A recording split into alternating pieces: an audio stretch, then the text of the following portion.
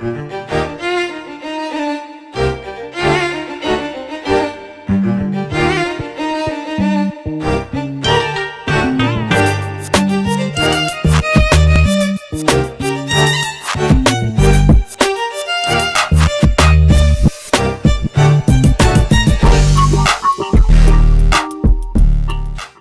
looking there. I'm good. Hey, what is up, y'all? Welcome to game day. Epic game day here at Heavy Cardboard. Teach, play, and discuss medium and heavy strategy board games, war games, 18xx. I'm your host, Edward Euler. Happy to be joined in person for the first time in, well, a while. A couple of friends. Yeah, hi, I'm Joe. I'm Geoff. All right, so obviously we are wearing masks. If you're watching this live, hey, we're in the middle of a pandemic still. Number one. Number two, if you're watching this afterwards, 2020, it happens. We figured that we were all comfortable. Joe teaches at Northeastern and gets tested daily, just about. Weekly. Yeah, weekly. And we have been doing our part as far as social distancing and all of that. So we all felt comfortable being able to do this for y'all today. Today is going to be the biggest stream in the history of Heavy Cardboard. We are, of course, doing High Frontier for All, including modules 0, 1, and 2. This is going to be long. And by long, I mean legitimately about 12 hours. I'm not kidding. So, you guys have played with all the modules online. How long has it taken you guys? 12 to 14, I would say. Yeah. Okay. Depending, and that's playing on tabletop, so it's a little slows it down a bit. Right. So 10 to 12 hours we're expecting. There will be an intermission at some point for us to eat dinner. We're ordering pizza in about 6 hours, so just heads up on that. If things are going to be running longer than that, we may break it up into 2 streams, but we'll cover that. We'll cross that bridge as we go. So, Geoff, you did all the player aids for this. The actual, where are they? Over there. Yep. Geoff is the one that created, here you go.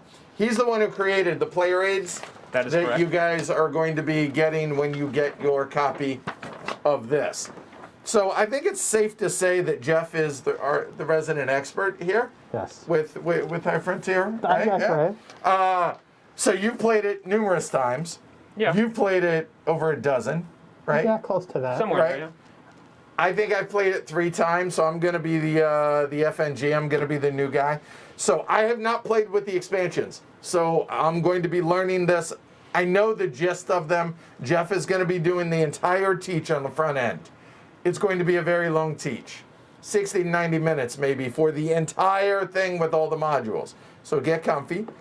Other than that, after that, we're going to play some High Frontier. So I'm excited about this. I'm nervous. It's going to be a long one, but it's going to be fun. So, What's the worst that could happen? right? We blow up, roll a bunch of ones, right? Seriously, it's the worst thing We've that seen can you happen. do that, 3 times in a row. It was epic. It was the last time we played this. So, yeah. So, hopefully, y'all are ready. Oh, you know what?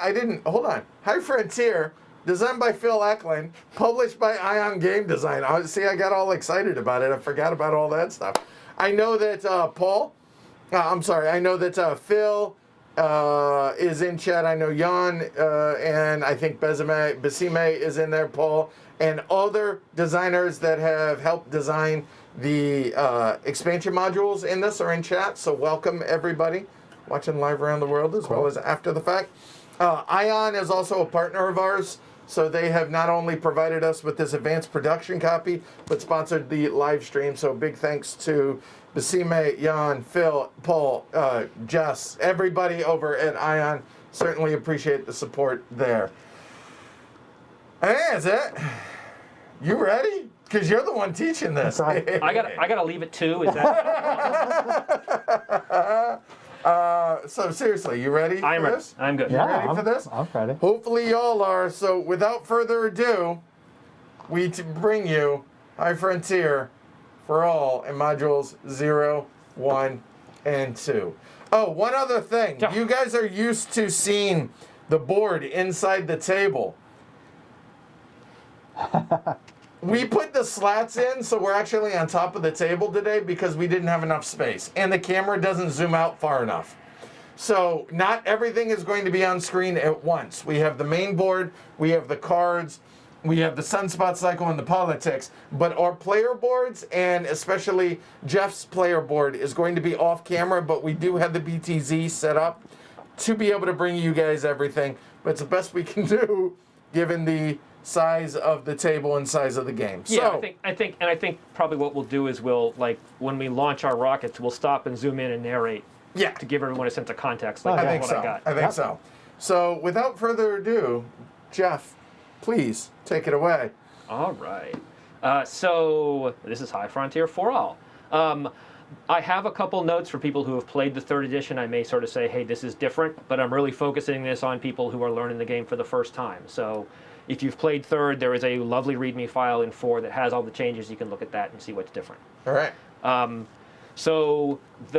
also what's nice about this edition is there are several simpler versions of the game, Space Diamonds, Race for Glory. We're not talking about those because we're playing the core game plus modules, which is sort of the full High Frontier experience. So that's what I'm teaching right now. And I did an unboxing that kind of went over Space Diamonds and everything else. So if you were completely new and this is going to be way too much, it can step you into the game. Yeah, like there's Space Diamonds is a family level. Race for Glory is in between that and this, and then there's this, and obviously you can do this with core with all the modules, so at various levels. As insane as you want to be. Yeah. All right, here we go. All right, so High Frontier is a game about exploring, but more importantly, colonizing and industrializing the solar system. So we are going to be getting rocket components, building rockets, sending them out, industrializing, creating factories which can build more components, which can go out and do bigger and better things. So when you play core, it is a race game because you're trying to establish factories as quickly as possible. In this, it is more of a victory point game because you're really trying to do things that get you points, and there's a couple different things you can do to achieve that, and we'll talk about that. But so at its core, you are moving rockets around the solar system.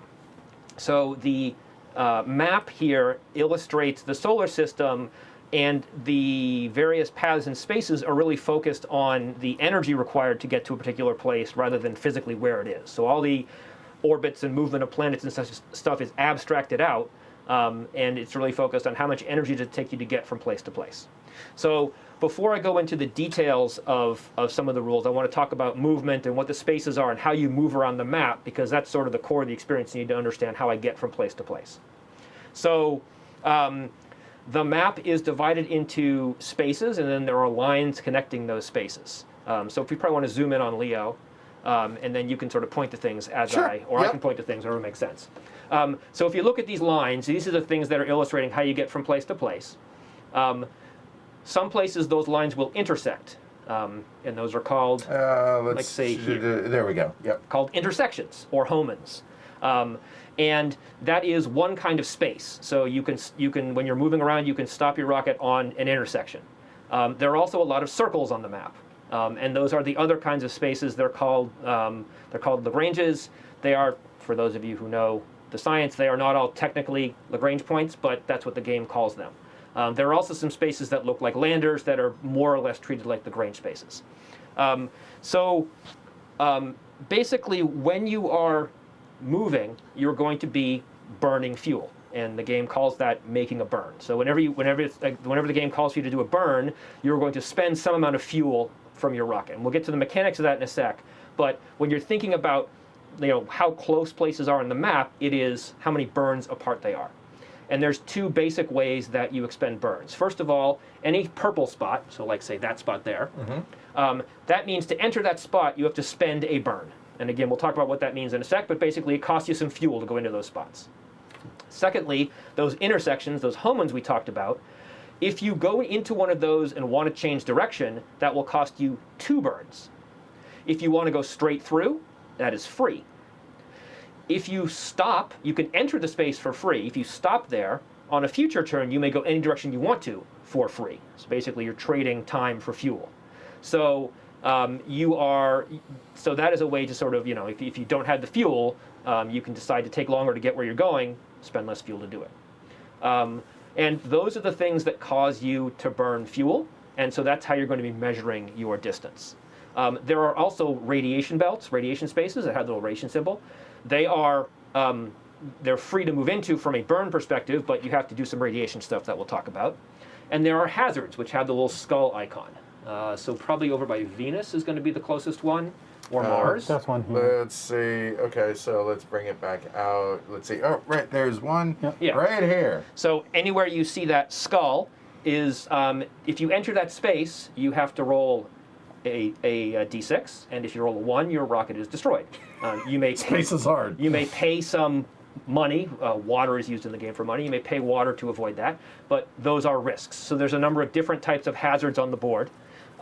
Some of those are aero brake hazards. If we've got, we have to go up to Mars. Oh, yeah, yeah. You're not, Mars is not on the camera. No, but if we go up to here, we'll go up to Mars. There we go. There we go. So for planets that are atmospheric, there is a special kind of hazard where you can land by using the atmosphere to brake. It's a hazard in the same way that the skulls are, but it's a way to land without having to spend fuel. You're using parachutes and cushions and bumpers and those kinds of things.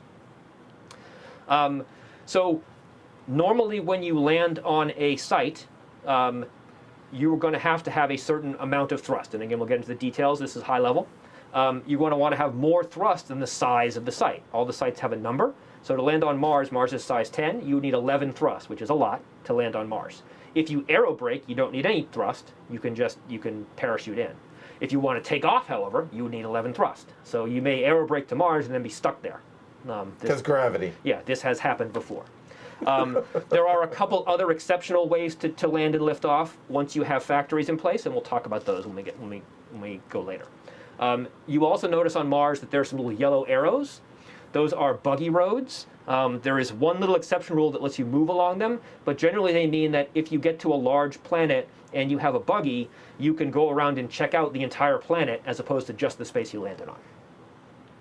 And the last thing I want to talk about at a high level is if we go back to we need a synodic place. Let's go back to Earth, I think. And we look, not seeing one. I thought there was one here. Anyway, so if we look here, can we get to there? Oh, sure. There's certain spaces have a color around them. Yeah, like this space here. And that means there are seasons in the game, red, blue, and yellow. That means, in general, you can only enter or leave that space during those during that season. So the outlined places, right? Yeah, the outlined so, for places. instance, we have a yellow one here, Yep. another yellow, a blue, etc. Right. Okay. All right. So those are generally things. They're things that are outside the normal plane of the solar system, and so they're harder to get to, and that's the way the game represents that. And the last thing I want to say is there's a lot of text on the map. Most of the text on the map is flavor text. So like by a lot of hazards, it'll have text saying what the hazard is. There are a couple places where there are rules on the map. It's rare, but like Venus, for example, there's a flyby and there's some special case rules about it. There is one particular site, the Kreutz Sungrazer, which has some special rules, and they're printed out here. So for the most part, the text on the map is flavor text. There are a couple little exceptions. So that's moving around. So if we think about, like, so say I want to go from Earth to Mars. So all movement in the game, or all cards in the game, are going to start at LEO, low Earth orbit. So when you start and you get some rocket parts and you want to send them into space, you boost them to LEO. And then you're going to go from there. At some point you may be building cards out in the solar system, but everything starts at LEO. So if I want to go from LEO to Mars, conveniently, there's a nice red line. There's a lot of sample signposted routes that give you, here's how to get from point A to point B to help you when you're figuring things out. So you can see if you follow that red line and keep following it, it goes to Mars. And these routes generally are the most energy efficient way to get there, but not the most necessarily time efficient way to get there. So if we follow along that, if I go from LEO, I go to the cycler space, which is a burn, so that I have to spend one burn. Then I go through a radiation space. Then I go to Geo, which is another burn. Then I go down to a Lagrange, which is nothing. It's a circle with no burn color, so that is free to enter, and I can exit in any direction. Then I get to an intersection. So if I want to be energy efficient, I stop there. If I wanted to keep going along the red line, I would be changing direction and making 2 burns, as Edward is indicating. So instead, you stop there. I've only done 2 burns. Now I go along, keep going along. I keep going along. I get to another Lagrange, no burn symbol. I can go any direction I want for no energy. I go in to this burn. That burn puts me down into low Mars orbit. And then from there, I can take the aerobrake or the aerobrake and dust storm to land on Mars. So I have spent 3 burns, I have gone through some hazards, and now I'm at Mars. If we go back along that red line, there's a little signpost right there, and it says, hey, look, it's 3 burns to get to Mars. So if you're planning a mission, you can look at those signposts and say, hey, this is what it takes to get to a certain It's spot. nice that those are out there in the solar system. Right. As you play the game more, they may not be the best way to go based on your rocket and the mission requirements you have, but it is a way to get there. Okay, so now we've talked about moving around the map. Now we're going to talk about cards. When you acquire cards in this game, yes, there's a variety of decks, and we're going to talk about each of them. The cards represent patents, and then they represent actual instantiations of those patents. So when you acquire a card, it goes into your hand, and that means you have the rights to the technology on that card. And then when you build it, it becomes, okay, I built that thing, and now it's going places.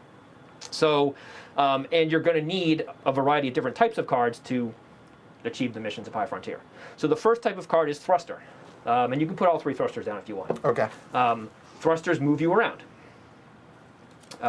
So they have some stats. If you look in the upper left, they've got the basic stats of mass, radiation hardness, and then there may be some other abilities and or supports. We'll talk about supports in a sec, but the short version is that most cards need other cards to make them work. So for example, that card in the middle there, if it doesn't have a radiator therm and an X reactor, it will not work.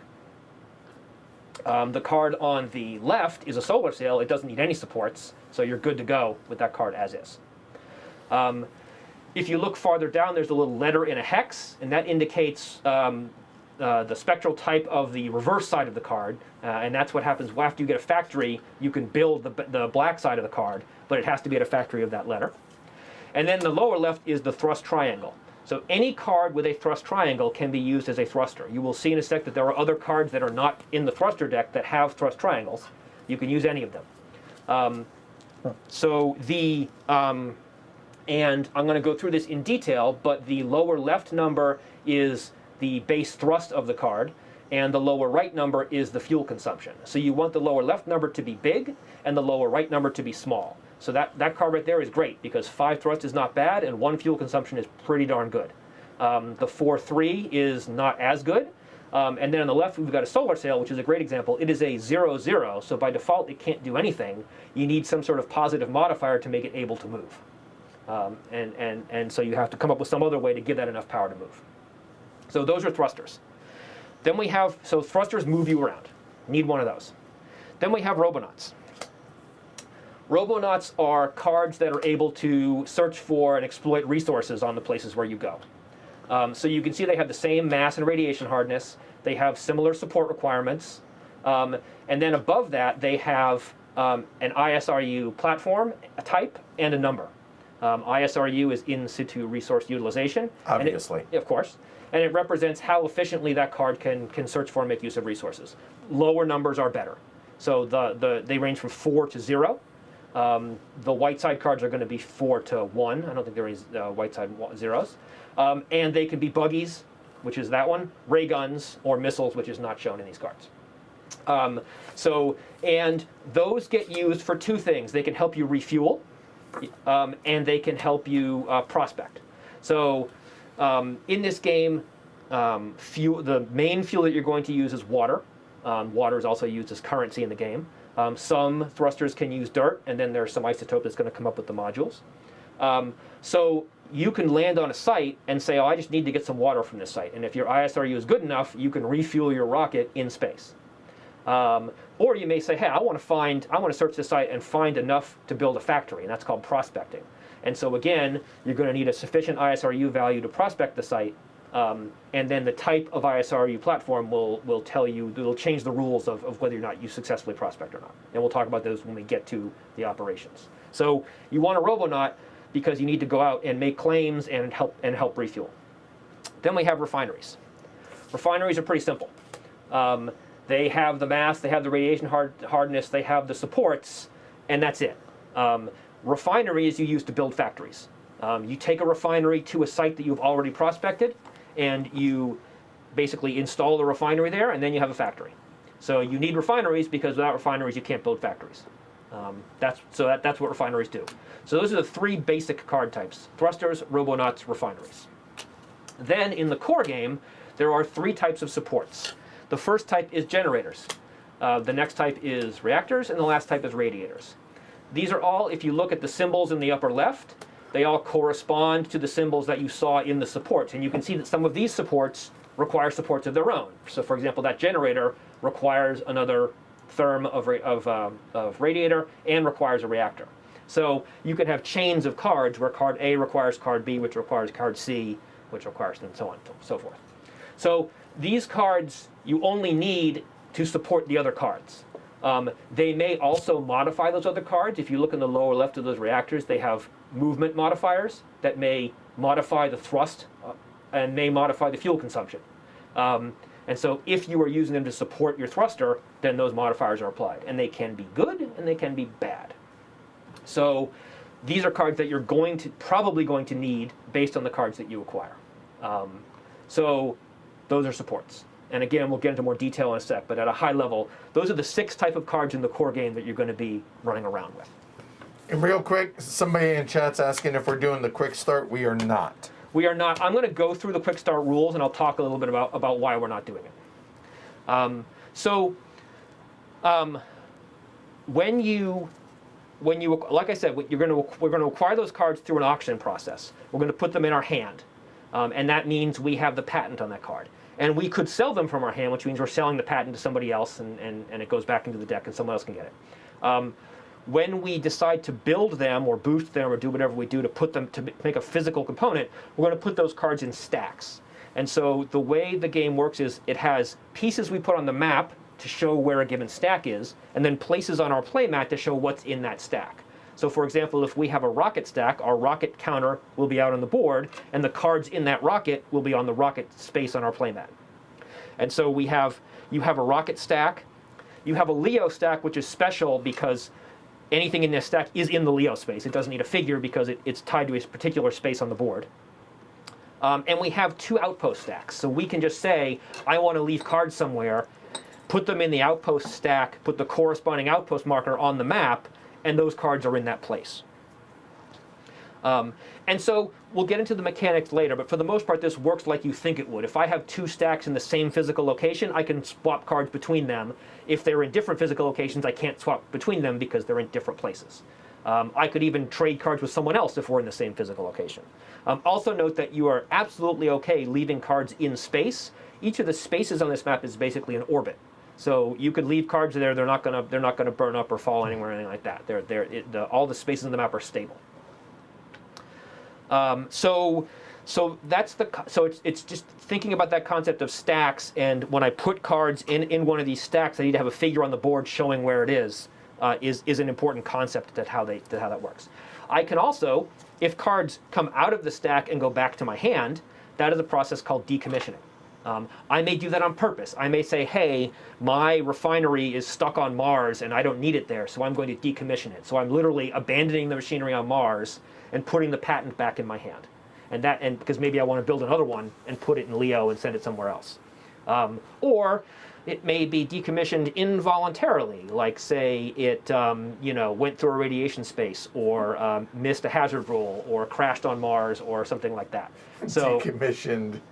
It's a nice way to phrase it. It is, isn't it? Yeah, it blew up. Yes. So if we use the term destroy or blow up or anything like that, involuntary decommission is the rules term that we mean. It's just more fun to say blow up. Right.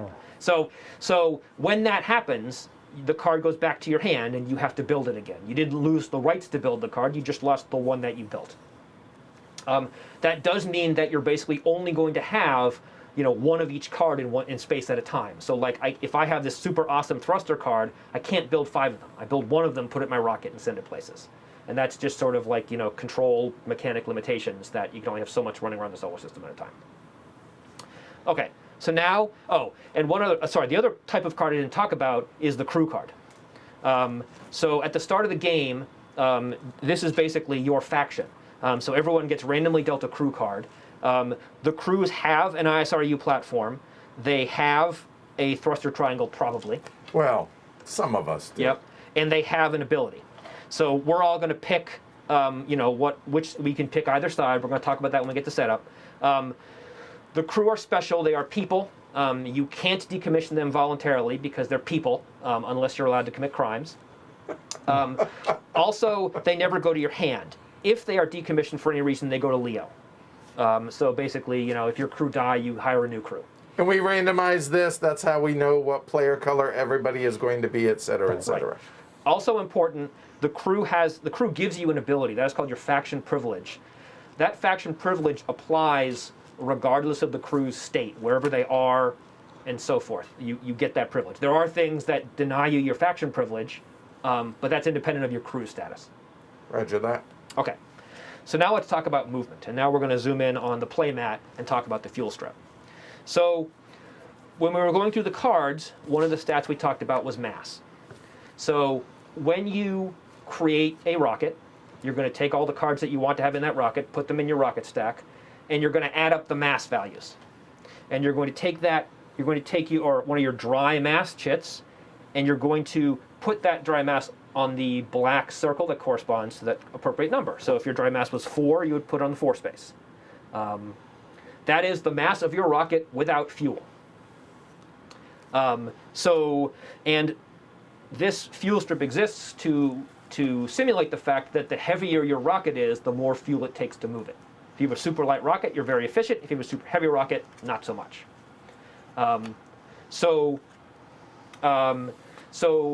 As an example, Yep.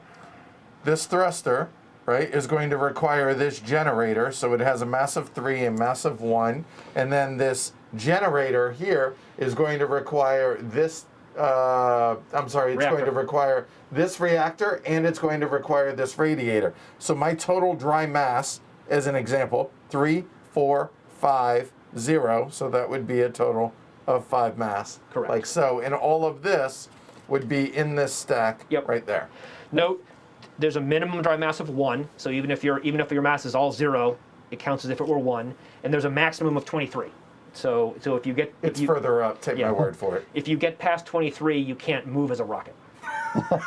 Which defeats the purpose of it being a rocket. You can move as a small asteroid, but you can't. So then, you're probably going to want to put fuel in that rocket. Seems good.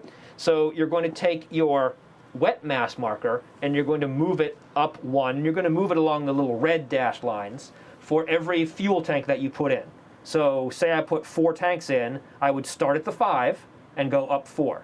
Because conceptually, the dry mass is the mass of your actual rocket, and then you add fuel to it. So your wet mass can never be less than your dry mass because fuel always has a positive weight value, at least in this game. So, if you were out of fuel, then they'd be at the same place. Your wet mass and your dry mass would be the same.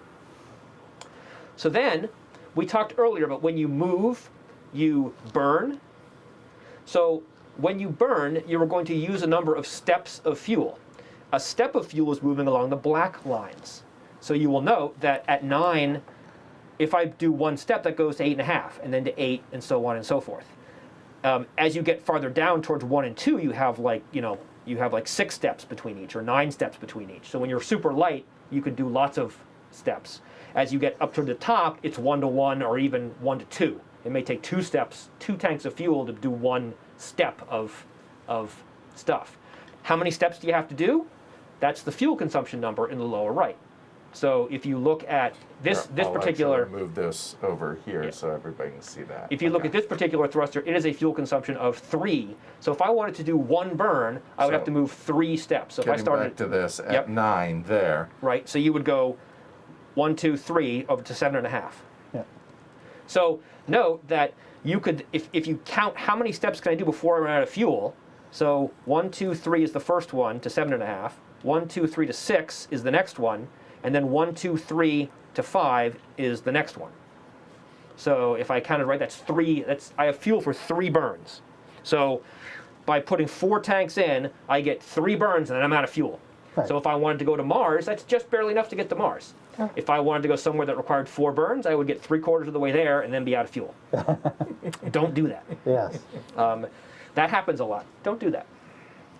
And also, do you want to explain that is the max number of burns? I do. Right? So now I'm going to go into that. Okay. So conceptually, that's how the fuel strip works.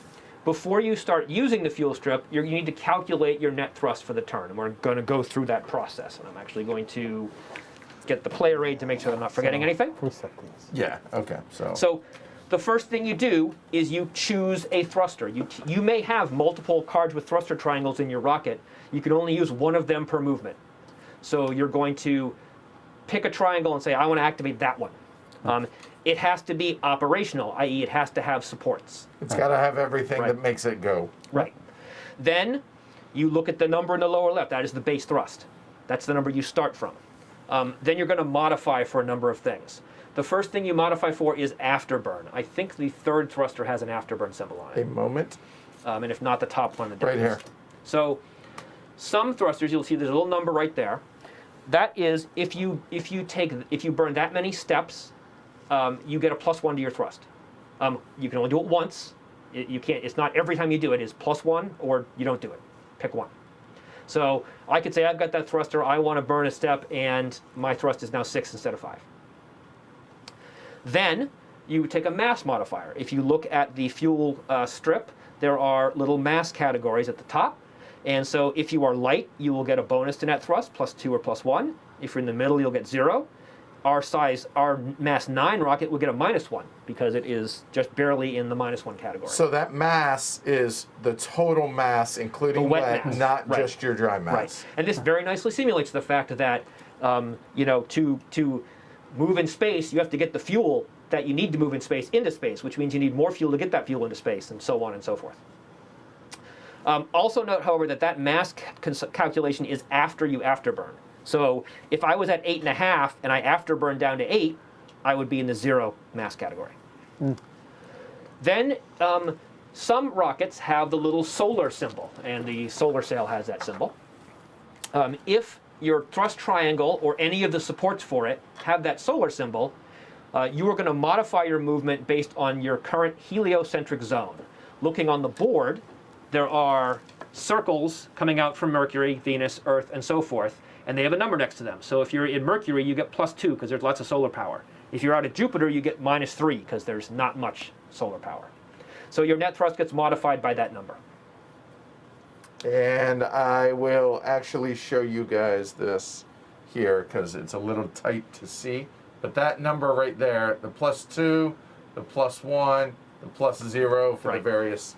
There you go. Okay. So for example, for the solar sail, which is a 0 base thrust, that is one way you make it get thrust. If you're using a solar sail in the Mercury area, you get +2. Right. So that's very nice. Then you were going to modify for beamed power. There is an ability in this game called Power Sat. If you have that ability, you may give +1 thrust to any rocket that has the beamed power modifier, which I believe the mass driver does, the one right on top. Yep, the one we've been using. So put it where they can see it.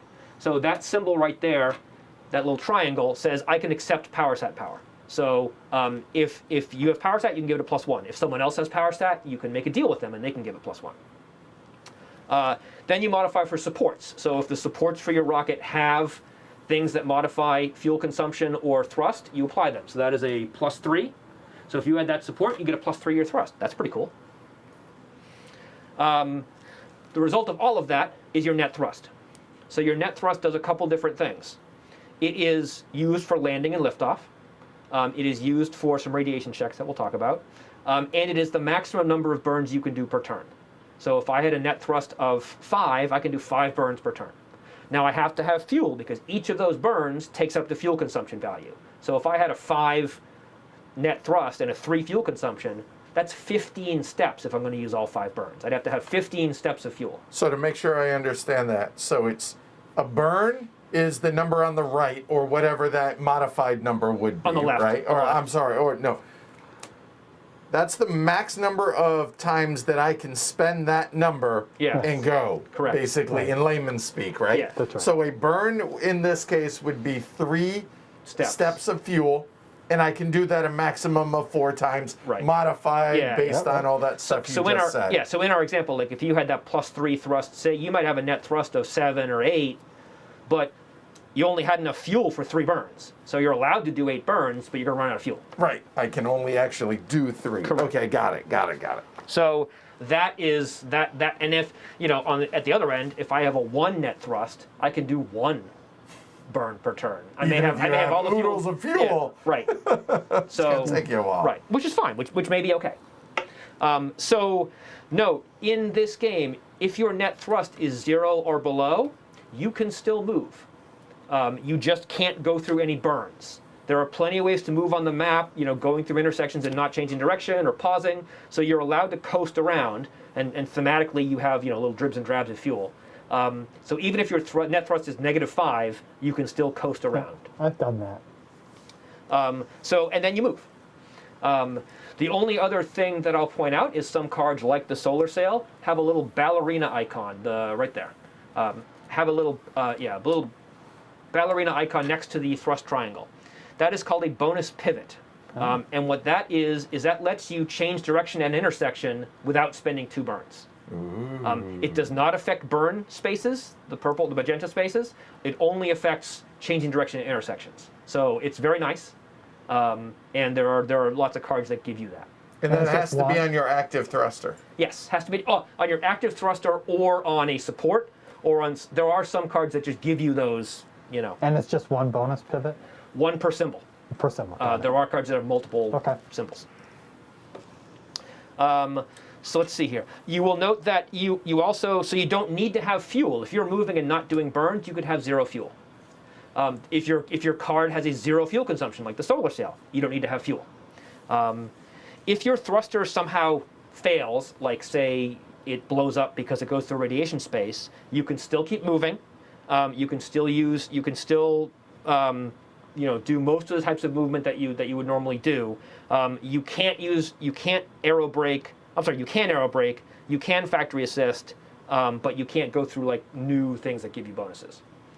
So speaking of which, let's talk about those. The space we skipped on the board are flyby spaces. So there are spots on the board, anywhere near the moon or the Earth is fine, that have a plus on them and a number. So for example, over here, near the moon, there are 2 spaces that have +1. What that means, if you go through that space, you get a bonus burn. You get an extra burn. It does not count against the number you're allowed to do that turn, and it does not cost fuel. You are doing the slingshot thing and using that to go farther. I mean, everyone's seen that, right? Like in The Martian or whatever. Yeah. Gravity assist. The one thing you cannot do with it is go through these lander burns that we talked about earlier. Lander burns are like normal burns. They cost a burn to enter, but you cannot end your turn in them. You have to keep moving. This represents the energy required to land on a large site like the moon or Mars. So you can't slingshot your way to land on the moon. I mean, you can, but you don't like the result. If you want to land safely on the moon, you have to burn fuel. So that's what flybys are. And so there's flybys near the moon. There's flybys near most of the large planets, Jupiter, Mars, etc. The Venus flyby is an exception. It's a +2, but it's only in 1 season of the game, so you can't always do it. That is movement. We talked about power chat. Yeah, I will. Okay. Okay, so real quick, just want to check and make sure we're back live. Just checking because we had the internet drop for the first time in history. Yay! Confirm in chat that we are still good. So and if we cut out, where we cut out? Oh, we cut out right there at the end. I saw that. Okay. So. Okay. So. Yeah, right. Exactly, Jan. You will note that the die is a 1.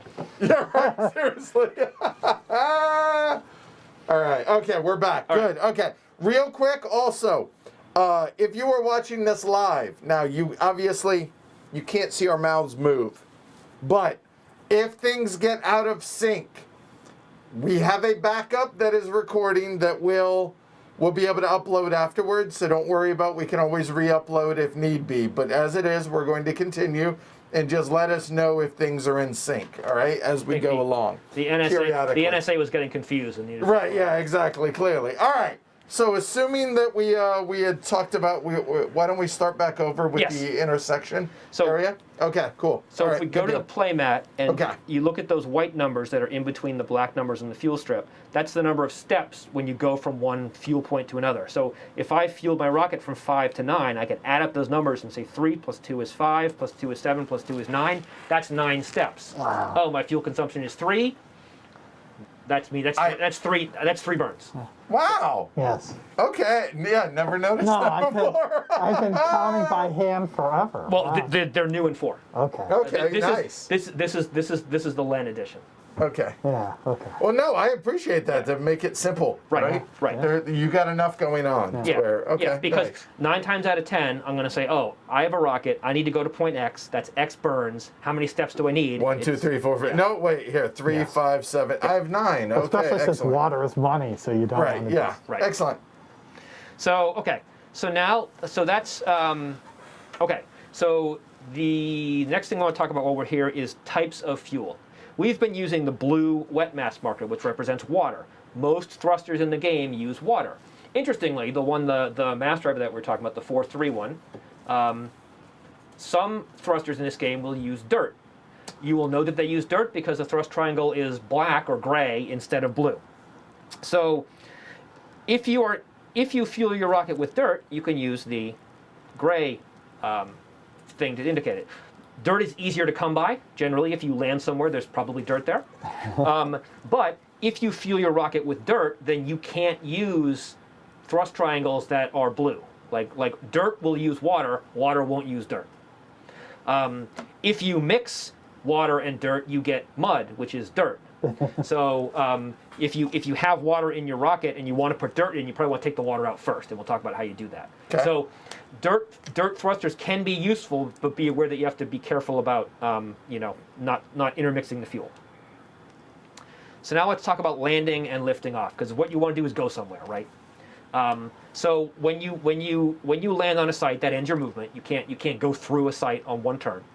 And there are a couple ways that you can land. The first one is a powered landing. And like I said, we said this before, you go to a site, you have a net thrust that is higher than the size of the site, and you're allowed to land there. So, for example, on Mars, you would need 11 thrusts to land there. You have to go through the lander burn, and then you're allowed to land. Landing itself does not require any fuel. Note that if you look at the moons of Mars, they are size 1. If I had a net thrust of 2 or more, I could move from here to here and land and not spend any fuel at all. Thematically, I am spending so little fuel that it rounds down to 0. So for smaller asteroids, and this is awesome, you can land and take off without any fuel. For powered landing and powered liftoff, the rules work the same. Your net thrust has to be higher than the size of the site. The next way is aerobrake. We talked about that before. Aerobrake, you can land, you can't lift off. You have to go through an aerobrake space. The site has to have an atmosphere. And you go through the space, it doesn't require any fuel, it is a hazard, and it takes you have to go the direction of the arrow, you can't go the other way, and it takes you to the site. So great way to land on atmospheric sites without the requisite fuel. This means, for example, that it's very easy to land on Mars. It can be harder to take off, but it's very easy to land. There are 2 special rules for landing and liftoff. The first is factory assist. Once you build a factory somewhere, you may use it to take off even if you don't have enough thrust to beat the size of the site. There's 2 tricks to that. One is it's a hazard, so you may blow up. If you have power sat, that beamed power thing, you take the hazard part away. The second is you generally can't do it into a lander burn. So it works okay for small asteroids, but like it doesn't work for Mars, for example. It's just too heavy, too large. The other way is an exception to that rule, which is the acetylene rocket plane liftoff rule. If you do a factory assist and there's a lander burn and it's atmospheric, you're allowed to go into the lander burn. But you have to spend an amount of fuel tanks from the factory equal to double the mass of whatever's lifting off. Yeah, so Prohibitively expensive. well, I mean, if I had a size 1 thing I had to get off Mars, it cost me two fuel tanks. It's not too bad. And note that you have to pay double the mass. Minimum mass is 1. So even if I have a mass 0 card, it counts as mass 1. I have to pay 2 to get it off. And again, that's an alternate way to lift off. And note, if the site is not atmospheric, then you don't have that option. So if you, and this is a common problem, you may get stuck in a gravity well. You build stuff at a large site like a moon of Jupiter. It doesn't have an atmosphere. If you don't have a big net thrust, you may be stuck there for a little while. So you have to think about that in terms of, like all these places out here, size 8, size 9, no atmosphere. So factory assist won't help you. Acetylene rocket planes won't help you. You need a high net thrust to take off. So what's the easiest way to tell if something has atmosphere? There is a nice atmospheric icon. It looks like little clouds. Okay. So in third, it was this halo around the site that was hard to see. In fourth, it's a nice icon. So atmosphere, clouds. Got it. So okay, let's talk about some other special lovely stuff of movement. The first one is the no double movement rule. So on your turn, and actually on your turn until your next turn, a card or token cannot move twice. So on your turn, you can move each of your spacecraft one space. And in core game, you only have a rocket, but we're going to talk about modules where you have more stuff. You cannot, sort of chain movement. Like if I had my rocket and say a freighter, I can't move my rocket to where my freighter is, transfer a card to the freighter, and then have the freighter keep going. A given component can only move once a turn, and once it's moved, it can't move till your next turn. So I couldn't give it to you. But even though it can have multiple burns, it can right. But one spacecraft movement. Understood. Let's see. There are some special cases of movement in the game. The first is the Oberth flyby. So if we come into the Sol, the inner view, there's a special magical flyby which represents doing a close pass on the sun, and there's science behind this right here. So you go through all those burns, and the middle burn has some rules text, and what it tells you is when you go through that, it's a hazard, and you get flyby bonuses equal to the base thrust of your rocket. So if your rocket has thrust of 1, you get 1 bonus burn. It has thrust of 10, you get 10 bonus burns. Wow. So yes, can be useful. There is a thruster in the game called the mag sail, which gets a flyby bonus every time it enters a radiation space. Only 1 per space. If it enters the same space twice, it doesn't get another bonus. Flybys, on the other hand, you can get the bonus multiple times if you can circle around and enter it again. So the mag sail can potentially get a lot of bonuses by sweeping through a lot of radiation spaces. And then there is a free action that we'll talk about called the Martian, where you can move on a site that has buggy roads. If you have a buggy card, you can move a human along one of the buggy roads. Which we showed earlier. Yeah, right? which we showed earlier. So that's a special case movement rule. I'll talk about it again when I get to free actions. Those are sort of the weird sort of movement things. And then while we're here, I want to talk about radiation spaces, because I'm going to talk about them again, but this is something that people often miss. So when we were looking at the cards, we had a stat called radiation hardness. When we were looking at the map, we showed the little spaces with the radiation symbol. Those two go together.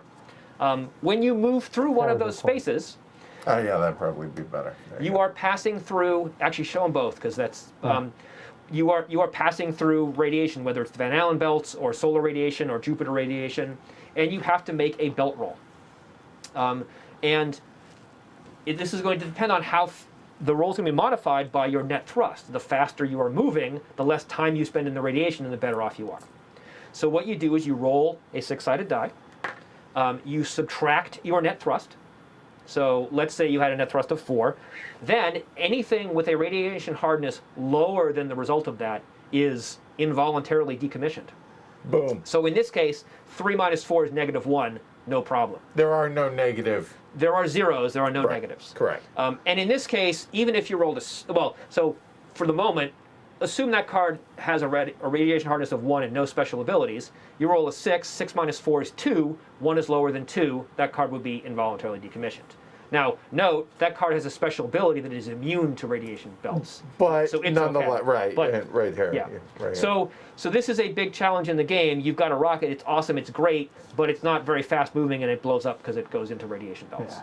So if you lose, say, your thruster, then you stop moving. If you lose your robonaut, then, well, you may not want to go where you were going because you can't prospect anymore. So that those radiation checks, those belt rolls are super important to keep in mind. All right, so we talked about cards, we talked about rocket movement. We talked about water and how it's money. I want to just detail that for a sec before we start going into the operations of the game. So in this game, currency is called aqua. It is represented by the blue beads. And those blue beads are water in Leo. So that is water that we have boosted to Leo. That also means that we can use it to fuel our rockets. So we talked earlier about the wet mass marker. So you literally can take these blue beads and say, I'm going to take, if I wanted to go from 5 to 9 like we did with that thruster, I take 4 of these blue beads, I get 4 fuel on my rocket, and these 4 go back to the bank. I have turned this money, this currency, into fuel. I could do it the other way. I could say, I don't want to do that. I want to take this fuel and turn it back into 4 aqua. Or I could say, maybe I went out and mined a bunch of aqua on Mars and I bring it back to Leo. I could say, hey, that's money now. Aqua anywhere else on the board is not money because it's not in Leo. I can use it as fuel, I can put it in outposts, I can do all that stuff, but I can't use it for aqua because it's not in Leo. Yep. Precisely. Now we're going to start talking about the actual flow of the game. We talked about a lot of concepts. Now we're going to put it all together and say how you play. Oh, how do you play High Frontier, Geoff? Funny you should ask. So we play High Frontier in a series of turns. We each take a turn. Turn represents a year of game time. We each take a turn. There's some end of year cycle stuff that we do, and then we do it again. And then every 12 turns, there is some more end of cycle stuff that we do. And we play a certain number of cycles, 7 in this case, and then we're done completely. So for those scoring at home, that's 84 turns. Correct. Oh. On your turn, you can do one operation. You get to move all of your spacecraft, and you can take any number of free actions.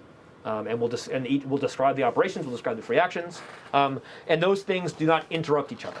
So you can't do a free action during movement. You can't do an operation during a free action. You pick one of those things, you do it until it's done, and then you do the next thing. Generally speaking, you can do the same free action multiple times. There are things that will be specified as a once per turn free action, and you can and you go into those once per turn. So I'm going to talk about the operations first, and then the free actions, and then we'll keep going. And again, these are on the player aid. You can look on the player aid, or you can listen to me. I'll probably show them both, but I think there's one thing that I did not fix. Oh, I think I did. All right. So there we go. Okay. Operations. So I will. And I may not go through these in the order that they're listed here, and I apologize for that.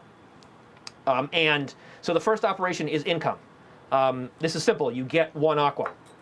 You take an aqua from the bank and put it in your aqua. You only get 1. Also note that this operation is replaced by another operation if you're using module 0, which we are. So we will not be using the income operation, but it's pretty simple, so nothing to worry about. The next operation is research auction. This is how we get cards. So a research auction, somebody says, I want to auction off one of these cards. It's the top card of any of these decks. We talked about the 6 basic decks. We'll talk about the 4 expansion decks in a sec. But you just pick one of the top cards and say, I'm auctioning this. You pick it up, you put it somewhere else to show that it's being auctioned off. Note that reveals the next card in the deck, which is information that we can see and use. We then have an auction. We are bidding aqua. It is a free auction, so anyone can call out a bid at any time. You are allowed to bid any amount. It needs to be the same or higher than previous bids for it to be relevant, but whatever works for you. Once everyone is done bidding, whoever bid the most gets the card. If there is a tie, if the person who started the auction is involved, they win the tie. If they are not involved, yes. If they are not involved, then they decide who wins the tie. If the person who started the auction wins, they pay the money to the bank. If someone else wins, they pay the money to the person who started the auction. So you may put a card up for auction not because you want it, because you want other people to pay you for it. And then also, when you win a card, if that card requires supports, you get the top card of each corresponding support deck. So, all right, so let me unpack that a minute for this will be a good one. Right.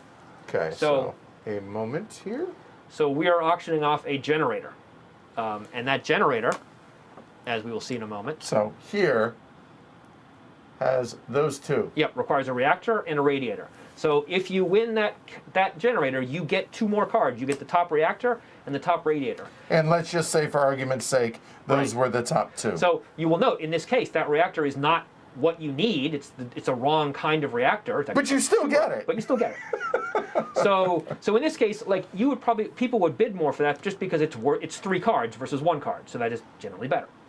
And also note that in that case, the radiator has a support. You don't get more cards because the support requires a support. It doesn't change. It doesn't so change. It's only whatever you put up for auction, whatever is listed there is the bonus, not then you get that stuff more. Yep. Got it. 2 more very important things about auctions.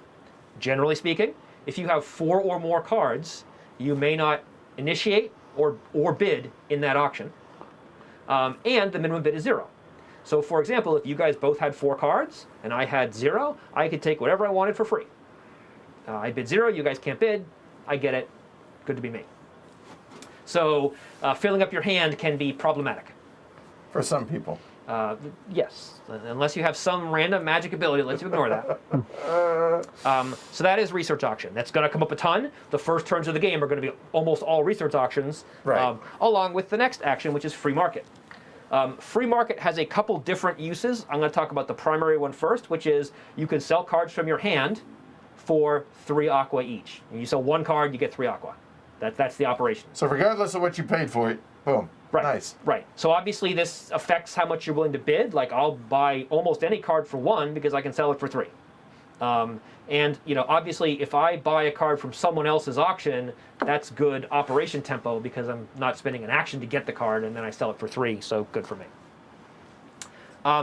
You may also use free market to sell black side cards that we haven't talked about where they come from yet. But basically, if you build something out in the solar system and bring it back to Leo, you can sell it and get a lot more money, get a lot more aqua. And we'll talk about that when we get to industrialization and ET production. But the amount of money you get is based on the exploitation track, which is going to be 8, 5, or 4 aqua, depending on how common that type is. So if you have the only factory of a certain type, you can bring the cards to Leo and sell them for 8 aqua each, which is pretty good. So that's free market. The next operation we have is boost. Boost is taking white side cards from your hand and putting them in Leo. So you have a card in your hand, you want to put it in Leo. You can put as many cards as you want from your hand into Leo. You take the cards, you put them in your Leo stack, and you pay 1 aqua per mass of the card. So you want to boost 5 cards that total 8 mass, it costs you 8 aqua. Not a problem. So your first rocket is you're going to boost stuff into Leo to make that rocket.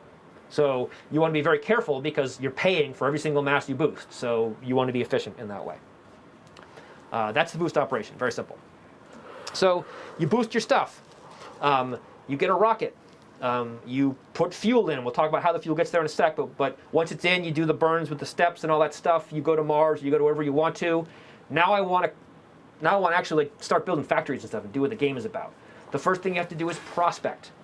And that is the prospect operation. So you go to a site, you bring something that has an ISRU value. So it's probably a Robonaut, but could be a buggy, it could be a crew. And then you go through the prospecting process. The first thing you do is you check ISRU. Each site has a number of water droplets on it. So that can be 3, it can be 4, it can be 2, 1, it can be 0. Note that, there's one with 1 and there's one with 0. Your ISRU has to be that number or lower. So in this case, that's an ISRU 2 Robonaut. It could not go to those 2 places to prospect because they're 1 and 0. It could go to Mars because it's 3, 4. So that is and this is something that people often don't get quite right when they're playing. You first ask this question, can I prospect there? And that is an ISRU hydration question. Right. Then you say, okay, yes, I can prospect there. Do I find anything? And the answer to do I find anything is I roll a d6, and I have to roll equal to or less than the size of the site. So if I had an ISRU 1 and wanted to prospect here, I'm only going to make a successful claim if I roll a 1. Note, if I go to Mars, it's really easy. I have to roll 10 or less on 1d6. I like your chances. Yes, chances are really good that you're going to succeed in that. So it's the size of the site, not the number of water drops. Number of water drops is whether or not you are allowed to prospect. So generally what happens is you're going to get a Robonaut. You're going to say, oh, I have ISRU X. What places can I go? You're going to make a mission to go to those places, then you're going to make the roll. If you succeed, you put a claim down. That's a disc of your color. That shows that you have claimed that site and you are allowed to industrialize there. No one can take, well, almost no one can take that away from you. If you fail the roll, you put a busted disc down. I'm going to put it here because you can't bust Mars. That means that you failed to find a claim there, and no one can ever find a claim there ever. So that site, you are out of luck. And then that's it. So you may go somewhere and bust a site, and someone else may be really mad because they wanted to go there. And maybe they had a better roll than you for some reason, but too bad, it's busted. That's that. Have a nice day. So when you prospect, you also get some special different rules depending on the type of ISRU that you have. If you have a missile, it works the way I just explained it. If you have that's a missile. If you have a ray gun, ray guns have the ability to remote prospect multiple sites at once. You may, with a ray gun, prospect any number of sites that are adjacent to. Yes, I'm going to put. Let's say I was here. That are adjacent to where you are prospecting from, and that are not atmospheric. So think of it as like I'm firing a laser at these sites. If the site has an atmosphere, the laser's not going to get through. But so, for example, if I go here and I have a ray gun, ignore the ISRU for a moment because this is ISRU 2 and these are all zeros. Let's say that's an ISRU or a ray gun 0. Yeah. So I could prospect all of these sites because they are all adjacent. They're one space away from my rocket. It gets better because the rule for adjacency, which I saved for just this moment, says that lander burns and hazard spaces don't count when you were calculating adjacency. So this is a hazard and this is a hazard. So I could check these spaces and these spaces as well. So I could do all of these spaces with one ray gun roll. And note, these are hydration 2 and 3. So even if with this actual Robonaut with a 2, I could do all 3 of these at once from here. For one single prospect one operation. So I would roll for each of these, I would roll a d6, and if I rolled 3 or less, 1 or less, 2 or less, so on, I would claim it, and if not, I would bust it. Okay. So the Karen cluster, which is where this is a very popular target once you get the right ISRU because you can potentially make a ton of claims. Right. So that is ray guns. Ray guns are very nice in that regard. Note, you can also use a ray gun normally, so I could land on Mars and use my ray gun to prospect it, just like it was a missile. Then the other type is buggies. Buggies, when you prospect with a buggy, if there are buggy roads, you get to prospect all of the sites that are connected by buggy roads. So if you get to Mars with a buggy, you could prospect all of Mars. Note, for each site, you have to have the right ISRU value. So if you go to Mars with an ISRU 4, you will not be able to prospect the 3. You get the 2 4 spaces. Alternately, because buggies get to move around a lot, if you go to a site without buggy roads, you get a reroll. So if you make the prospecting roll and miss it, you get one more chance to roll again. So your odds go up significantly. So bringing a buggy to small sites is really, really good because you have a much, much better chance of successfully prospecting it. So those are the special rules for prospecting. There are 2 other super special rules. The first one is there's one space out here, the Kreutz Sungrazer, which is a not often gone to spot. It has a couple different special rules. One of which is that when you prospect there, you are automatically successful.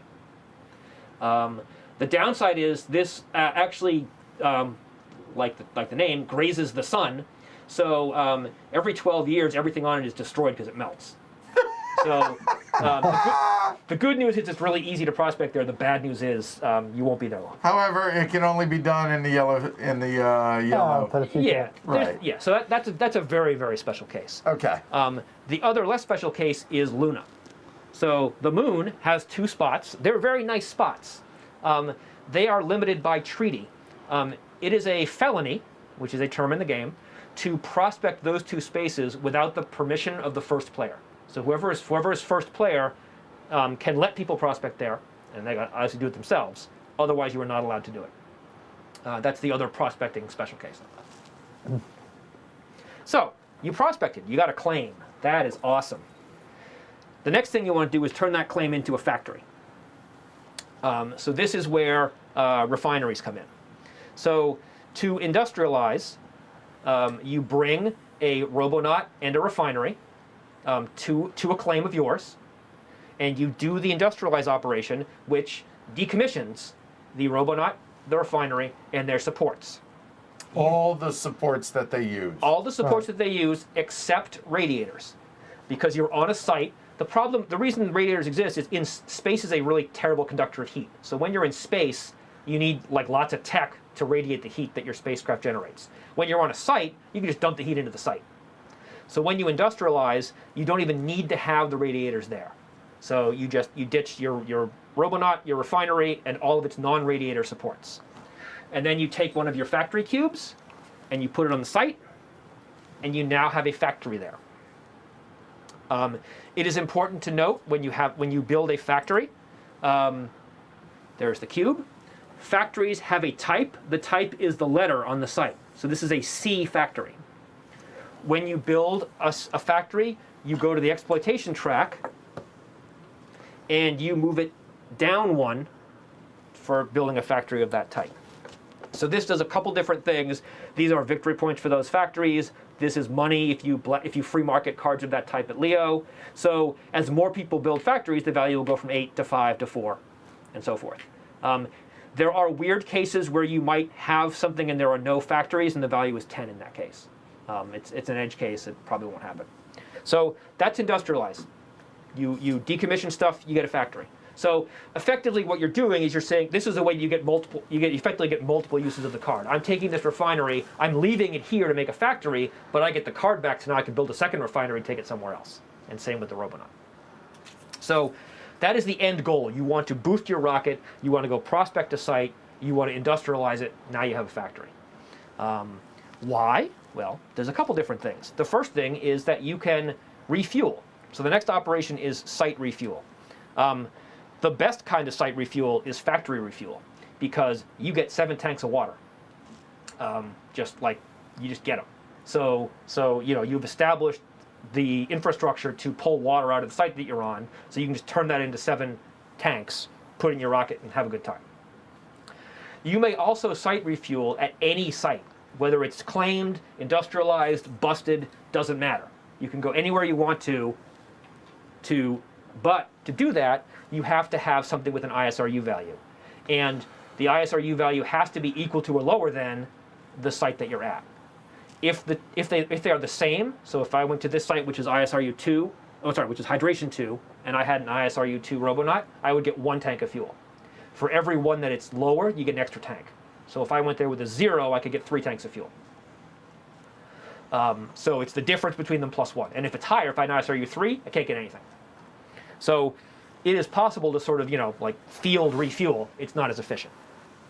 And then the last way you can refuel is called air eater refueling. Certain cards have a little Pac-Man icon on them. If you have one of those cards and it's operational, you may go to an aerobrake space. You may stay on the aerobrake space and collect fuel. You are basically scooping fuel out of the atmosphere. You get 5 tanks minus your fuel consumption, and it's an aerobrake hazard every turn you stay on. So it's rare, but it is a way to get fuel. So that's one reason you want a factory. The other reason you want a factory is ET production. So this is where we talk about the backside of all these cards that we were talking about. So ET production is building things out in space. The only things you can build out in space are the black side of cards. So we talked about how each card has a spectral type. To build the backside, you have to have a factory of that letter. So this factory in this case is a C factory. Wow, that's coincidence. I can build that. Yeah. So for an ET production operation, I take a card from my hand and I put the black side down where the factory is. And again, we talked about stacks earlier. If I have a rocket there, I can put it straight in my rocket stack, or I can say I want to make an outpost with it. I don't have to have. I can build it if nothing else is there. Yeah, for example. And we'll talk about how outposts work when we get to free actions. It's important to note this is not a promotion. I don't have to bring the white side card to where it is. I'm literally building this out of nothing. So what may happen is I have this. I've been using this, having a good time with it. I may say, I don't need this anymore. I'm going to decommission it so that I can build it on the black side. And decommission goes back into your hand. Back to your hand. And then it comes straight out like that. Right. So I don't have to bring anything there. I'm building this from scratch. It's just that these are things that can be built out in the solar system. The white side are things that can be built, that can be boosted from Earth. And the cards don't have any memory. When it comes back to your hand, I could take it back to my hand and boost it. I could take it back to my hand and build it. It doesn't. When it's in my hand, it doesn't matter what side it's on. The different things let you know which side the card comes out on when you take it. So that's ET production. Important to note that in the ideal world, what you would do is you would go build a factory, and you would say, hey, I've got a factory out here, and look, I've got a Robonaut and a refinery of that same letter in my hand. So I can build those two things here, and I can just keep going without having to go back to Earth and boost stuff. That is awesome. That is like the best thing to do. It's not possible for all letters. For example, there are no refineries that are of type C. So if you go to Mars, you will never ET produce a refinery at Mars because no refineries are type C. If you care about such things, there are files that are available on ION's site right now that describe, actually the other one here. There you go, yep. These. That list all of the cards by type, and also have a distribution of how many of each type there are for various types of things. So if you care, the information is out there. Go about 6 pages in and it'll be distributed. There, that one right there. There we go. That's what I was looking for.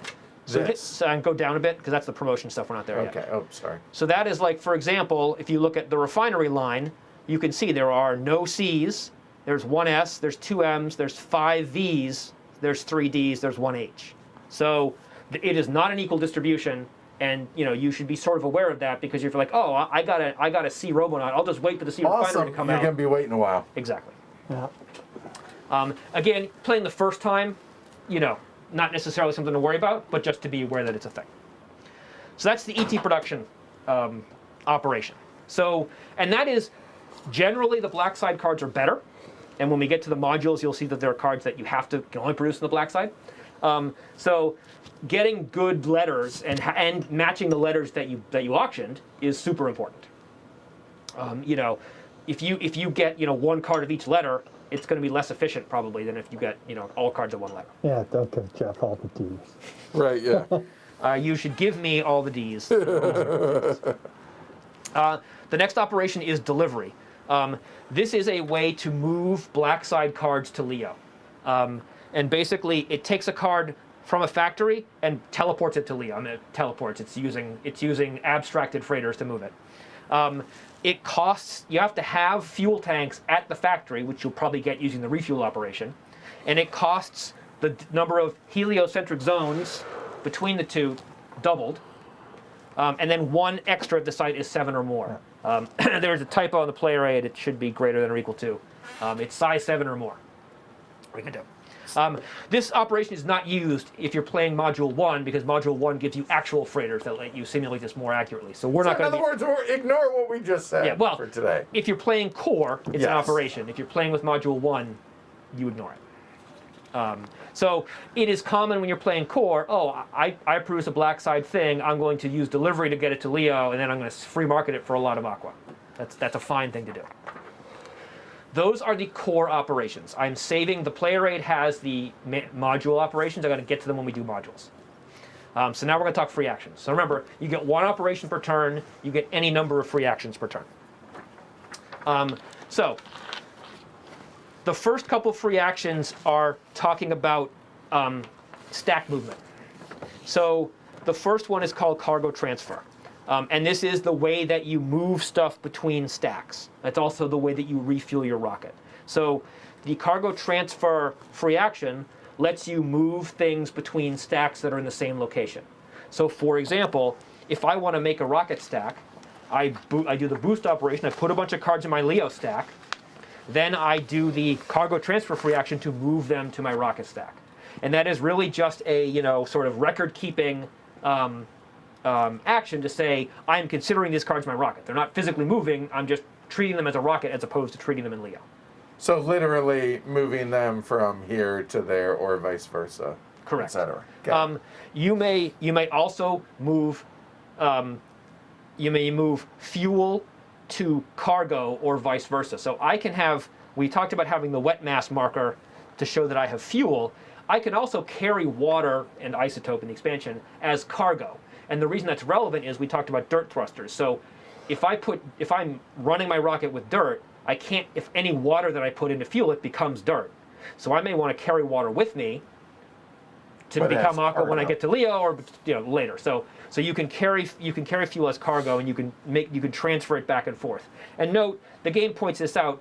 When you do that, if you're moving fuel to cargo or vice versa, your wet mass is going to stay the same. Your dry mass is just going to go up or down as you do that. Because if I take away a point of fuel and add a point of cargo, my dry mass goes up, but my wet mass is the same. It's just a question of how am I considering. Because the total amount of mass is correct. It stays the same. That is correct. Right. You also, this is how you get dirt fuel. You in High Frontier 4, you do not have dirt cargo. You could only have dirt as fuel in your rocket, and getting it is a free action. And you have to have a factory or an ISRU card present, and you can get as much as you want. So I can refuel 32 tanks of dirt fuel if I wanted to. There are some crew cards that have dirt thrusters. They can only refuel one at a time, and the reason is effectively they're using refined dirt, whereas the other dirt thrusters are using raw dirt. Like the mass driver just says I'm going to throw dirt out the back, but the crew thrusters say, oh, I'm going to take this dirt and refine it, and sort of something which is not as refined as water, but more refined than just dirt. So if I refuel a crew dirt thruster, you only get one at a time. Wow. Yes. So that is cargo transfer. Internal tankage is converting fuel to fuel tanks or vice versa. You may also convert cards to dirt fuel, which is called the Phileas Fogg rule. If you have a dirt rocket and you really need fuel, you can just take other pieces of your rocket and throw it in because it counts as dirt. And it's the mass value, or? Yeah, it's the mass value. That's cool. Wow. Again, I've never rarely done used, that. but it happens. Next we have, and also in here is where you can convert aqua to fuel. So if I want to refuel my rocket with aqua and I'm in Leo, I take aqua, I put it as tanks in my rocket, or vice versa. I take tanks out and I get aqua. Next we have the build colony free action. So to build a colony, you have to have a human, which in the core game is your crew, at a site with a factory. You send them back to Leo, and you put a colony down. Colony is a little dome, and it looks like that, and you put it on top of the factory. In core, you do this mainly because it's worth more victory points. There are a couple other small effects it has, but that's a colony. Colonies are permanent. Once you put a colony down, it ain't going anywhere. And when we're playing the full game, that makes a big difference. You have to really think about where you put your colonies because it means that factory is there for the entire game, and you may wish you had it later on to put somewhere better. And that's colonies. It's very simple, very easy. So the crew would go back to Leo, and you got a colony. The next thing you do as a free action is claim jump. This is felonious. So you can only do it if we are in a period where felonies are allowed, which will happen based on events, or if you have some ability that gives you the ability to create felonies, like, I don't know, say one of my crew faction privileges. If you bring humans to somebody else's claim and they don't have any humans there, you can make it your claim. So, Edward did all this work and rolled a 1 to claim this nice, lovely place out here, and I say, that's really great. I want that. So I go there. He has no humans there. I make it mine. That's so gross. It is sort so of gross. Yeah. Similarly, it's gotta happen. And just that. Oh. I might not pick that. We'll see. And that's the rule that lets you prospect the moon. It's also considered claim jumping. Right. So next is glory chits. We've got these lovely chits out here on the map, one per zone. If you land on a site with humans, you may take the glory chit, and you take the chit and you put it on the humans. Each human can only carry one. Once it's on them, if something happens to them, the chit goes onto your playmat. There's a little glory spot showing that. Yeah, sure, here. Have it. I know. Yep, So right stays there on the it is. same side. It is worth 1 victory point at the end of the game. If you get your human back to Leo, you may put it there and flip it over, and it's worth however many points it shows. And they are worth from 2 to 6. Generally speaking, the farther from Earth, the more they're worth. Going out and getting glory chits is a nice way to get victory points. We will forget to do this, and generally we're gentlemanly about it. If Yeah. Oh, hey, you did get that. You did Yeah. qualify it. It's yours. Yeah. If you, it's rare that you don't want to pick it up. So generally speaking, we'll just say okay. The next thing you can do is you can discard or decommission cards or tokens. So you can pull factories up, you can pull claims up, you can decommission cards, you can discard cards, you can take cards from your hand and get rid of them. And this is important. Say I know there's a big auction coming up. I'm going to be below the hand limit. I'm going to discard these cards. I don't get anything. They go to the bottom of their patent decks. But I'm below. Whereas, right, because selling cards as an operation you can do, but this is just to clear space. Yeah. Correct. Again, you cannot decommission humans unless you're allowed to hit felonies. So you can't, like, if your crew gets to Mars and you don't have the thrust to get them off Mars, they are stuck on Mars. Yep. That's generally bad. The next free action is glitch repair. There is an event that creates glitch tokens. Glitch tokens are bad. If you have humans where you have a glitch token, you can remove the glitch token. So, and we'll talk about what glitches do in a second. And then last is the Martian. I already talked about this. Only once per turn. It's a free action. You have to have a buggy and a crew. It moves the crew along a buggy road. It does not move the buggy. So, you can move the crew somewhere, but they might not be able to move back. Oh. Of course, if your crew has a buggy, then they can move themselves. But yes, it does not move the buggy. So those are the free actions. So again, you get any number of free actions during your turn, you get one operation, and you get to move each of your spacecraft once. Now we're going to talk a little bit more about supports, and then we're going to talk about events, and then we're going to keep going. And then you're going to basically be like, hey, this is the core game. Yeah. Point, But we're right? getting Okay. We're getting there. So we talked about radiation belt rolls. I put that earlier so that we wouldn't forget. So we talked about the essential concept of supports. I want to talk about some exceptions. So again, to remind you, when you get a card, if the card has supports listed on it, you have to have those supports in the stack for the card to be operational. And if you don't have those supports, the card basically doesn't get any of its abilities. You can't move with it, you can't prospect with it, all that stuff goes away. There are a couple exceptions. The first is, first that I want to talk about is radiators. So generators and reactors, it is just an either or. So if I have a card that requires a particular generator or a particular reactor, all I have to do is have one of them in my stack. And one of them will power any number of cards. So if I had 8 cards that required an E-generator, all I need is one E-generator. I don't need 8, I just need 1. Radiators are the exception to that. Each little therm symbol, I have to have a radiator with 1 therm symbol to power it. So if I have 3 cards in my stack that require therms, I need 3 therms to make that work. There are a couple exceptions to that. The first is therms for movement are separate for therms for everything else. So if my thruster required 2 and my robonaut required 2, then I only need 2, because I 2 when I move and 2 when I prospect.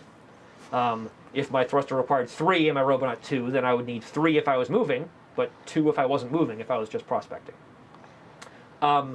Also, thrusters may, if a thruster afterburns, that counts as 1 therm of cooling for the thruster. I'm literally sending waste heat out the back, so no problem. It does not count for other cards like the robonaut. If that 1 afterburn is the last therm I need, I'm allowed to do that. Like, I can say I'm using this thruster, it's not operational yet. As soon as I afterburn, it will be. That's okay. Radiators also have 2 orientations. You will note that there's therms at the top and therms at the bottom. You can literally flip it. So each radiator has a heavy and a light form. When you boost it, or when you build it, when you ET produce it, you specify which mode you're putting it in. And obviously the heavy one generally has a higher mass, but more therms. When you are voluntarily, generally decommissioning the card, you may flip it from heavy to light. So like for example, if I wanted to throw half of my radiator in my dirt thruster, I could flip it from heavy to light, and I get the mass difference between them. So in other words, if it was this, and then it's now this. Right. Okay, right. got it. Also, if a radiator is glitched or misses a radiation roll, it rotates instead of going away. The other two things that are funky about supports is, in general, when you're looking at the movement modifiers, you go down your entire support chain. So if I had a thruster that required a generator that required another generator, that second generator, if it has movement modifiers, they apply. If I get to a reactor or a radiator, I don't go past that for movement modifiers. So if I have a reactor that requires a generator, the generator's movement modifiers don't apply. There's science involved. And the last thing is, if I have some of the supports have the solar modifier, the Neptune zone says solar things don't work there. If I have PowerSat, I can beam power out to them and they will work. The modifier for movement is -6, so I'm probably not going to do it with thrusters, but like refineries and robonauts, if you have PowerSat, you can make them work. And I will note that there are a number of things in this game where PowerSat is useful, right? For that, what I just explained, making solar things work, for adding +1 thrust to rockets, for avoiding the hazard when you're doing a factory assist landing or liftoff. If I go to any site that has the little push icon and all the things in the inner solar system do, if I build a factory there, I get PowerSat. So say that again. If I build a factory on a site that has the little push symbol, Right. I get the PowerSat routing. Right. So it is very useful to get that, and is quite possible that multiple of us will. So that's the extra stuff about supports. So now we're going to talk about the solar cycle and events. So we can go over to that area. So this cycle, this thing here, which is going to come up and zoom in just a sec, is the way we track the turns of the game and the seasons. And so whoever is the first player takes one of their factory cubes and puts it on the start circle. And every time, right before their turn comes up, or actually after the last player goes, they move it. And so we're going to move around, and a couple different things happen as they move it around. The first is every time they move past an event line, like after the first turn, we roll an event. We roll a d6 and we do what it says, exactly. And on this chart, it shows what the events are. Some of the events are the same regardless of what color we're in. Some of the events are specific to those colors. And I'm going to talk about those. I'm going to talk about those right now, I think. And so yes, so let's talk about what those events are. So a 1 or a 2 is the inspiration event. What that means is we go to every single deck, we take the card that's on the top and put it on the bottom. This could be good, this could be bad. You were planning on auctioning that? Yeah, not so sorry. much. Or, oh my god, that's a great card, I want that. So that's a 1 or 2. Yep. 3 is glitch. So what glitch says is everyone looks and sees if they have any stacks that don't have humans in them. Don't have humans co-located with them. So if I have 2 stacks in the same spot and one of them has a human, both of them are safe. Got it. Okay. Leo is also considered to have humans in it at all times, so if you're in Leo, you don't get this. If you have at least one such stack that does not have a glitch token, you put a glitch token on the stack with the most cards. And a glitch token is just a busted token, right? Yeah, glitch token is a busted token. I don't think it's special glitch tokens. It doesn't do anything immediately. So the first thing is, there's a glitch removal free action. So if you can get a human to where your glitch token is, you can remove it. If you do things in the game that are called glitch triggers, before you do the thing, you have to make a glitch roll. A glitch roll is you roll a d6, and whatever number comes up, any cards you have that have that precise radiation hardness are involuntarily decommissioned. And again, radiators would flip from heavy to light. So not anything heavier or bigger or smaller. Right. That No, specific exactly. number. So Got note, it. Okay. if it's rad hard 0 or 7 or 8, It will It's never be moot. affected by a glitch. Right. But the problem is, like, oh, I have 1, 2, 4, and 5. So that's a 4 in 6 chance that one of my cards is going to be destroyed. That's a problem. The glitch triggers are shown on the player aid. So things like site refuel, prospecting, industrializing, delivery, moving cards between stacks are all glitch triggers. So if I have a glitched stack and I try to move cards out, not only is it a glitch trigger, but the stack I move things to also get glitched, because that's how glitches work. So the basic upshot of this is, ideally you want to bring humans when you go places, because if humans can fix things. If you don't bring humans, then you can't fix things as easily. As some of our friends have learned, that can be really bad. You need one, Mr. Glitch. The next event, that's 3. 3 is glitch. And that's, the most, I guess, complicated event that is significantly different from 3. It's a lot more interesting.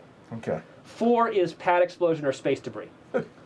This is basically, if you have stuff in Leo, one of the heaviest cards you have in Leo is decommissioned involuntarily, i.e. it blows up. So you might say, oh, I have lots of these cards in my hand, I'm just going to boost them to Leo so my hand is free, and hey, guess what? One of them blows up. Note that your crew is immune to this, and there's a bunch of other types of cards that are immune to this. Black side cards are immune, and a lot of the expansion cards are immune. It's generally stuff that you've boosted is vulnerable. So a question. Yeah. I can have a rocket stack in Leo, right? Yeah, it's not in your Leo stack, it's in Leo. Got it. Okay. So, and if you have multiple cards that are of the same mass that is the highest mass, you pick which one is blown up. Got it. Okay. That is pad explosion. Then we have the season-specific events. So the blue event, and all these come up on a 5 or a 6. So on a 5 or a 6 in season blue, we get anarchy. Yes, exactly. It is in the UK. Yes, we have the nice, we have this nice anarchy card here. This is not part of the core game. I'll talk about where this came from in a sec, but there's anarchy symbol. Everyone loses their faction privileges, and everyone's allowed to commit felonies. And that lasts until the end of the blue season. So if it happens in the first turn, it's, well, whatever, we're probably not going to care. But it could come up and for 3 years, everyone can commit felonies. This could be Claim jumps, such. Claim jumps. You could kill your own guys. Right, all that sort of stuff. It's good. You may also, the other felony that you can do is you can use someone else's factory to refuel without their permission. So if you have a factory, there's no humans there, I can just show up and say, yeah, I'm going to use it and refuel. The yellow season event is budget cuts. On a 5 or a 6, everyone discards 1 card from their hand. You can pick whatever card you want, but you have to discard something. If you have no cards, then no budget cuts. Nice. But, oh, I just bought this awesome card at auction. Oops, budget cuts, I have to discard it. Wouldn't you know, space is hard. And then season red is solar flare. So this is make a CME roll, a coronal mass ejection roll. We roll a d6. We make 1 roll and apply it to everyone. You roll the die, and then it is like a belt roll, but instead of being modified by net thrust, it is modified by the heliocentric modifier. So if you are in Mercury, you're probably going to be very unhappy. If you are out in the outer solar system, you are less likely to be unhappy. You take the die roll number, you add or subtract the modifier. Any cards you have with radiation hardness less than that are decommissioned. So if you rolled that 4 and you're here in Venus +1, It's a 5. oh, Right. Now, if you are on a site, you are protected because you can burrow in the dirt. If you are in Leo or the cycler space, you are protected because you're inside the Van Allen radiation belt. You're good. If you are in a radiation space that is not one of the ones around the sun, you are protected because whatever the radiation belt is protects you. Obviously, the sun's radiation belt doesn't protect you against the sun. Additionally, for extra added fun, while we are in season red, anytime you make a normal radiation roll, a belt roll, when you're moving through one of these spaces, you add +2 to the roll. Yeah. So, and it's great because the way it's timed is that just as you're about ready to go into space, you're going to be in season red. And I don't want to go to space yet because I will get fried. So, those are the events.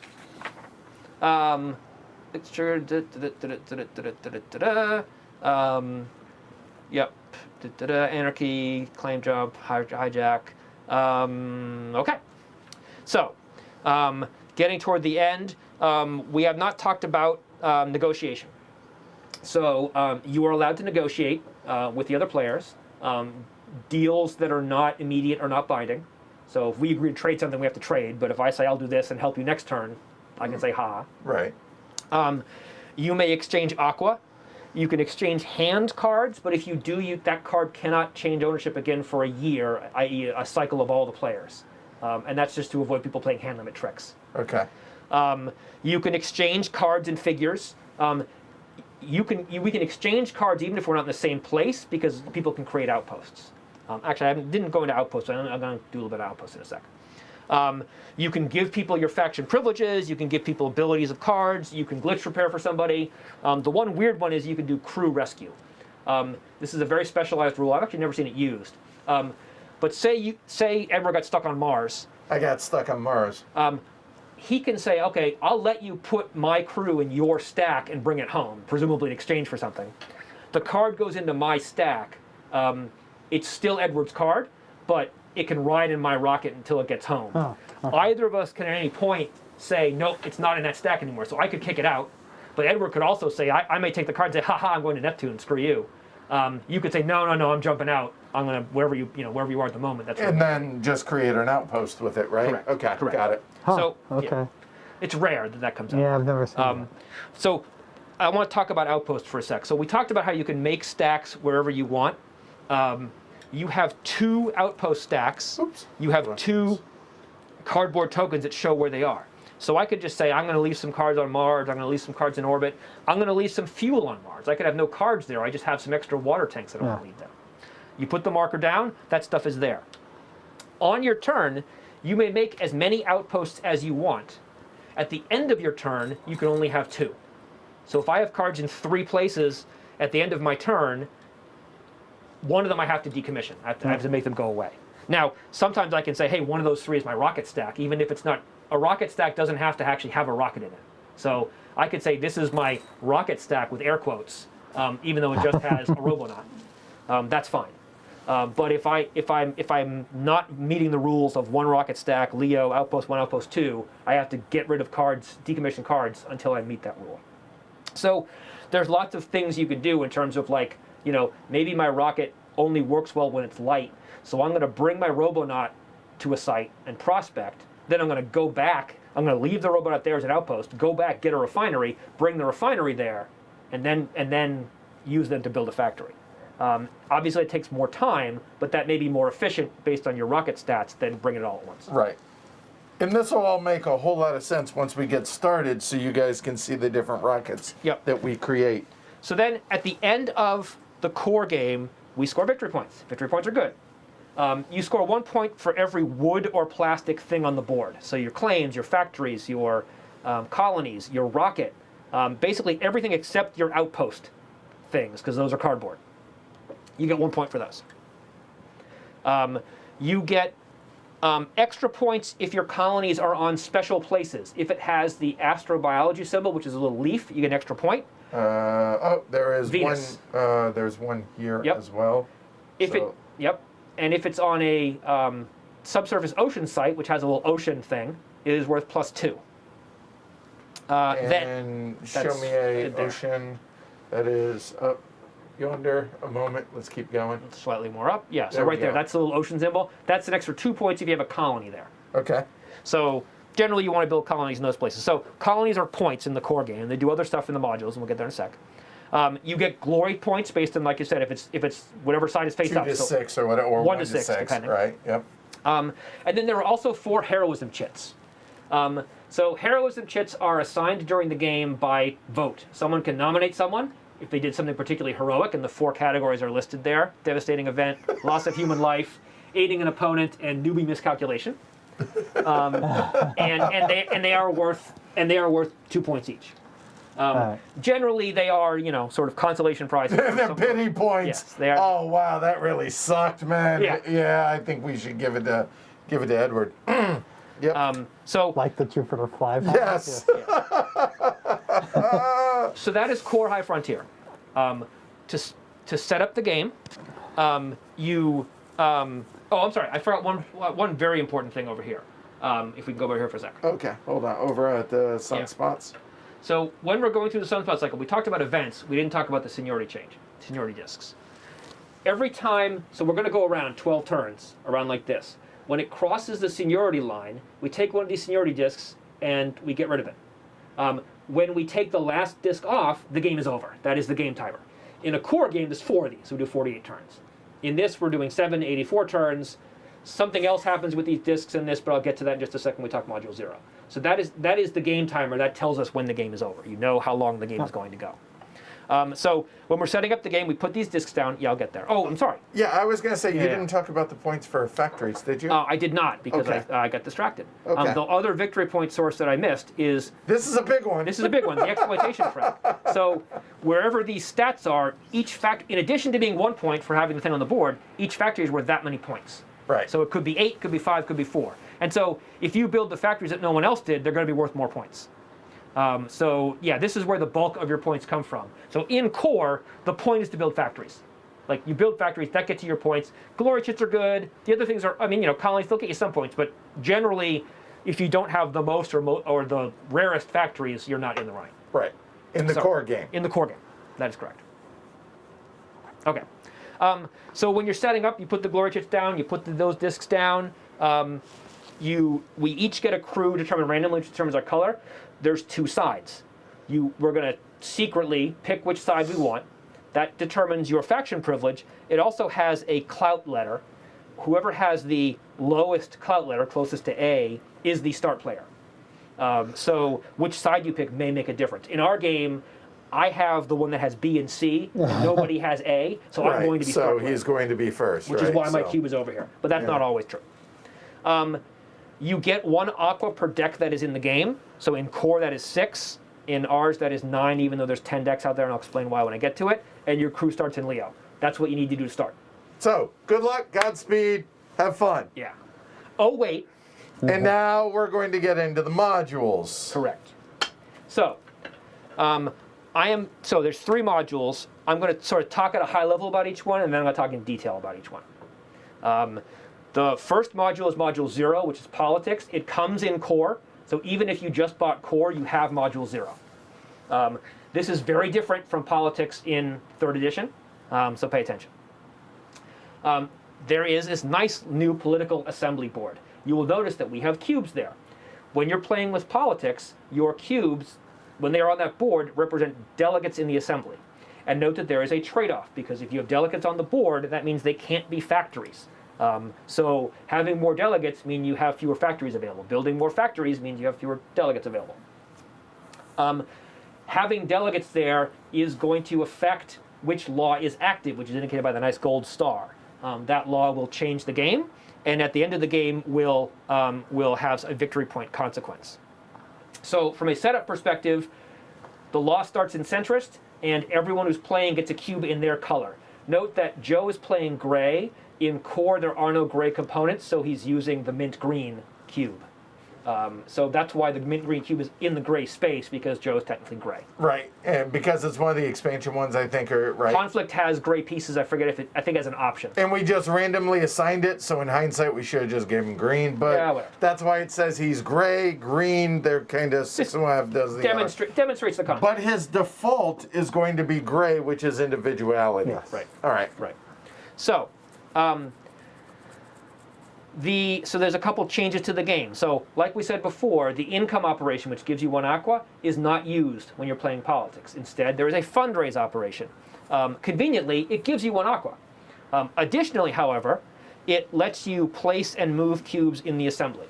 So when you fundraise, you may place a cube in the assembly, either where you have a cube or in your color, and then you may move one of your cubes to an adjacent ideology. So if I did if I took that action now, I would have the option to place one. It would have to go in authority, because it's the only place I have one. And then I could, if I wanted to, move one. And I could say I want to move to equality, or I want to move to centrist, or I want to move to unity. Those are the only ones that are adjacent. If I already had one there, then I could say, oh, I want to place one in centrist because I'm already there. And then I could move one from here to anywhere. Right. So you get the option to sort of expand out. And then after I've done those things, I do a vote tally. And the concept is, After anything which affects that board, whether it's place, remove, or moves delegates, you do a vote tally. And a vote tally is, you look at which places have the most delegates.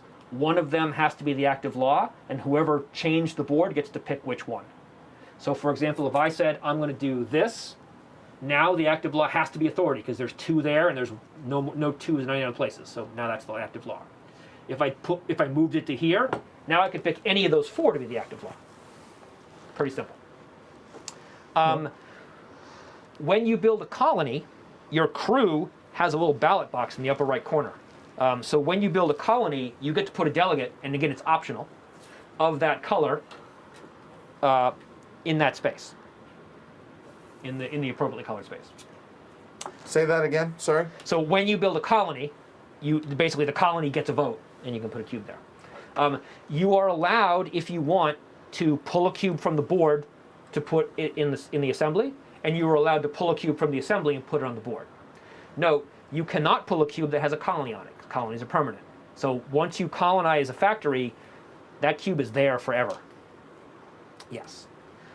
So that is right. Yeah, that's the. And you are piece limited. You are piece limited, precisely. Yes. So note, in playing the full game, it is entirely possible that one or all of us will have all of our pieces as factories, and we'll have no delegates, and we'll have no desire to build delegates, because every time you build a delegate, you're losing a factory, which is a lot of points. So that may well happen. So just FYI for those counting at home, that's 6. Additionally, so whichever law is active has an effect. I'll read all the laws so you know what they are. You may also, if you want, once per turn, lobby as a free action, which lets you have one of the inactive laws come into effect for you.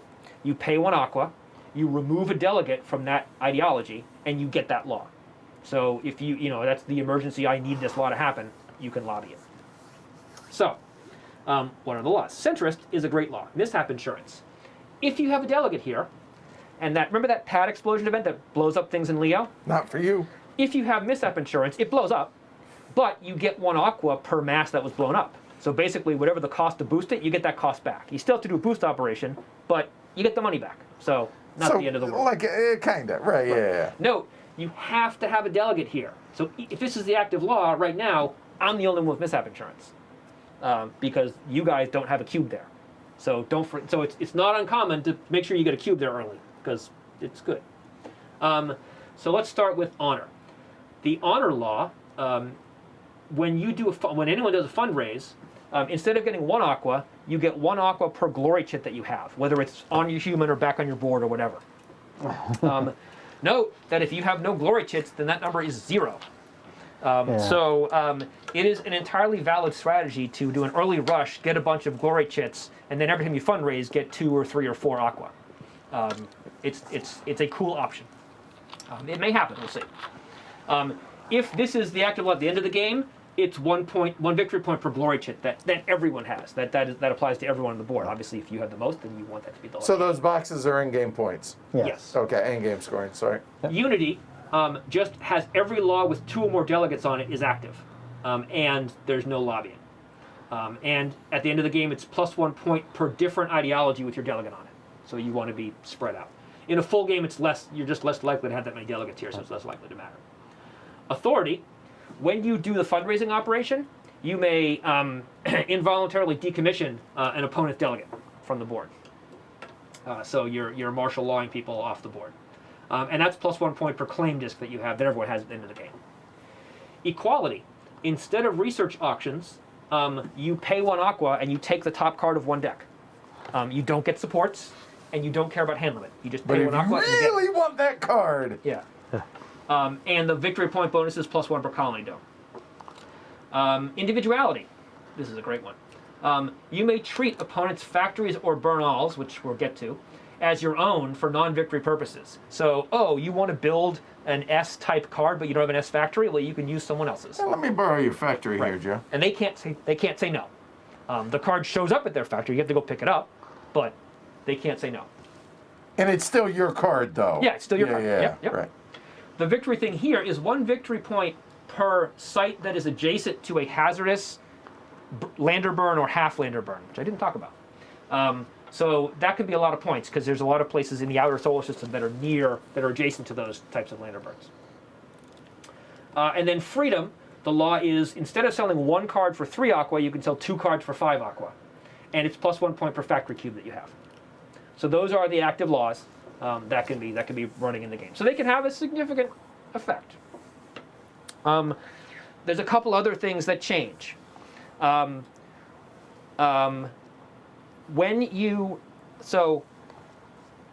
we cycle the seniority every 12 turns, now a couple different things happen. The first is, instead of the disc being discarded out of the game, it goes on one of these ideologies.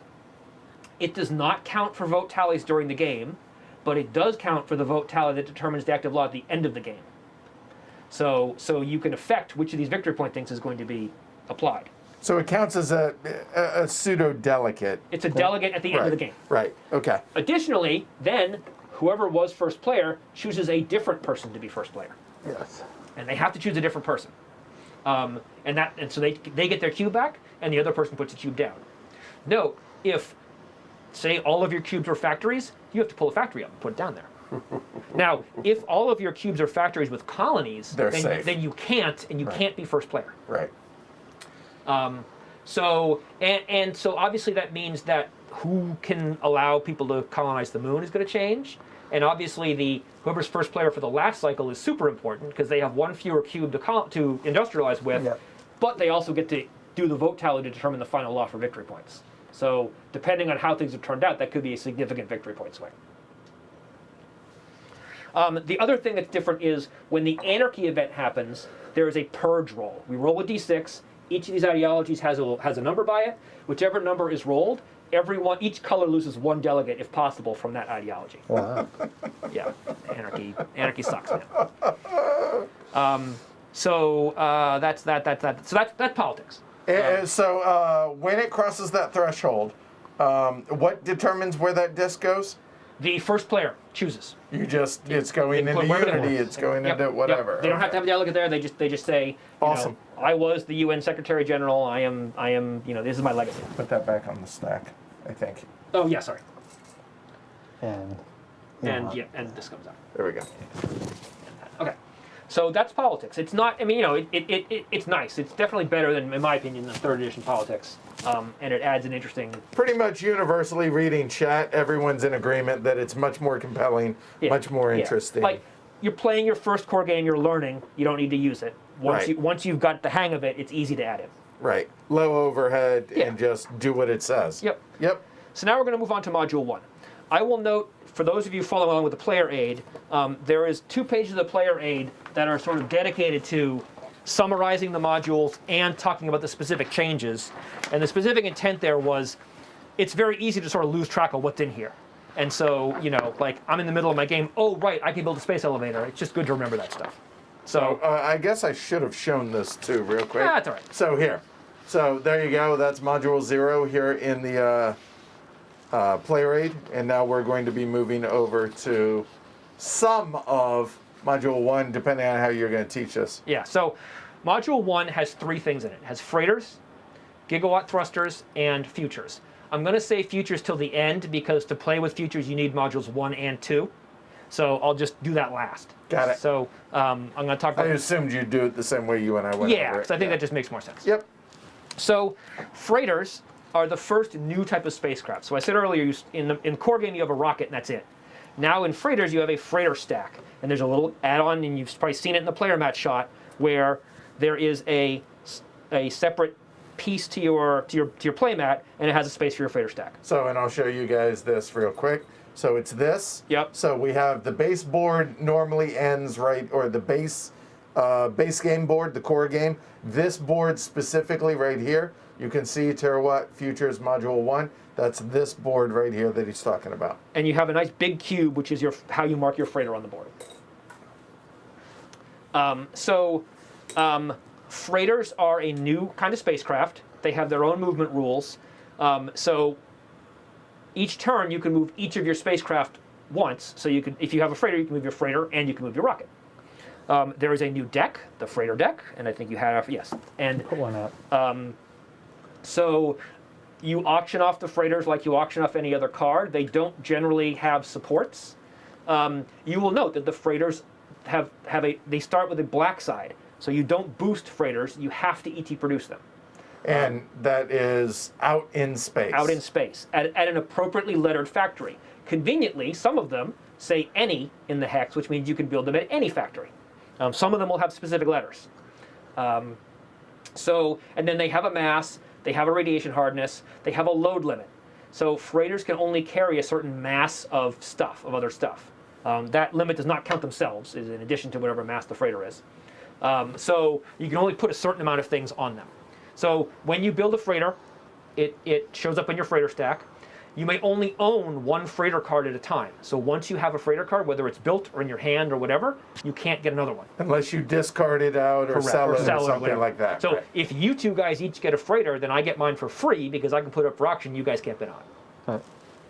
Right. So freighters they don't use thrusters. They only use themselves to move. They have a base thrust of 1. You can power set boost it to 2. That's about the only way it's going to change its movement. It can use flybys and stuff, but that's about it. It doesn't worry about mass. It doesn't worry about fuel. So it moves once or twice a turn. It can carry the stuff that it carries. They can land or lift off of size 1 sites, even though their thrust is only 1. They can land or lift off from size 1 sites automatically. Anything else, they have to use factory liftoff and landing, which is a hazard unless you have power sat and blah, blah, blah, blah. So, big note, again, like I build a freighter, I build it on Mars, it can't take off on its own from Mars because it doesn't have the thrust to take off. You can't do factory assist into a lander burn. You can do the rocket plane thing that we talked about, but otherwise, like if I build it out, so you have to worry about the gravity well when you build freighters, I guess is a short version. The freighter, it is like I build a freighter on, say, Vesta or Ceres, which is size 6 and has a lander burn and has no atmosphere. The freighter on its own can't move out from there. This is a problem. So this one says factory loading only. Yes. So some freighters say factory loading only, which means you can only move things into their stack at a factory. You can't move it out into space and load stuff onto it. Some freighters don't say that, and then you could, and you may take stuff off of the freighter wherever you want. And I'll ask the question, and not to get too deep into strategy during teaching, but how do you get this off a body once you've built it? So either you build it on a small body where you can get it off easily. Right, so 1 or 2 in that regard, right? You may tow it. You may say, my rocket is going to take this on and tow it and bring it up and because this is mass zero. Right, so no big deal. Just throw it on your rocket since it doesn't add mass, and then, okay. So, and this one counts as a reactor if I wanted to actually correct. use it. So you will note there's some support symbols which some freighters will have, which is up in the same place that it is for supports. That shows that the freighter counts as that thing, not that it needs that thing. Got it. So I could have a freighter in my rocket stack, and if I needed that reactor, the freighter counts as that reactor. So, for instance, like, you see the symbol Yes. with generators. Yeah. Same spot. Precisely. All right. So, you will note below the hex that shows what you need to build the freighter, there's a tiny little dome with, I think, the letter M in there. Yep. This is one of the new operations in Module 1, which is promotion. Freighters have a second side, which is purple. And unlike the white and black side, which aren't really connected of the main cards, you have to promote the card to its purple side by taking it to, by the promote operation, by taking it to a colony of the appropriate type. So in this case, it was an M colony. It was an M. So I have to bring this freighter to an M colony. Colony being the dome, Yep. which needed a factory and all of this stuff already. Right? I then perform the promote operation, which takes a turn. It's one of the operations that's on the player aid. Yep. And that lets me flip it over. So and again, I can do a promote at somebody else's factory as a felony, or if the individuality law is in effect. Right. And then I get the other side of the freighter, which is generally better. This is much better. It does seem so. Yeah. So that is a good thing to do. Yeah. Additionally, when you promote your freighter, all of your factories become mobile factories. This is one of the things that people often forget about. Yes. So, Except Jack. Wait. People forget about things in this game? What? so the moment you promote you are a freighter, all of your cubes gain the same stats as that freighter card. And they can all move once per turn in the same way. So, because you're only allowed one freighter ever, anywhere in your stack, in your hand and all, Right. that's why it becomes the freighter that you have. Okay. Only one of them can carry stuff, the one with the big cube, but Right. the others can move around. So if they take off from a site, that site stops being a factory. They can cruise around, they can do whatever they But want. the colony stays there. If there's a colony, they can't take can't off. move. They can't abandon got a it, colony. Okay. So, okay, to be clear, factory can move once you've upgraded your, right? But once it has a colony on it, Right. that is permanent. All of that stuff It's stuck there, right. is stuck there. Right. But so let's say if I had a factory up here where my rocket was. Yep. Let's get these out of the way. Da-da-da. I could say, oh, I want to take off and go somewhere else. And now I have a claim here. It's no longer a factory, and I would adjust the exploitation track appropriately. So, yeah, because Right. it's no longer a factory. Until I landed somewhere else. Well, right. Fair. Yes. If I land somewhere else that doesn't have a claim, it just lands and it's sitting there and it's doing its thing, whatever. If it lands, Hold on. By doing its thing, meaning it just exists. it just exists. But it's not a factory Right. yet. Yeah. But if I land it somewhere where there is a claim, I immediately have a factory there. And adjust the exploitation Appropriately. Right. Right. So there are some tricks you can play with that. Right. You may also at any time, assuming that your big cube, your big freighter doesn't have any cargo, you may swap the tokens. So I can make any of my little cubes my big cube. So like maybe I'm here and I want to take cargo off of here, but my big cube is stuck on Mars. I could say, I want to make this my big cube and this my little cube. And now I can load cargo in this and move around and do what I want. But the big cube does not count as a factory. It in fact does count as a It factory. does count as a factory. Once Okay. once they are mobile. Okay, so once it's been upgraded Right. to Right. the purple side, it basically gives you an extra cube, Yeah, or an extra Correct. factory, right? It can never be a delegate. I assumed, right? So now I get to move around and have a party. And as we get into a couple of the other expansions, there are some other tricks you can play. The big one being there is a way to build the factories at your Bernal, your space station. So if I'm going way out here, rather than bring 3 robonuts and 3 refineries, I can build 3 factories in advance, take them with me with my spaceship, and just unload them at my claims and have instant factories. Yes. That's a great thing to do. So that's mobile factories. It's super important. I will try to remind people as it happens. The second thing is space elevators. Space elevators are And way... You know what? Let's do one on the moon. I think that'd Sure. be the easiest place to show it. Okay. So. Space elevators are super cool and way better than 3rd edition. I will note, you're going to see there's a space elevator symbol here connected to Earth. That is a special case that is not relevant to the stuff I'm about to explain. Okay, so hold on. We're going to act like that doesn't Yeah, ignore exist. that. We'll just cover it like that. So, to build a space elevator, you need a factory at one end and a freighter at the other end. So note this elevator is connected to this space, so I need to have that configuration. I then do an epic hazard operation. This is a new operation. It is a hazard like going through an aero brake or hitting a hazard space. So on a 1 in 6, on a 1 and a d6, my freighter blows up. Or I can pay 4 aqua for failures on option to avoid that. So if I succeed, or if I pay for the roll, I put a space elevator down. In this case, it's connected to space, so nothing happens. If I build one where there's a site at the other end, I immediately claim that site, even if it's busted. If someone else has claimed it and I'm allowed to claim jump, I immediately claim jump it.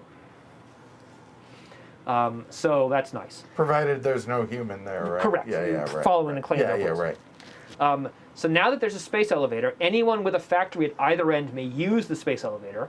As a free action, you may move stuff from one end of the elevator to the other end of the elevator.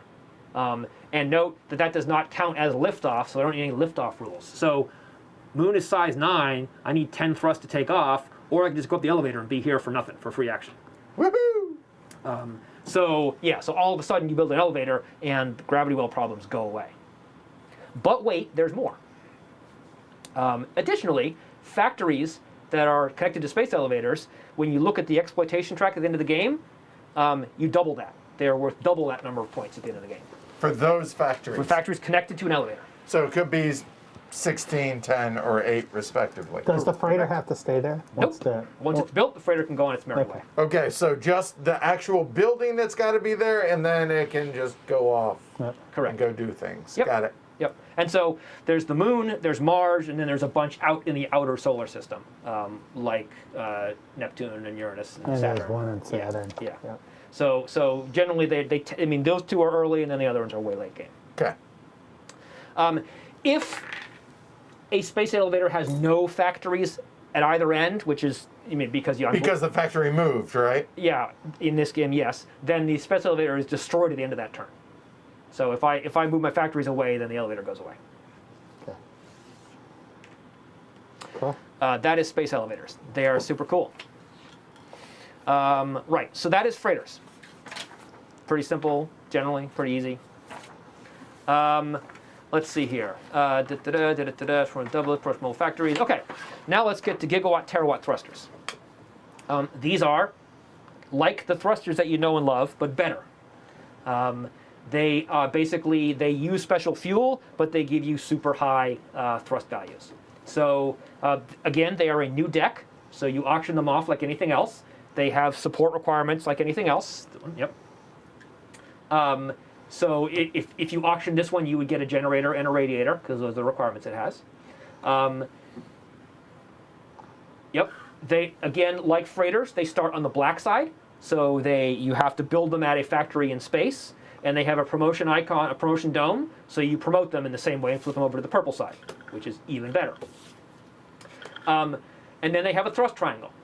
The thrust triangle is different in a few ways. The first is it's almost always better. The second is that it's yellow. This means it uses isotope fuel. Isotope fuel, yes, and little isotopes. So just like water is better than dirt, isotope is better than water. So anything that uses water or dirt can use isotope, but isotope can only use That'd be really isotope. sad. Right? If you mix isotope with water, you get water. If you mix isotope with dirt, you get dirt. So don't do that. You may make isotope cargo and carry it around. So the only way to get isotope fuel is to do an ISRU refuel op at a factory, and you get one isotope fuel when you do that. Right. Unlike third, you cannot get isotope fuel by ISRU refueling at a site. You have to do it at a factory. So then you use it, you fuel it, and use it like any other rocket. So in this case, that thruster we're looking at has 6 burns, and the fuel consumption is 1/10. So each burn, you literally move 1/10 along the black line, and if you've only moved a fraction at the end, you round it up and you move all the way. So that could do 6 burns for 1 step of isotope fuel. It would be 6/10, and it would round up to Okay, all right. And that's one step, not necessarily one. 1 step. Yeah, not necessarily 1 tank. So again, to make sure I'm understanding that, so if I have it something along the lines of this, a burn would be like 1, Yeah. 2, Correct. 3, Yeah. 4. I use whatever, say 8. So for finally example- at the end, Yeah. it's right there. Correct. Whatever. The afterburn is a full step. That's the third difference, is when you afterburn, unlike normal rockets, where normal rockets you pay the number listed there to get 1 extra thrust, the gigawatt thruster afterburn you pay 1 step to get that much extra net thrust. So for 1 step you get 6 extra. Yes. Wow. Yes. So 1 step would make this a 12-110. Which means you could do then 10 burns For for one- the yeah. For cost one of next isotope 2 steps, fuel. yeah. Got it. All right. And if you flip this over, Yes, then it's even better. flip it over, it is a 4-0, and for one step it becomes a 14-0. Right. So the point is 1 step, 14-0. 14 burns gets you Right. pretty far in the solar system. It does. It Yeah. does. So those are really good. You can only have one of them, just like freighters. So again, if the last person to buy one's going to get it for free. Yeah. And notice that this was an H, so you Yeah. needed to have an Right. H site too. Right. Yeah. Correct. The other thing that's different is when it's flipped over, it's called a terawatt thruster. Terawatt thrusters can go into the colored sites anytime they want. So it doesn't have to be that season, the sunspot cycle. Can enter or leave any season they want. Yeah, Got it. Because they are just they're that good, man. So that's terawatt thrusters. Again, they're pretty simple. They're just really freaking good. So that's terawatt thrusters. So this has two any here. So you need two different reactors, but they can be any type. Okay.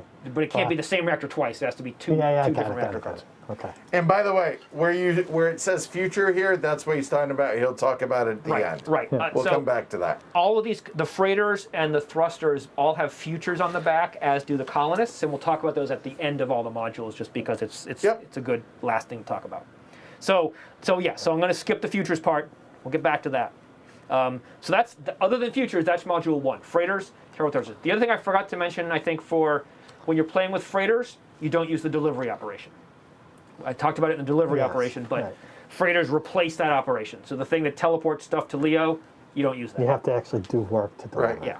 So right here, Yep. it just says freighters, operations replaced by freighter cards. Yeah. Cool. All right. So now we're going to move on to module 2, which is Bernals and colonists. Which is the last thing? The last thing. Huh, I will say, I didn't know how it was pronounced. I called it Bernals for a really long time. Bernals. Yes, I'm going to forget and call it Bernals during this. We stream. won't judge. Yeah, of course you will. You are judge free here. Yeah. Okay. Just saying. At least one person in this room will judge. Bernals are a new type of spacecraft, which is also effectively space stations. Yes. So these are spiffy space stations with lovely, lovely figures that you are going to launch, move around, and effectively anchor in orbit. The best way to think about it is you sort of build it in a very basic pared down form to get it where it needs to get, and then it uses a lot of local materials to build up radiation shielding and other stuff and become like a mini colony in space. They are pretty central to, they give you some new abilities, they're just very nice in terms of establishing a base of operations, and of course you get victory points. The important concept with Bernals is dirt side. Dirt side is a factory and or colony that is adjacent to your Bernal. And generally you need to have a dirt side in order to anchor one in place. And what dirt sides it has is going to affect what you can do with it to some extent. It is theoretically possible to have someone else's factory as a dirt side. It doesn't happen a lot, but it could happen. And that is a thing. Note that you cannot use Luna as a dirt side. It's just there's a law. You can't do it. Sorry. So even if you put a Bernal near the moon, you can't treat the moon as your dirt sides. And then we've got colonists. Colonists are a new type of human, so sort of like your crew, but now you've got a whole new bunch of people, and you bring them on as you build up your Bernals. They have abilities, they have specialties, and they help you go out and colonize the solar system. Generally, anywhere where you could use a crew, you can now use a colonist instead. So, for example, when you build a colony, you can get rid of a colonist instead of your crew. That kind of thing. Whenever we said you needed a human somewhere to do something, most of the colonists are human, and you can count them. Colonists are not a patent deck. They're people, mostly. So you don't auction them like you auction the other things. You get them in a different way called exomigration, which I'll talk about in a sec. Bernals and colonists are promoted in the same way that terawatt thrusters and freighters were. So they have the little dome. For colonists, you take them to that place, you do a promote operation, you flip them over. For Bernals, you have to anchor them with that colony as a dirt side, and then you can promote them with a promote operation. So they don't have to be on the colony, they have to be anchored above the colony. So this one is a... Oh yeah, the ocean. Is an ocean, yeah. Right. So you have to have a subsurface ocean, so that's how that works. So the dirt side, to qualify to be able to anchor it, it's got to have what exactly? It has to have a colony, and the colony has to match the type in that dome. Okay. So for example, you could go to Ceres, which is a subsurface ocean, to promote that Bernal that we're looking at right now. Right there. Yeah, almost. You missed. I did. There we go. It's got the little subsurface ocean Right. There. icon, which matches the icon on the Bernal. So if you have a factory there. Yep. Right. Okay. So I'm going to talk about the actions first for all these things, and then we'll talk about sort of what they do. So anchoring, which is a glitch trigger, in case your stack is glitched, is the way you take a Bernal and sort of set it up in permanent position. So you bring the Bernal somewhere. There are two types of places you can do it. One is, like I said, anywhere where you're adjacent to a dirt side, so a factory of yours. The other is a home orbit. So there's places around Leo which have a little star. Okay, we'll show that. Any of those little stars is a potential home orbit for a Bernal. So you can bring one there and you can anchor it there. You have to have the supports for the Bernal. So the one we're looking at required an E generator, which most of them do. You decommission those supports. You can only anchor one Bernal per space. So if once someone takes a home orbit or a place, you can't put a second one there. And when you do that, you put a colony on the Bernal. One of your colony domes goes on the Bernal. It counts as a human, and now it's anchored. And so all the stuff that talks about anchored Bernals now kicks into effect. What do you need? Here, give me a colony. I'll show folks what it looks like. If you anchor a Bernal in a home orbit, it is a home Bernal, which gets all sorts of abilities I'm going to list in a sec. If you anchor a Bernal elsewhere, it gets fewer abilities, but it's still pretty cool. You may, if you want, unanchor your Bernal, which is a free action, a new free action. You take the colony and you put it on a dirt side. If there's no dirt side that is uncolonized, you toss it. And then you may, if it's above a dirt side, dirt refuel for free, and then it can move around. So basically, if you're like, I'm sick of being here, I want to be somewhere else. Note the Bernals all have dirt thrusters. They can use that, or you can use another thruster. And you can also tow them with your rocket. Right. The other thing that happens when you build anchor or unanchor Bernals is exomigration. This is how you get and lose colonists. You are allowed to have a number of colonists equal to the number of Bernals that you have anchored. And then if a Bernal is promoted, it counts double. So if I have 2 Bernals, that's 2. If one of them is promoted, it's 3. If they're both promoted, it's 4. If at any point during my turn, my limit is higher than my current number of colonists, I take the top colonist off the deck, and he joins me. He goes to Leo. Must. Correct. Yes. You can't be like, no, Yeah. I don't want that one. Right. You Correct. must. Yes, whatever the top that is one correct. is. And he goes to Leo. Okay. If I unanchor, so my limit drops and I have more colonists, then I have to discard colonists to meet the limit. They quit. They go away. And you cannot voluntarily discard human colonists unless Right. it's a felony. Right. Yes. So human colonists, and if your human colonist dies, you thus get a new colonist right away. Note there is an exception. If you murder your colonist, you get the same colonist back. The logic being no one else is going to work for you. So you can't cycle can't through cycle the deck unlimited by murder- colonists, right? Does not allow. Right. Note, some of the colonists are robots. At the start of the game, robots are not human. You have to build them. They are machines. If you draw the top card of the colonist stick and it's a robot, it goes into your hand, and you exomigrate again because you still have, he's not a colonist, he's sitting in your hand. You could, in theory, draw all 4 robot colonists this way, which I did once. And then you put a human down and you're good to go.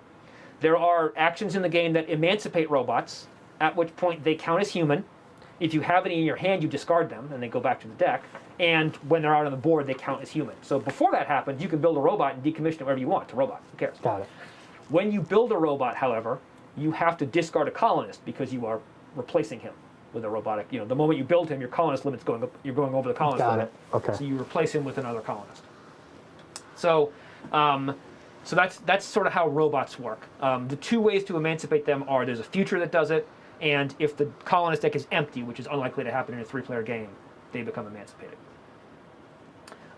When you exomigrate, the human colonists have a ballot box in the upper right corner. You get a delegate. You may place a delegate of that type in that spot. You don't have to. You may. We will forget to do that because it's just really easy to forget. And then the last new operation is called homesteading. This is basically another way to build a colony. It sort of is like I'm creating the demand for a colony, so someone's going to go do it. And so what you do is you have to have a black side card in Leo. You return that to the patent deck. You get rid of it. But you then get to colonize, and you decommission one of your colonists from anywhere. So like, maybe I've got a factory way out at Neptune, but to get a colonist out there would take too much time. So instead I'm going to homestead. I'm going to say, like, hey, look at all this new stuff we could build if you went out to Neptune, and he gets out there and builds the colony. So it is a good way. And then, of course, because you discarded a colonist, you have to exomigrate. So you would immediately get a new colonist. So especially late game, it is a great way to build colonies that otherwise are hard to get to. So now let's talk about other game changes that happen because of this. The first is when we're playing with Bernals, you do not get your faction privilege until you have a home Bernal. So we're going to all chuckle and joke about our awesome faction privileges. We are not going to have them for quite a while. Bernals are another deck. You have to auction them off, put them in your hand, and boost them like anything else. They are all 10 mass. So it costs 10 aqua to boost your Bernal. See, I did it. So yeah, it's not like they're going to show up instantly. So for quite a while, we're not going to have our faction privileges. So run through again how you would be able to get your faction privilege then. So you have to auction off a Bernal in your hand. Right. Pay 10 aqua to boost it into Leo. Leo, right. Move it to a home orbit, which either means getting fuel for its thruster, or having some other thruster. Into one of these star spaces out here. Okay. You also have to have its supports, either to use its thruster and then to do the anchor operation, which decommissions those supports and anchors it. Then you have a home Bernal, then you get your faction privilege. Then you get your faction privilege. So all that stuff happens and first. Notice, if you're using the actual thruster on the Bernal, right, it's not very good. Right, understood. So you're probably gonna have a net thrust of 1 or 2 when I've tried to do this. Which means you're going through those radiation things very slowly. Right. Well, no, I mean there's a good chance that you could lose your support. Right. Yeah. And note that you're starting at mass 10, which is -1 to your net thrust. So that 3 is really a 2. To start with, and then you may have other minuses.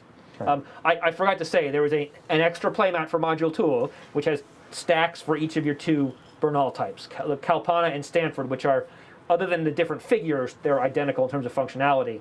But yeah, you haven't mentioned about getting the second one yet. I haven't. I'm about to. Yeah. All right, and I will show you guys this board here, which, again, the end of the base board, then the Module 1 board, and now the Module 2 board over here. Okay? Yep. You are limited to 2 Bernal cards. So once you have 2, you can't get any more. So again, if you guys both had 2, I could get mine for free. Yeah. Right. So once you anchor a home Bernal, what do you get, you may ask? What do you get once you anchor a home Bernal? I'm glad you asked. First, you get 1 aqua per turn at the start of your turn. You just get it, because that's awesome. You get your faction privilege, like we talked about. Everything that you would normally do at Leo now happens at your home Bernal, which is called your home orbit. So, for example, your aqua is stored there. If you bring glory chits back, you bring it to your home orbit. All of that stuff. Colonists show up at your home Bernal. Which it's just more efficient. It's always more efficient. The exception is boosting. So when you boost, you may boost to Leo, or you can boost to your home Bernal, but it costs double. It's great because you may skip the radiation belts, you may skip the burn spaces, but it costs double. So you have the option there. Note, if you boost to Leo, you can no longer refuel in Leo because you refuel at your home Bernal. So you boost to Leo, and then you have to get the fuel there for it. Right. So watch out for that. Yeah. The moment you have a home Bernal, if you have or acquire a second Bernal card, it goes to that stack immediately. So your second one, you don't have to boost if you have a home Bernal, which is awesome. Cards there are immune to most events, solar flares, glitches, pad explosion, space debris. That is also true for non-home Bernal. So if I have a Bernal, like say, over Mercury, cards there are immune to solar flares. So Phil does have a soul. All right, thank you, Phil. Also, all Bernals have a home ability, and that is active only if it's in a home orbit. Right. Promoted Bernals have a second ability, which is active if it's anchored anywhere. So home there, and then promoted. Right. So if I promoted that Bernal and put it out near Mars, I would have that second ability. If I promoted it and had it in a home orbit, it would get both abilities on both sides of the card. Yeah. Okay. I've had that Bernal. But note Nice. too, yes. Okay. So additionally, for all Bernals, at the end of the game, you're going to score victory points based on the dirt side hydration. So the number of water drops for the factories that are adjacent to your Bernal. You get that many victory points. Home Bernals count as 6. A 6 that cannot be modified by other effects in the game. But you get points for that.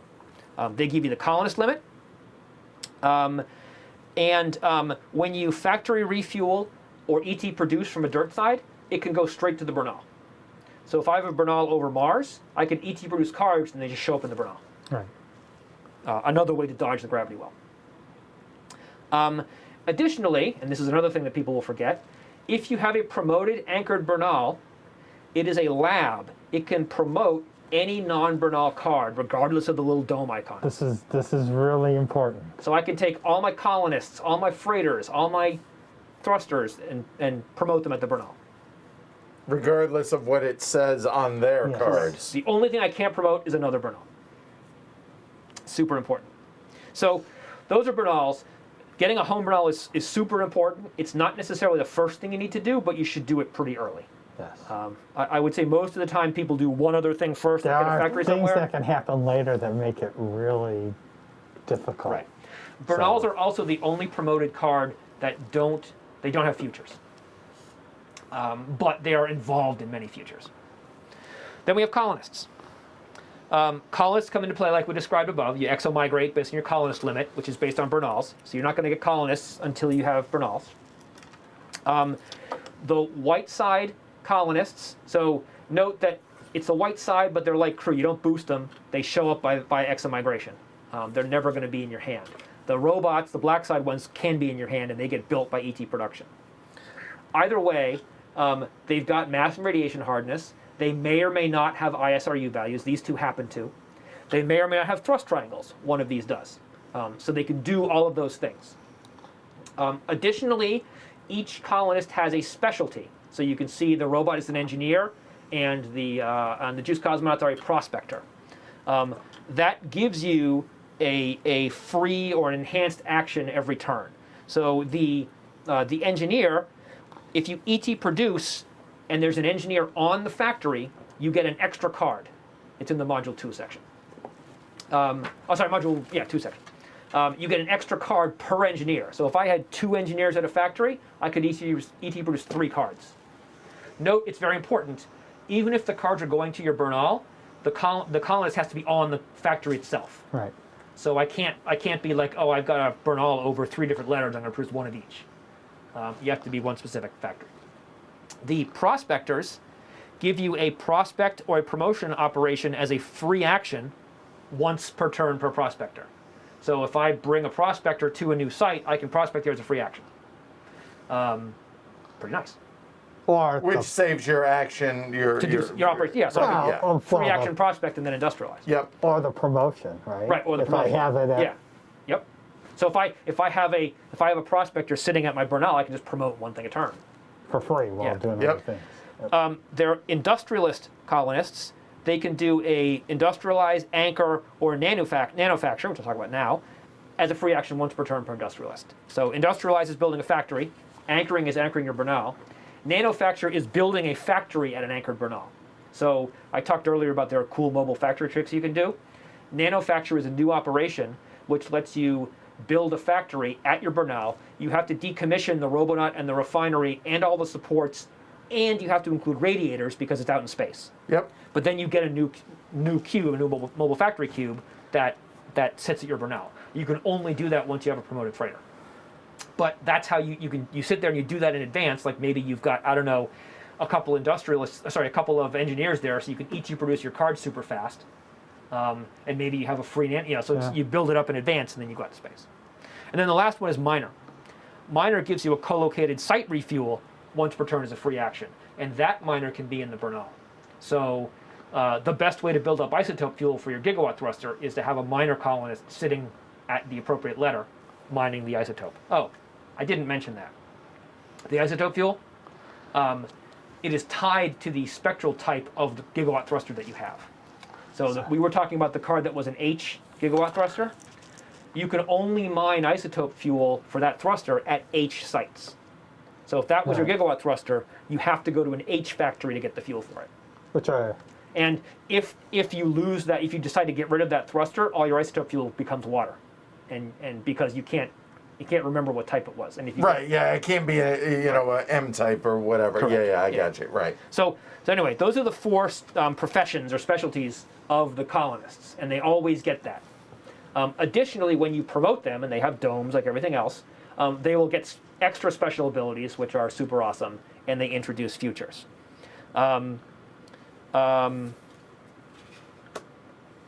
Yes. yes.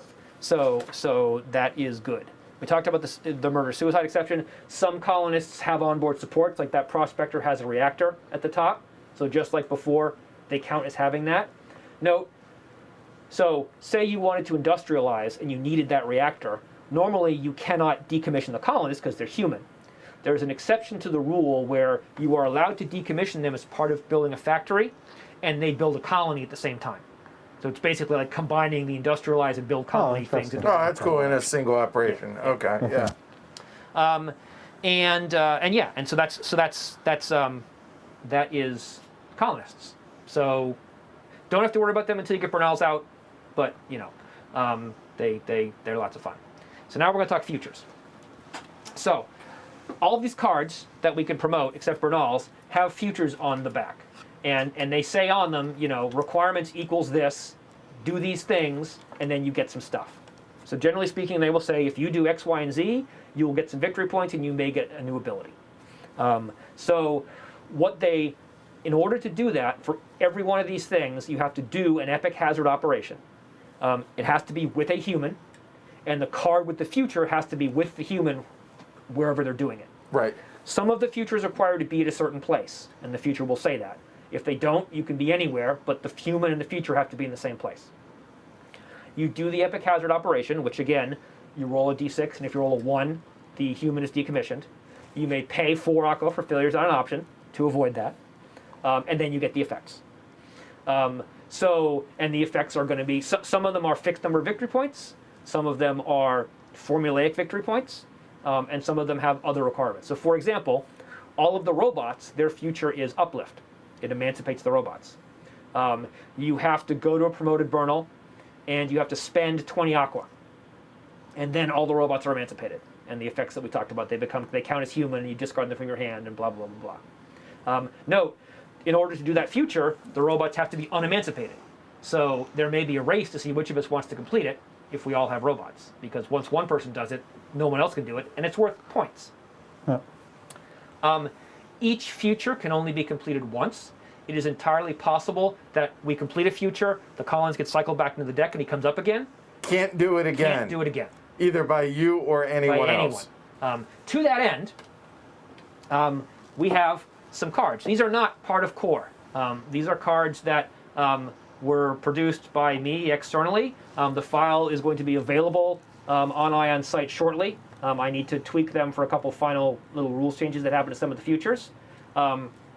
But I believe Edward will make an announcement on social media when. I won't, but Jess will for Ion Okay. Game Design. So if these 4 futures, and the reason for these, go ahead, spell out why. So you there's got 2 these. things. One is they have a little slightly more complete text on what you have to do and what the effects are of the future, just because space is tight on those cards.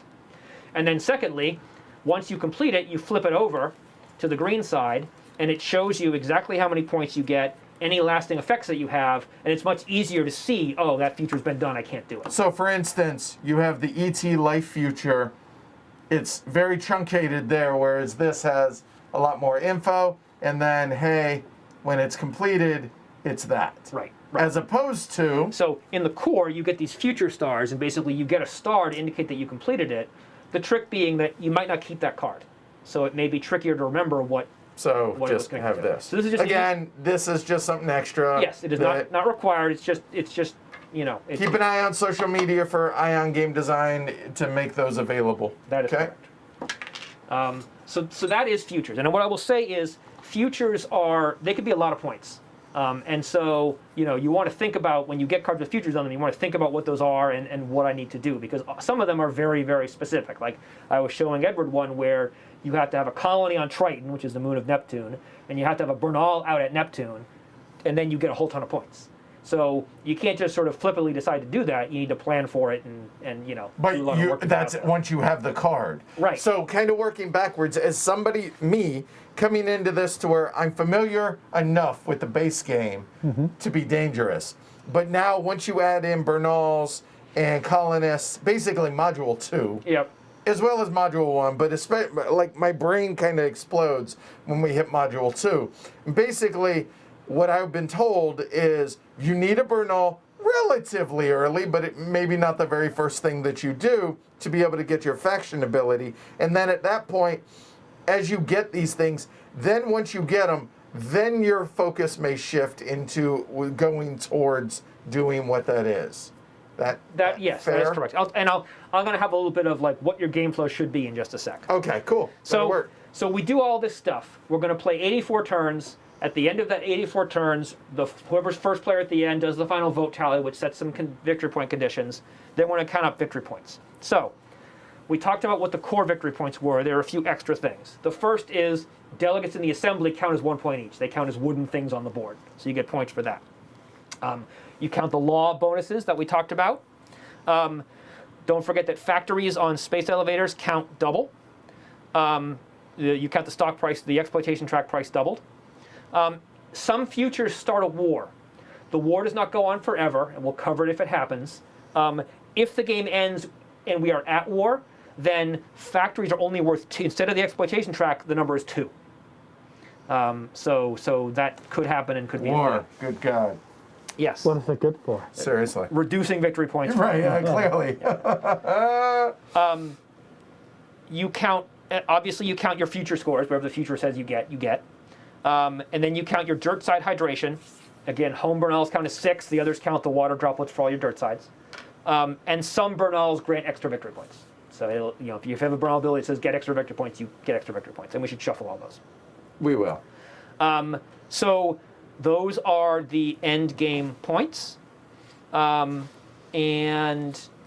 see here. There's one thing I forgot to talk about, other than the things that chat's probably going to remind me of, which is. Oh no, I got it. Okay. So I want to talk about the quick start variant. So sorry. In terms of setup, other than setting out the decks and setting out the playmats, there isn't much extra setup for this. The only difference is you start with 1 aqua per deck that we're using, per patent deck. So we start with 9 aqua because the colonists are not a patent deck, they're a queue. So when you're playing with modules 0 through 2, you start with 9 aqua. The other option that you have is the quick start variant. The way the quick start variant works is you start with 0 aqua, and the first cycle, the first 12 turns, all you can do is take the top card of one of the decks, not the colonist deck, the patent decks. You take a top card, next person takes a top card. You don't get supports, you don't worry about hand limit, you just take a card. So we'll do that. At the end of that, we'll have 12 cards each. There's no events, there's nothing else, we're just taking cards. Then we have a special extra turn outside the normal cycle where we can sell cards for 1 aqua each. As opposed to normally 3. As opposed to normally 3, but not in operation, so we can just sell them. Right. And then we start this, and the first seniority disc is discarded without effect. It doesn't go to the assembly. And then we start playing normally. And so it does get you started faster. The challenge and the reason we're not using it is that you're picking cards lightning fast, and if you're less familiar with the game, that is almost harder to do. So it's a good option once you have a handle on things, but especially when you're doing it for the first time, I would say it's just, it's not necessarily. And you might not have access to this things that you want. If somebody else just takes it, you never had a chance to auction it. Right, correct. So if we think about, so those are the rules. Like that's module 0 through 2, that's the core game. That's what we're going to go out and do. Obviously there's a lot of how do you do these things, but that's what you need to do. And so if we think about the overall flow of the game, you're going to start sort of at the beginning of the game. Well, let me take a step back. If you're playing core, the flow of the game is you build a spacecraft, you get a factory, you use that to bootstrap more factories, rinse, lather, repeat till the game ends, because the goal is to build factories. When you're playing with all the modules, early on what you want to do is you want to get a spacecraft, you want to get a home Bernal, you want to get a factory. You don't necessarily need to do it in that order. You may start with a home Bernal, you may start with a factory. You obviously to get a factory you need a spacecraft, but those are the 3 things that you want to do first. Then once you've done those things, you want to think about a gigawatt thruster.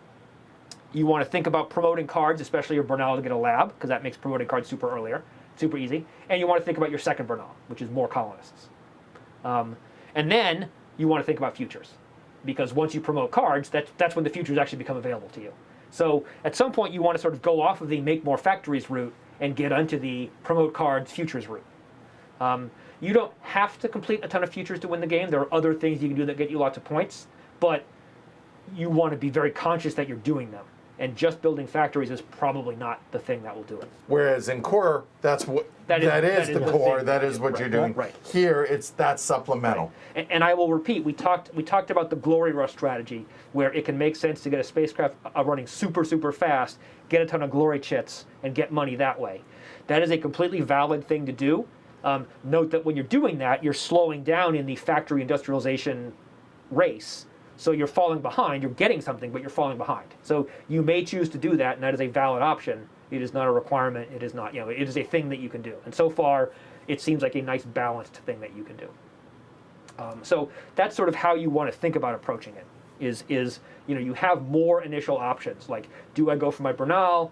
If I do that, I'm probably not participating in auctions because I need to get a ton of money. So other people are going to get better cards. Do I build a spacecraft? And so on and so forth. All right. So that's that. Dude, well done. Are we Seriously, good? well done. Well done. All Longest teach in history, though. And I'm just going to leave these on the board. Oh. Yeah, right. All right. So here's what I would say now for everybody at home, and we will. We need to hopefully. There we go. Refresh that. There. We're gonna take a 10-minute break, real quick. Let Geoff get some drinks. We got some coffee for him. And then we're going to set up, clean everything up, organize, shuffle all the decks, go through our crew, and then get started. So give us 10 minutes. We're going to keep the stream running, but we'll be back here in about 10 minutes. So we'll call it 3:20. Call it, all right, Eastern time. So stay here. It's going to be the same stream. We'll see you guys here in just a couple minutes.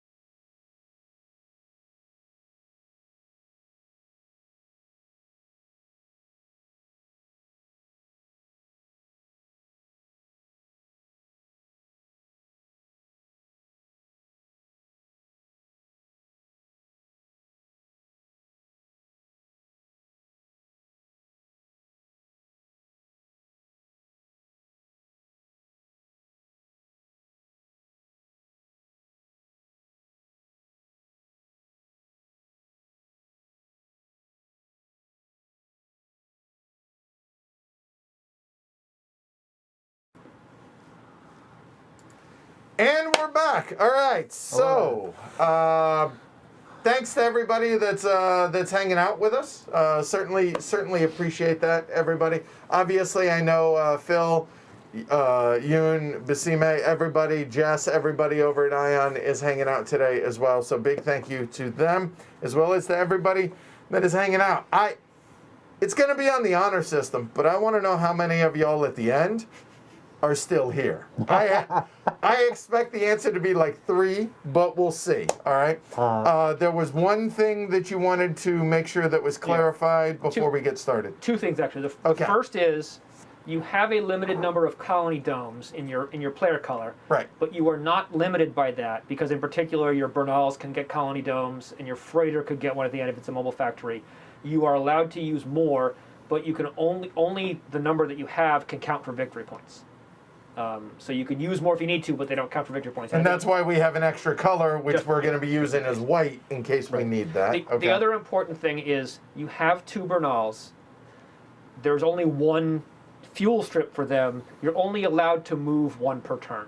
So you can't move both your Bernals on the same turn. So, in other words, you have 1 here for the strip, but you can't move them both. Got it. I'm sure there's some other tiny thing I forgot. So, otherwise... I know. The other thing I forgot is things we are going to forget. We have a stream, so I want to talk the things that we're definitely going to forget. We're going to forget to collect the glory chits, like we talked about. Yes. Okay. Yeah.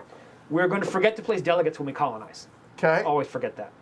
We're going to forget to move colony domes to a dirt side when you unanchor, because I don't know why I always forget that. I'm going to forget how to pronounce Bernal.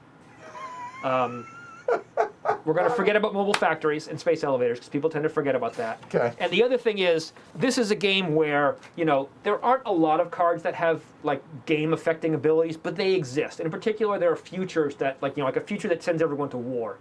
It is polite to narrate, especially when those cards come up. Because I don't want to have to look across the table 8 hours from now to notice that you have a thing that could, so... Right. So whenever you get futures or anything that's going to affect the game state, just... we're going to make it public, and I feel like everybody should. Yeah, right? That's fine. Yeah. So, and in particular, there are colonists that, when promoted, have some game-changing abilities. It's good to mention that you have them, so people can. You're about to promote that guy. I better be aware that boost costs are about to double. Cool. All right. So a couple things real quick. Our cameras are going to be small up here in the corner. So a moment. There's Geoff. Hi, Geoff. There you go. And hey, legit, Geoff. That was amazing, dude. That was really good. I tried. Yeah. Truly well done. I am grateful for that. I'm sure the folks at Ion are as well. I couldn't have done that without taking hundreds of hours to have known this game to that level. So really appreciate that, man. Anything to get more people playing High Frontier. Right. And the last thing is I am going to bring the chat up here, but I'm not going to leave this one clear. I'm going to put a background back behind it. So give me just a second on that. And there we go. So that works. We're good. To the best of my knowledge, we are ready to begin. Cool. We have shuffled all the decks. So we'll call it 325, getting started. So have fun. Well done. Well done. Here we go.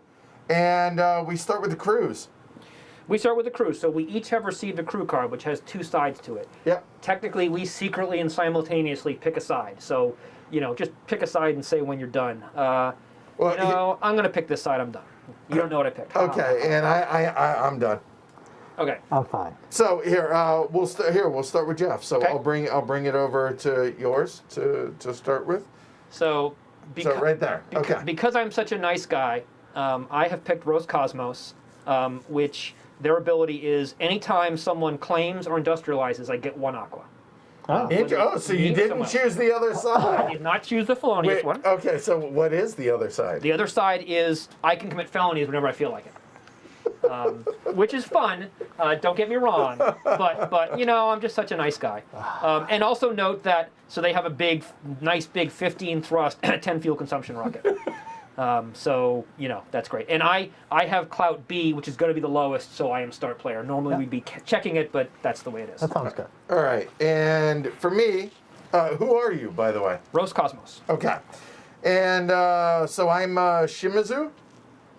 So for mine, the one that I did choose here is going to be Skunkworks. Ignore Academia hand limit. Can bid in auctions with any number of hand cards. Yeah. But keep in mind, this is not in effect Yes. until we have our home Bernals. Correct. So unfortunately, that doesn't begin. I don't begin the game with that. So any other downside to that card? Oh yeah, the fact that I don't have a thruster. Yeah. So there's that, because the other side of it is a very limited, I think, Yeah. special ability.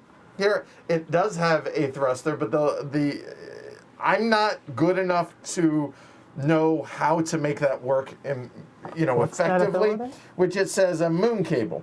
As a once per turn free action, refuel an activated dirt thruster at Leo or home orbit with 7 tanks, non-crew thruster, or 1 tank with a crew thruster. Huh. So honestly, just that just seems good. Having no hand limit.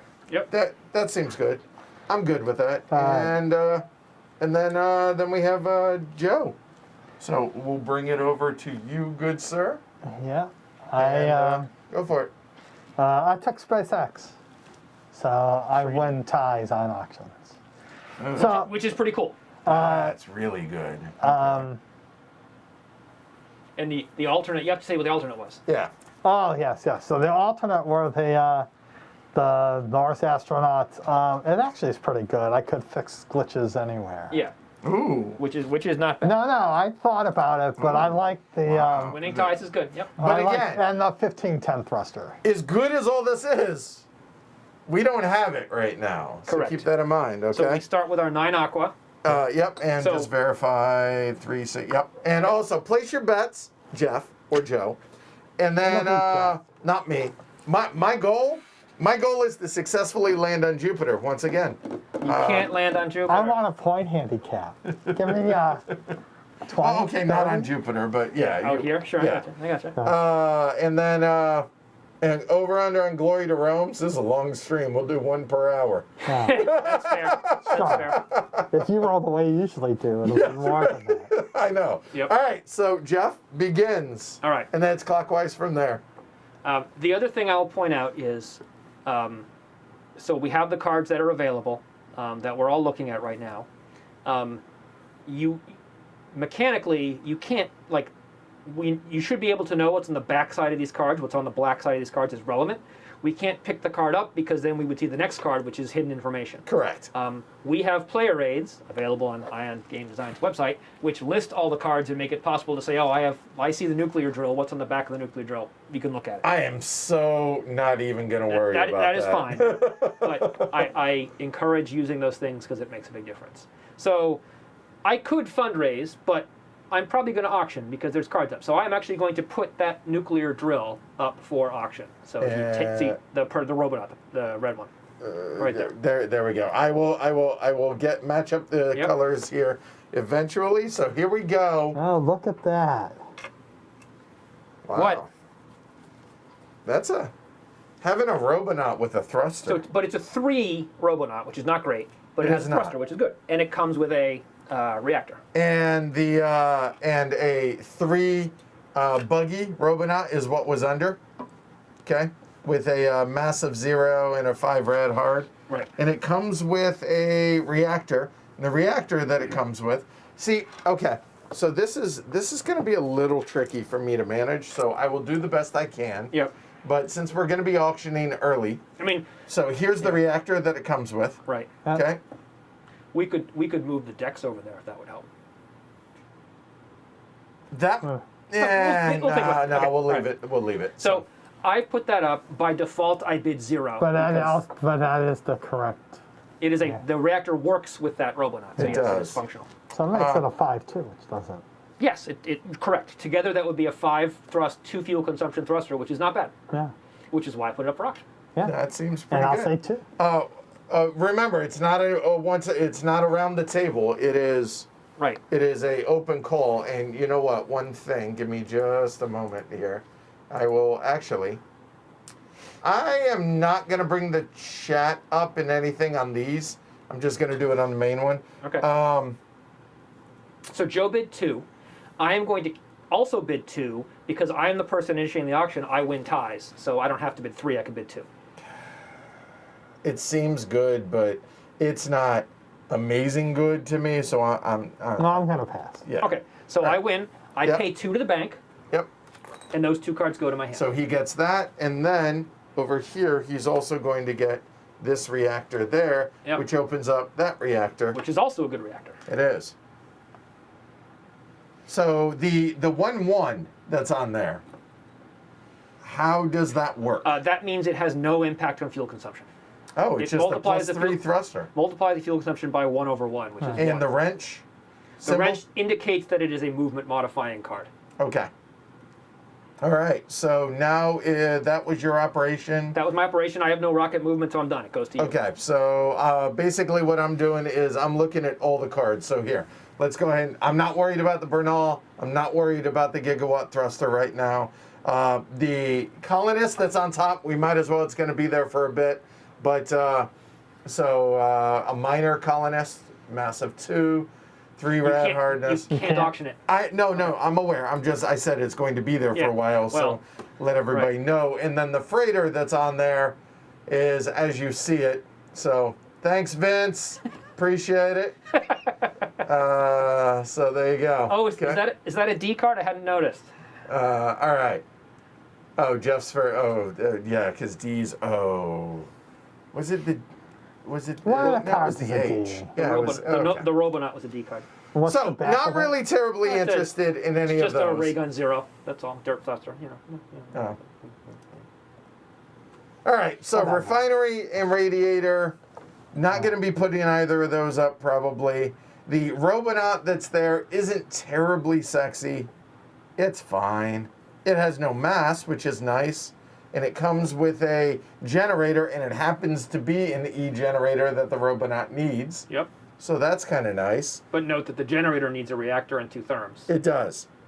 Now, if you put the reactor or the generator up, it would actually come with all of That is those correct. things. Yep. So it comes with the reactor, it comes with the radiator. I might be talking myself into this.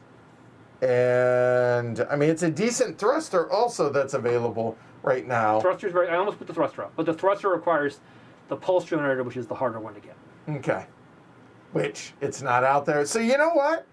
I'll go ahead and throw the generator up. Okay. Because the generator is going to come with 3 other cards. 2 other cards. Sorry, 2 other cards. It's an Because or, that's so- an either or reactor, sorry. And But then still, more radiator. And it's a 0 mass. So you know what? That seems like a fine Hey, option. look, the pulse generator's next. Oh hell. But it requires an X reactor, which is hard to find. So. Okay. And yeah. All right. So I will. I'll start the bidding. There's no way that goes for free, so I'll go 1. 2. I like 2. 2's good. So, I'm going to stay out because if I get this, I'm over limit, and then I can't participate in the next one. Because you're going to have 5 cards. Right, and I'd probably be over limit for 2 turns. So I could bid 3, but I'm going to let you guys bid on it. Yeah, and I'm thinking just for a second. I mean, it's not a terrible set of cards. Don't get me wrong, but I already have a reactor, Yep. and it's not a great radiator. Oh yes, and Chad pointed out I was going to. This may not be on top because there are events that make the deck. The Psycho the Colonist deck. There you go. Right. So yeah. So for those pulse generator. 3 cards for 2. You bid 3. What? I mean, bid 3 and sell 1, right? I mean, like at least make him pay 3 for it. No, he doesn't. Stay Yeah, I'm out. gonna say 3. You're terrible. I'll go 3. That's yours. So pay 3 to the bank. Yep. So I get this card into my hand. Yep. There, and then I'm going to get the top reactor. Yep. Which is a matching reactor. Yeah. And you know what? I And will go ahead and do Oh, yes, this as well so you guys can see. And I also get a radiator, the top radiator. Yep. There. And, oh, no one saw that. So it's Don't the worry. made There we up go. caloric refrigerator. There we go. Best radiator in the game. So, that's where we're at. Over to Joe.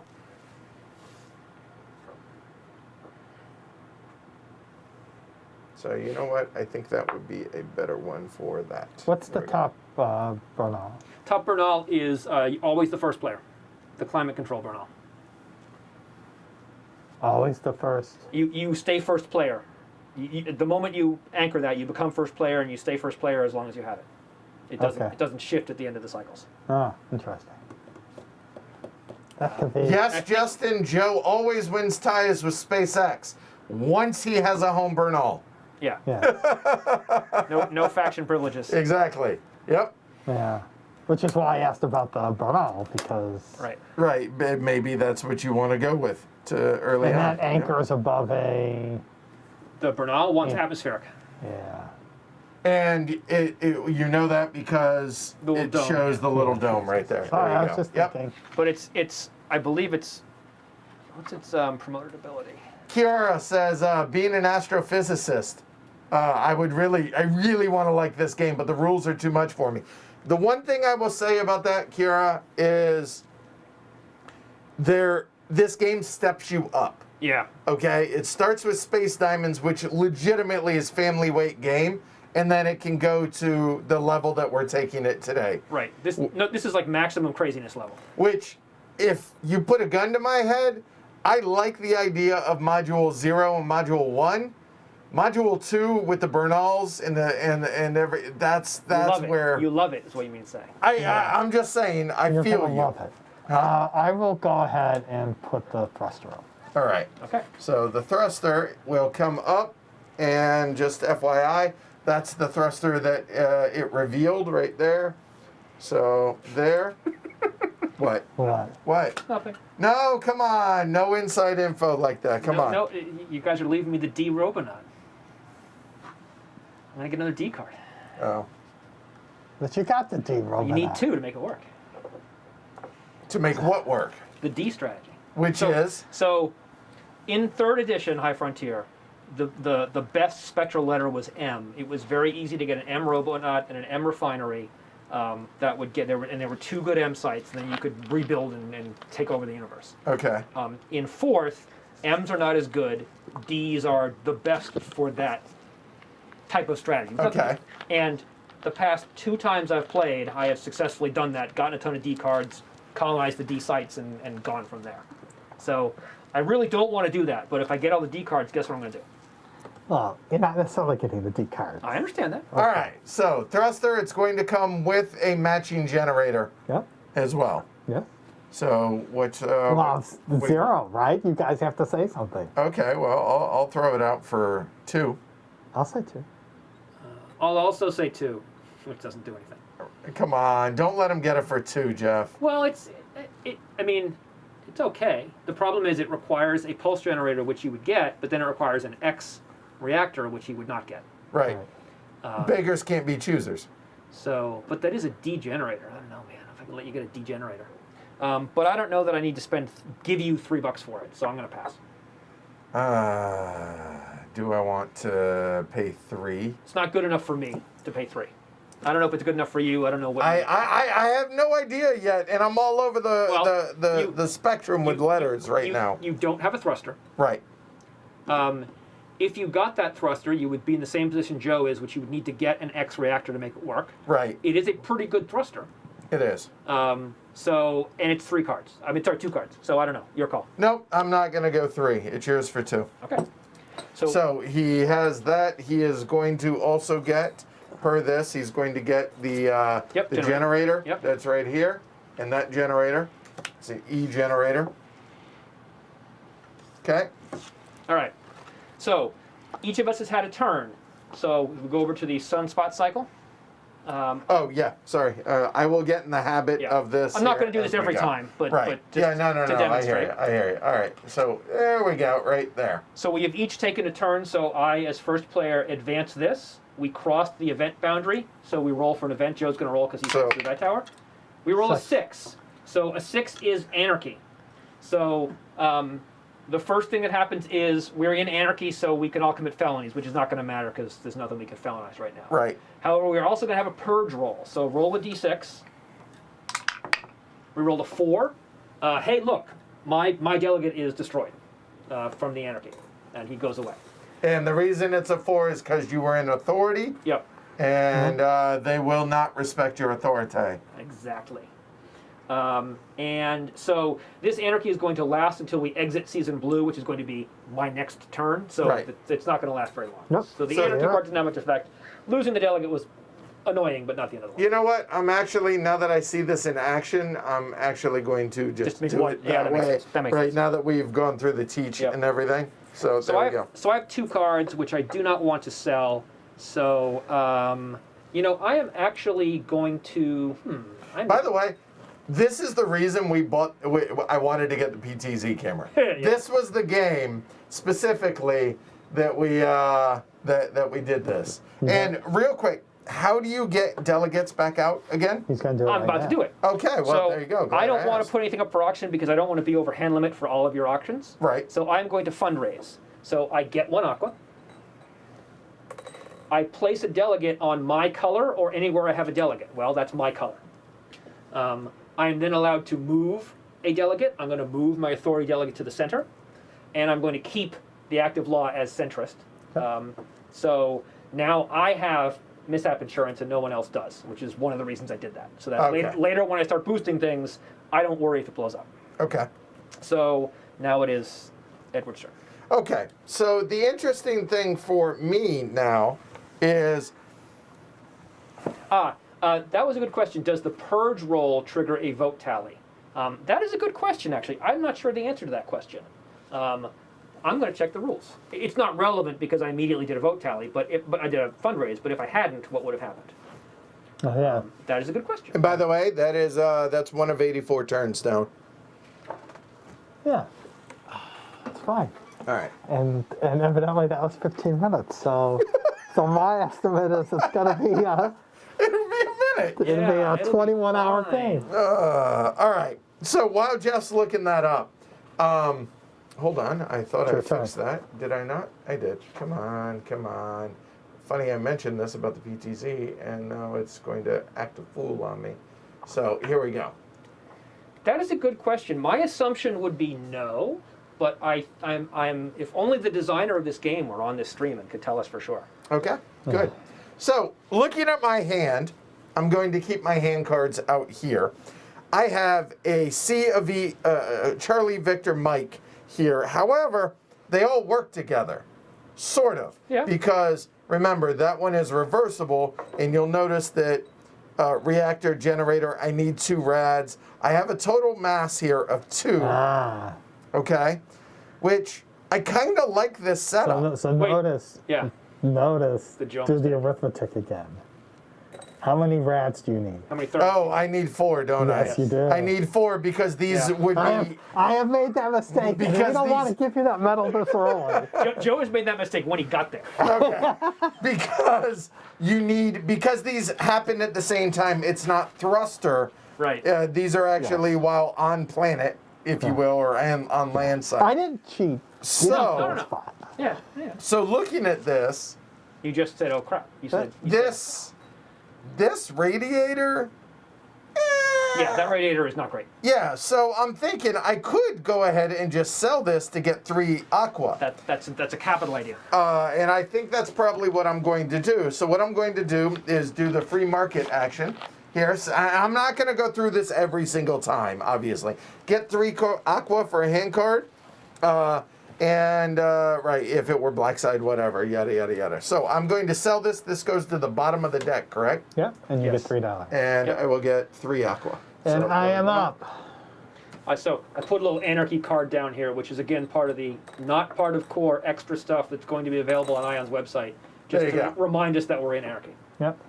Yeah, that's good. And if there's specific stuff, obviously when we get out on the board, we're going to be zoomed in on all of that. We have all that dialed in. For you guys have seen a number of it already. But as it is, the early turns are going to be almost exclusively about auctioning cards. So that's kind of what we're going to focus on. But if there's something specific y'all need zoomed in, let me know. Otherwise, here we go. I will. I'll put the generator up. Okay, so, and I will get that Right. ready. All right, so. It comes with 2 the- cards, right? It does. So we have, and part of that is, hey, just trying to get it to where you can sell cards, right, to be able to make money. Yeah. So it's an E-generator. It's going to come with a matching reactor, and it's going to come with a 3 rad radiator. Or 4. Yes, but Or 4, but 3 no, or 4. That radiator requires an E-generator to work. But So- if you already have each Right, other, and it can. So it helps each other. It's can move it's itself, yes, symbiotic, yes. right? Okay, good. so you All might right. like that for. It's a really yes, I might. And if one of you says $3, you'll probably win. Because I'm saying 2. So this was Edward's. This was your auction. No, this is auction. Joe's. Yeah. After placing, removing, or removing a delegate, check to see if any ideologies have equal or more delegates Yes. than the active law. Yeah, all right, there you So go. technically, as start player, I would have decided to change the active law, and then I would have immediately changed it again. Okay. So All right, for a there you brief go. shining moment, the active law would have been individuality or freedom. Okay, got it. Yes. Neither. Well, actually, freedom could have made a difference. I almost certainly would have chose individuality. Okay, got it. Thank you, Peanut Gallery.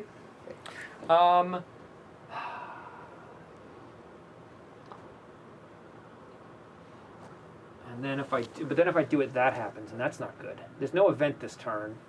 And we get a reactor and a radiator. Correct. Sure, as a frozen microprocessor. I'll go 2. I said 2. He already said 2. Well, I can go 2, and You for no can, reason. yeah. I'm just saying. But you don't. So it's interesting. You don't immediately need that generator. No, it's 3 cards. Yeah, no, I gotcha. And that takes him out of the running for any other cards. I think it's worth 3. I'll say 3. I too will go 3. Oh, so I have to choose between you. Or you could go 3 and No, take I'm it. not going 3. Are you going any more? No. 'Cause you know I'm It's giving you yours bad for ones. 5. It's yours for 5. I'm not spending 4. I'm not All going right, higher. it's yours for 3. All right. So he gets to choose as the first player. Yep. So It I goes- am going to yeah. pay that. So I get this. I get then the reactor. And I will get the top radiator. And son of a biscuit. Just upset because that radiator came up. Yeah, it's okay. Yeah. But you It's want specific. this It's the Yeah. the X Oh, the radiator X- yeah, that yeah. goes The with X reactor. or X reactor, right? I got So my hand size now is 5. Right. So that means I cannot take part Correct. in. So now, Joe finished his turn. We move the cube. We exit season blue, so we're no longer in anarchy. There's no event, but we are now, next turn, there could be a budget cut, which requires you to discard a card from your hand. Which okay, I mean Right. not the end of the world. But so like, I like these 2 cards. I want another card, so I'm going to start an auction. Also, Edward can't bid, so I'm going to start an auction.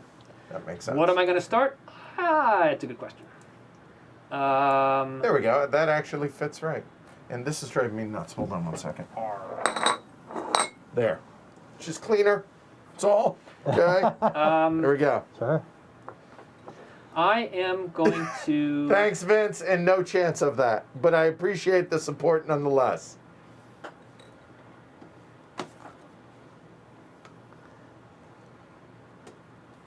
I am going to put up this lovely generator. If you would be so kind. A moment. Yes. All right. It is both types of generator, and it has no supports, so it is just that 1 card. But now, okay, so everyone realizes you are the savant of the game. But why is this interesting to you? It's both types of generator. Okay. On the black side, it is both types of generator and mass 1, which is awesome. Okay. And if I buy it, I can still participate in auctions. Okay. And this down here, That's the- solar powered, Right.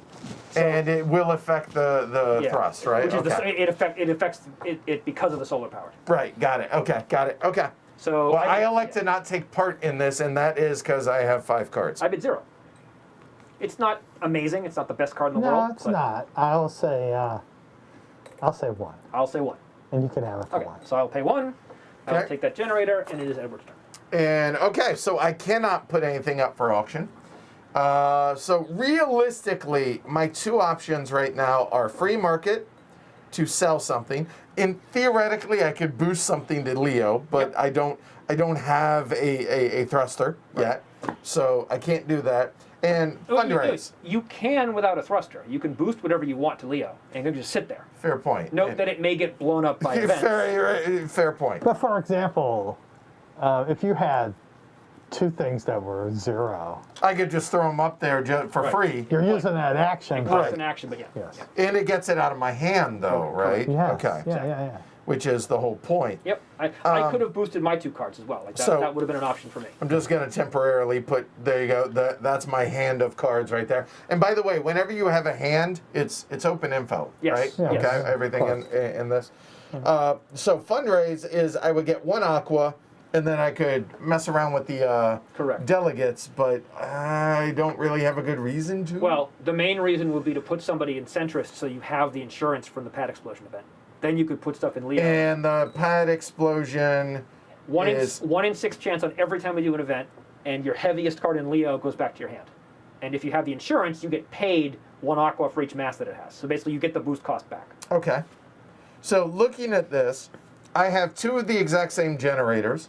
One has a better, lower number of rad hardness is better, or higher? Higher is better. Higher is better, so 5 and 1 here, Yeah. 0 and 4, but this has less requirements. Right. I would generally consider the lower one better, even though it's heavier, because you require less therms and it's got a better rad hardness. Right. That's, So possibly might sell this. that's fair. Sure. And as far as the reactor, That depends on what you need, right? I mean, right, which I don't know yet. I mean, so the bottom one is lower rad hardness but higher thrust bonus, and generally I would say the thrust bonus and lower therm cost. So I would say the lower one. So this one's probably the better of Yeah, the 2 I would agree. here, Yeah. right? And then agreeing that is probably the better Right. generator. And ignoring letters, but I would note that reactor matches your radiator, so you're getting into the S letters as opposed to you don't have no other V, Right. and you have no other M, so Right. so that also makes sense. Correct. Agreed. So And by the way, I will point out, Yes. because it's one of those weird situations, he's got delegate and freedom. Yeah. Could, in theory, pay 1 aqua, Well- get rid of that delegate, and sell 2 cards, Sure, for 5, so he'd get 4 aqua net. but it saves him an action. Sure, that's true. Yeah. which I then could take part in the auction, right? Yeah, that's true. But the point is Yeah. that you would sell 2 cards. It Yeah. was as if you'd had 2 Yeah. turns in a row selling. That is true. So, But you lost your delegate, right. so you have But to, I would also remind you that you may have to discard a card after this turn. because of the budget cuts. Fair point. All right, so I am going to go ahead and free market, and I'm going to go ahead and sell this generator here for 3. So But you can see how the politics are already creating interesting choices, which Yeah, agreed. it's a yeah. yep. Thanks, Phil. Appreciate it. For Geoff, shocker. Way to go out on a limb there, Phil. All right. See, at least Vince, he put $20 on Sorry. me. Phil's a smart man. Sorry. Yeah, he is. I'm going to do a Pete Rose and also bet on Geoff. So, what are you doing, Joe? All right. I'm going to put something up. Hey, Kabuki kid. And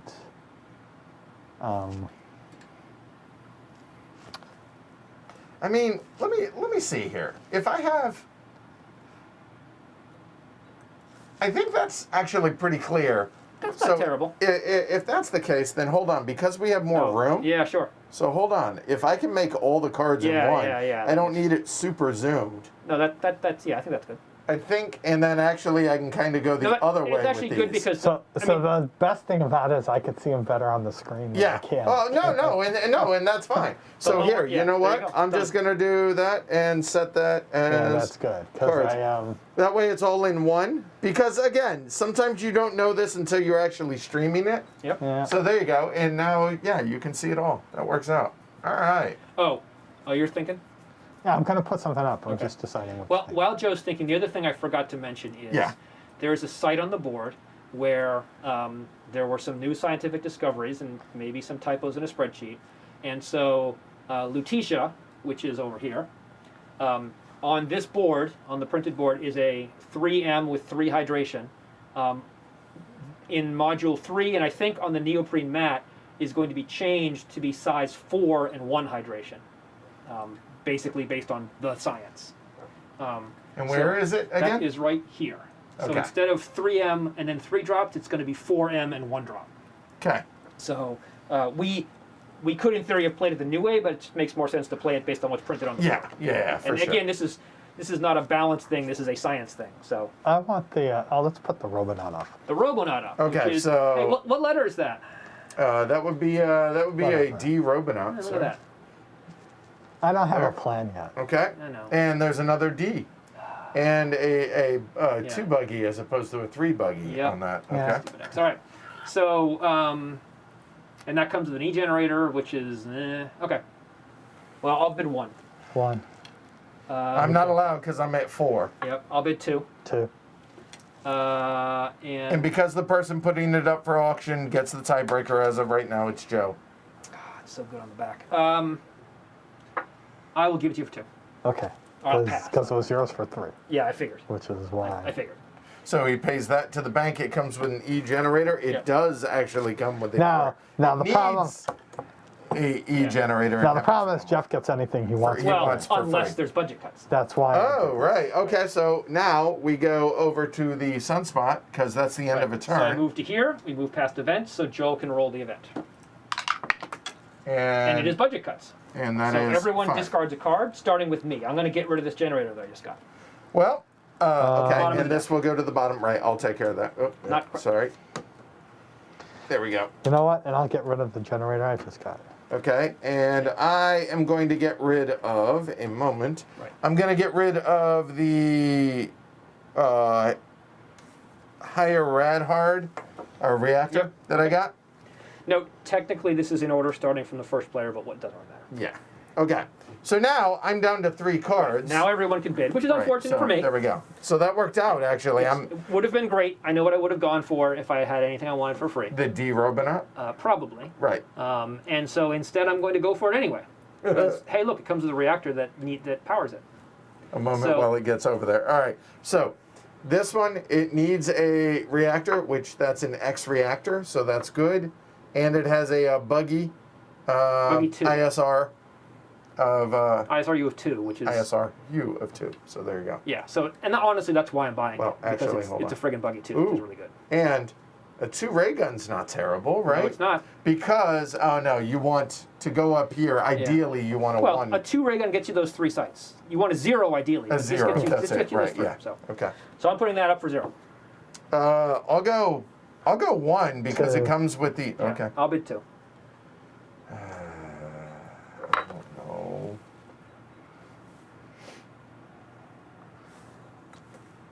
And I it don't- comes with the X reactor. It does. Comes with that one.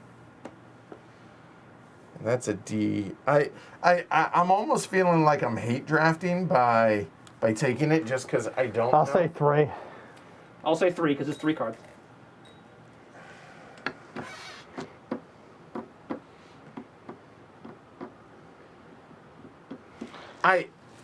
I'm still thinking. Yep. Um, Yeah, because you have a card that needs an X reactor. I do. I don't want to bid, honestly, but I also I fear giving Geoff too much power. It doesn't really help me. So, it's more hate drafting. Thanks, Derek. A vote for Joe, I'm okay with. Eric. It's all right. Maybe I'll let him come to my house.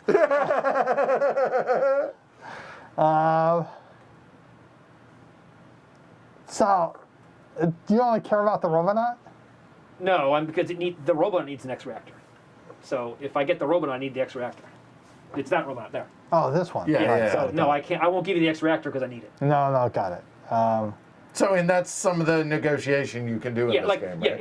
it is entirely possible to say, I'll let you get it for 3 and I'll pay you 1 if you give me that card. Right, Yeah. yeah. That's the kind of thing that. Which could is happen. where I was going, but Right. it's not working here. Yes. So, Come on, go for I would it. have thought Go about such a for deal it. if it made I'm sense. going 4. All right, You going good. 4? Yeah. You can have it for 4. I will take your 4. I will take your 4. All right, so he's going to get this. He's going to get the happens to be the matching reactor, and he gets the radiator And that is on top. The main as reason well. I did it is Sorry, over because here. I don't want to do the D's again. Okay. But now Joe's got all the D's. Yeah, like it's gonna. Joe can do the D's. I could do the D. That was a really good Robonaut. It was definitely I thought about going to 4, but I decided not to. So that was my turn. That was Geoff's. So looking at mine, I have 3 cards. Looking over here at the Robonaut, a 2 ISRU, not bad, but I really would like a lower number. Well, I mean, Yeah, there's ones. There aren't that. There's a small number of ones out there. So, okay, Yeah. do me a favor, just look that up for me. What does that turn? It's an S. There is one Robonaut that is ISRU1 on the white side of the deck. Okay, what is Only the one black card. side of that one? Since I that can't. one? Yeah, since I can't. It's flip crap. it over. It's crappy as I recall. That's the neutral beam. Yeah. So that is. Oh, really? That's Oh, okay. and it's a missile one. It's a missile one. So No, it's that's okay. not what I want. Because looking at this, I would love to get this because it's an S. Yeah. I have an S radiator. I have an S reactor. It's not a bad option. But it's not the Robonaut that I really want, honestly. So.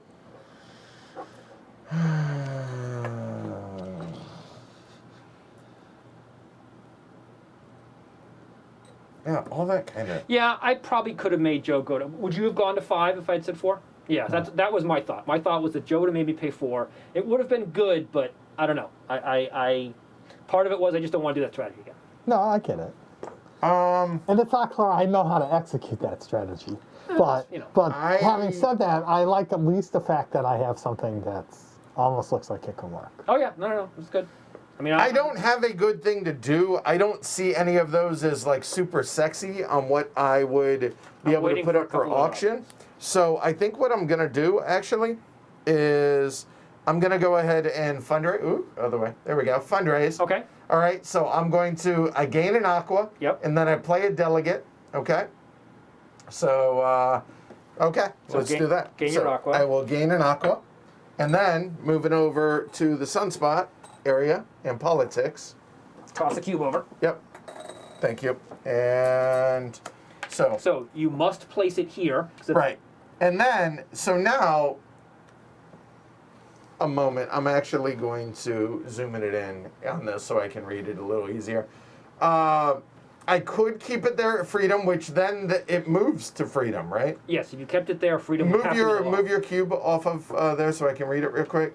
If you have a delicate, right, that just protects you from the pad explosion. And my other options are individuality, centralist, or honor, right? Right. Honor would just hurt us all right now because none of us Correct. have glory And chips. Individuality. It's not real relevant because none of us have. All right, go ahead and move it. But you have. Oh, you know what? You have to have a cube here to make this apply. No, I'm gonna keep it in freedom. Okay. So now it becomes that. Right. So now I'm the only one that can do that. Correct? No. No. Centrist is the only one where you have to have a cube there. Everybody else. Okay, in that case, move it to centrist. Okay. Okay. Understood. So now centrist has to be the law. Okay. It has to. So there we go. Okay. Done. Joe. No auctions for Joe. No auctions for me. Have a good one, Giovanni, and thanks again. Let's see. Vince is hedging his bets for Joe, and Phil now is hedging his bets and going on Joe as well. So you're fundraising. Yeah. Okay, that's awesome. I just if I start boosting stuff to Leo, I won't. Right, yeah, it'd be better safe than dumb. So we move. There's no event, Okay. and Joe cannot bid, but Edward can. I have a Robonaut, which is also a thruster. I do need a therm at some point, a radiator, and what else we got out here? By the way, this is what Geoff was saying earlier. I'm almost in the position where I'm getting pretty close to launch, except I don't want to launch in the red zone. Because it's risky, right? Right, exactly. Because my thrust is not that Right. great. Right, to be able to get through all the radiation stuff, yeah. Yes, I had a plan, but that plan is not super relevant anymore. Yeah, this is not a great set of cards. Yeah, that was kind of my thinking. And the thruster, the generator that it needs really doesn't help, right? The fact that it needs is it a pulse generator? That little H symbol? Yeah. And then it's an E. I have an E. Right. No, it's the budget cuts was unfortunate. If that had not happened, I would be in a much better situation. Sure. So, and if I put up more than one card, then Edward can get the next auction for free, which is not the end of the world. I'm okay with it. Yeah, Well, I'm not the bad. threat. But I am going to put up the radiator. All right, so the radiator comes with nothing. It's just one Yep. card so that he So- can take part in the auction. Yep. There, and there's a, Another radiator. That's But not it's as good. it's not as good because you want a higher rad hardness. You want higher correct? rad hard and lower mass, and that Okay. is equivalent. Actually, lower rad hard and higher mass. So that's bad. The opposite of Yeah. what it is you want. So I'll bid it's 0. 3. Let's see. What do I need here? I need a total of 2. That's way more than I need. So there's 2. That's not bad. I'll go 1. And note that if you get it, then you can't start any auctions either, which maybe is fine. Well, yeah, because I can turn around and sell Yeah, something. yeah. So yeah, I'll go 1. I'll go 1.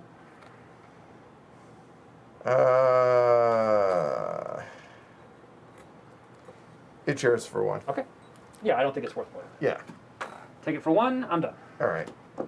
So getting I back. have something for the next budget cuts.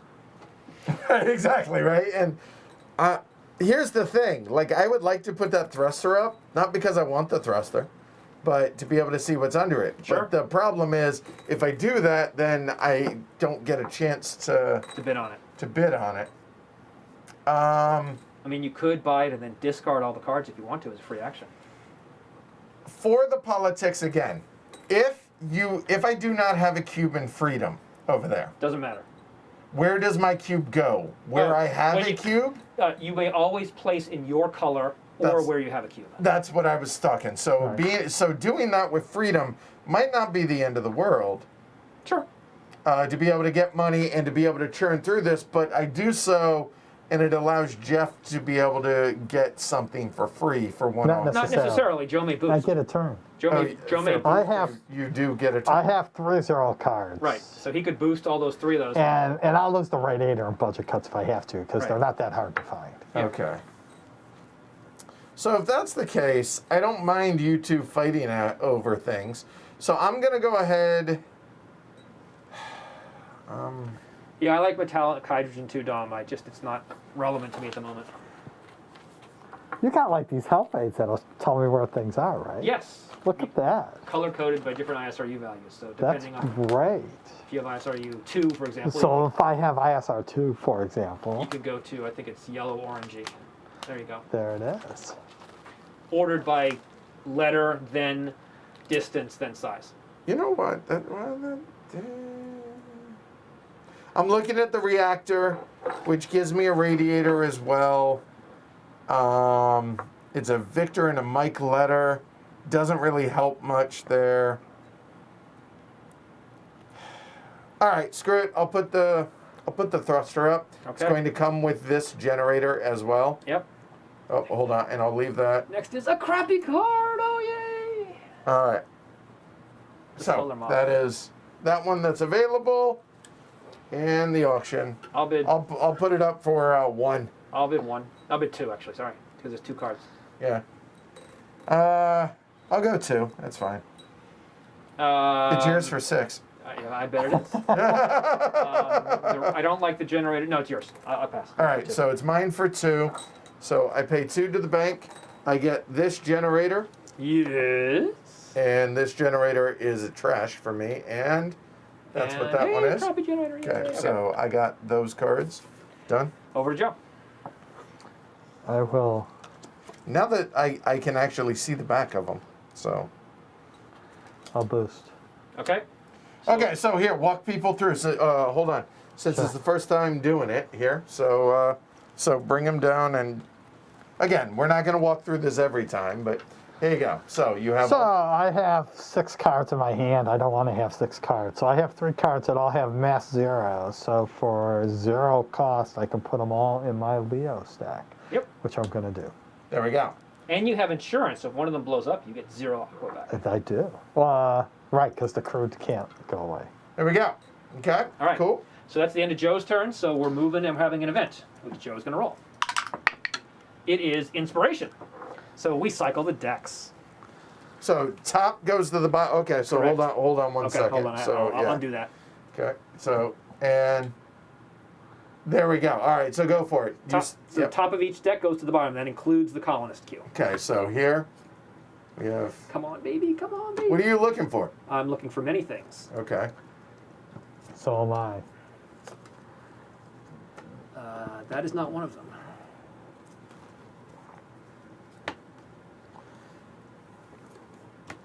You have not done the radiator, right? I have not. I've done everything else, I believe.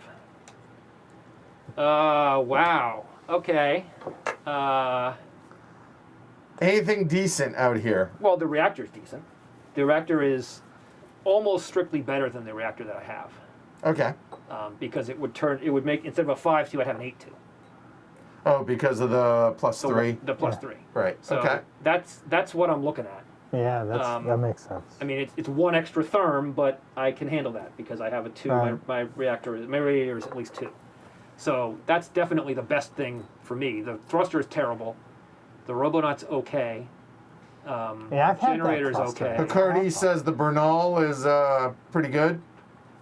What's the Bernal? It's a 10-8 3-3 dirt thruster. Sorry, no, the Bernal's ability is power stat. You get power stat. Oh, okay. Oh. All right. The power set would actually be useful. Yes, it would. That's Why? not bad. It's +1 net thrust to any thruster that's pushable. So, So, for example, this guy would now be a 4-1. Yeah. Ah, okay. All right, gotcha. And And mine then would be a 5-2. 5-2. but Okay. that reactor is really freaking good, so I'm gonna put it up. Just for you in your situation, right? Yeah, I'm not talking about anybody else, and I'll take a spare radiator. That's fine. So. Okay. So there, and Yep. that reactor is what came out. Yep. And I'll bid 0, and Edward cannot bid. Yeah. So Joe, it is y'all two. I'm looking.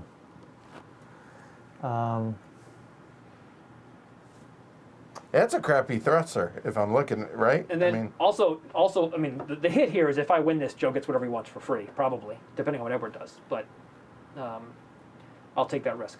If you're still over hand limit after your turn, then Joe. Yeah, so that's the But- thing I'm thinking about. There's a bunch of crap up there, so I'm not super worried. right. It helps you, does it? I mean, so I'll say 1. I'll bid 1. All right, now I stop. Okay. Make sure he doesn't get it for free, and he gets a I just, radiator with it. I couldn't live with myself. Just got it for Yeah, I free. understand that. All right. So my turn.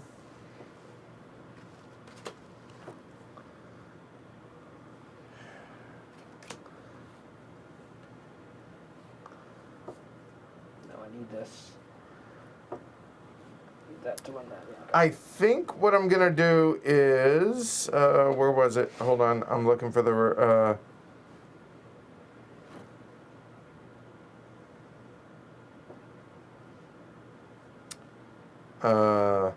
Yeah, that budget cuts really slowed me down. But How do you remove a delegate out there for that? What's that called? The action? Like to trigger it, like for freedom. It's lobby. lobbying is Lobby, a free okay. action.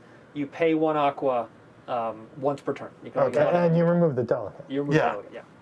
So if you wanted to sell But then 2 you would cards get for to 5. sell 2 cards for So you- 5, so it's basically. Right. So like okay. So I am going to do this. Okay. So here you go. So this guy goes So away. that will go away, and so that costs me 1 water. Right. Okay, And so now I you may pay sell that. 2 cards for 5. And I will, and so I will sell. I know those. I'm just Oh, showing. Selling those 2 cards for a total of 5, net 4. Well, 5. Yeah, net 4, but you already paid the 1, so it's Right. 5. So I get 5. Yep. Yeah. And then that was a free action. The Right. lobbying to give you the ability to do that. Ah, is a free and action. But then the selling was the. then free the market selling. was Okay, an so I got 5 out of that. Okay, got it. Okay. And you're available. You can bid an auction. So Really, I hadn't noticed that. bully for you. Okay, right. All right, there we go. All right. I'll put the Bernal up. Okay. So the Bernal goes up. That is the power set Bernal. And what is the one that was revealed? The next one is the GEO elevator Bernal. So remember I said it's double to boost to your home Bernal? Yes. If you have this home Bernal and it is in the GEO space, that is when this elevator gets built. And you may boost there for normal costs. So basically, you will avoid the radiation belt And a burn. and a burn. So you're on that, and you avoid that burn because you're on it. It costs to enter a burn space. So you get to skip 2 burns and head out. The Coming disadvantage. back to it, you don't have to pay for the Coming burn? back to it, you do have to pay the burn because it costs to enter. To get into. Yeah, so right. it's not the ideal space in the world, but it's not bad. It's not a. It's not a bad place for it. Yeah, I will note most home burnals doesn't matter where you are. This is the only one where it matters where you are Right. because it's the GEO space elevator and you have to build. Gotcha. There- Okay. there is another burnal which has the same ability but can be built anywhere. Got it. Okay. All right. And because that space has a burn on it, it's unlikely someone's going to build there to hose you because it's a worse spot than other home orbits. Okay. Right. Got it. But the fact that you can now boost things to it for normal cost Is nice. Is pretty nice. And yeah, and Rocky says power move. Put your burnal on the GEO before someone else gets that Yeah, out. Right. you're taking a hit. It might be worth it in certain circumstances, Right. but going here is better because then you can get there for free. So you get. I that also burnal- get the He generator. gets an e-generator. There are a lot of e-generators, right? Yeah. Right, which I already have. Right. Right. It gets power set. Like you don't have a thruster, so it's hard to say if that's valuable for you. But it's a decent home burn. I'd certainly make him pay for it. Like it's 2 cards. It's worth 2. Right. Yeah, I'll go. I'll say 2. Oh, okay. Because I was going to go 2. That makes sense. Right. I don't know if it's worth 3 because I don't know what your plans are. I don't know how much. I don't know if it's. it's worth 3. I have a ton of aqua. So it might be worth. Yeah. So I don't know. And this is your turn, right, Joe? Yep. But I do have a ton of aqua right now, right? Yeah. So 2, 4, 6, 8, 10, 12. So if you got it for 3, you wouldn't quite have enough to boost it, but you'd be close. You'd be. And again, to get a home burnal, you have to get the burnal and a generator. You got to boost it. And you've got to move it to wherever you want it to be, which Yes. means if you're going here, you have to get through 2 burns. But it could be there in cycle, right? But then you don't get the ability Why? because that particular burnal. No, that one. that's that one. Oh, sorry. No, yeah, that way. Yeah, it could be. Sure, it could be here. The problem with being here is, like when you go, like it's not. It's you're farther. Okay, in the ground. got it. Sorry, I was. No, you're fine. I'll go 3. I'll take the 3. Okay, so Yep, that makes sense. So you get that, and you get and I get a 3 value card. So okay. next generator is even worse. So Yes. So we go into the red zone. So now, And okay, so yeah, please. if you go through a radiation space, it is +2 to the roll, so you're more likely to be fried by radiation. So you want to be careful. It's not the best time to go to space. So I'm probably going to go to space. No, I'm probably just going to boost stuff to lower my hand limit. Right. I have 4 mass 1 cards, so I'm gonna boost them at some point. I might as well boost them now. So higher red hardness is good. It's good, yeah. Okay. And note that it also means there can be the solar flare event, but if you're in Leo or the cycler, you are protected from it. So Got cards it. that you've boosted are safe. Okay.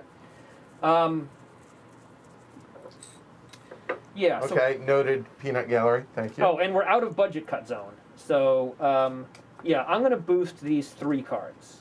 So they're mass 1 each. So I'm going to drop them in Leo. It costs me 3. And they're in Leo. They actually could be a rocket. Maybe you want to go somewhere. Hold on a second. Okay. So here, let's go take a look at Jeff's. Yep. Yeah. So all right. So but your ISRU is 3. it's 3. Yeah. Well, Okay. I mean, I know where I could go. There you go. So this is a 5-4 thruster that requires a reactor.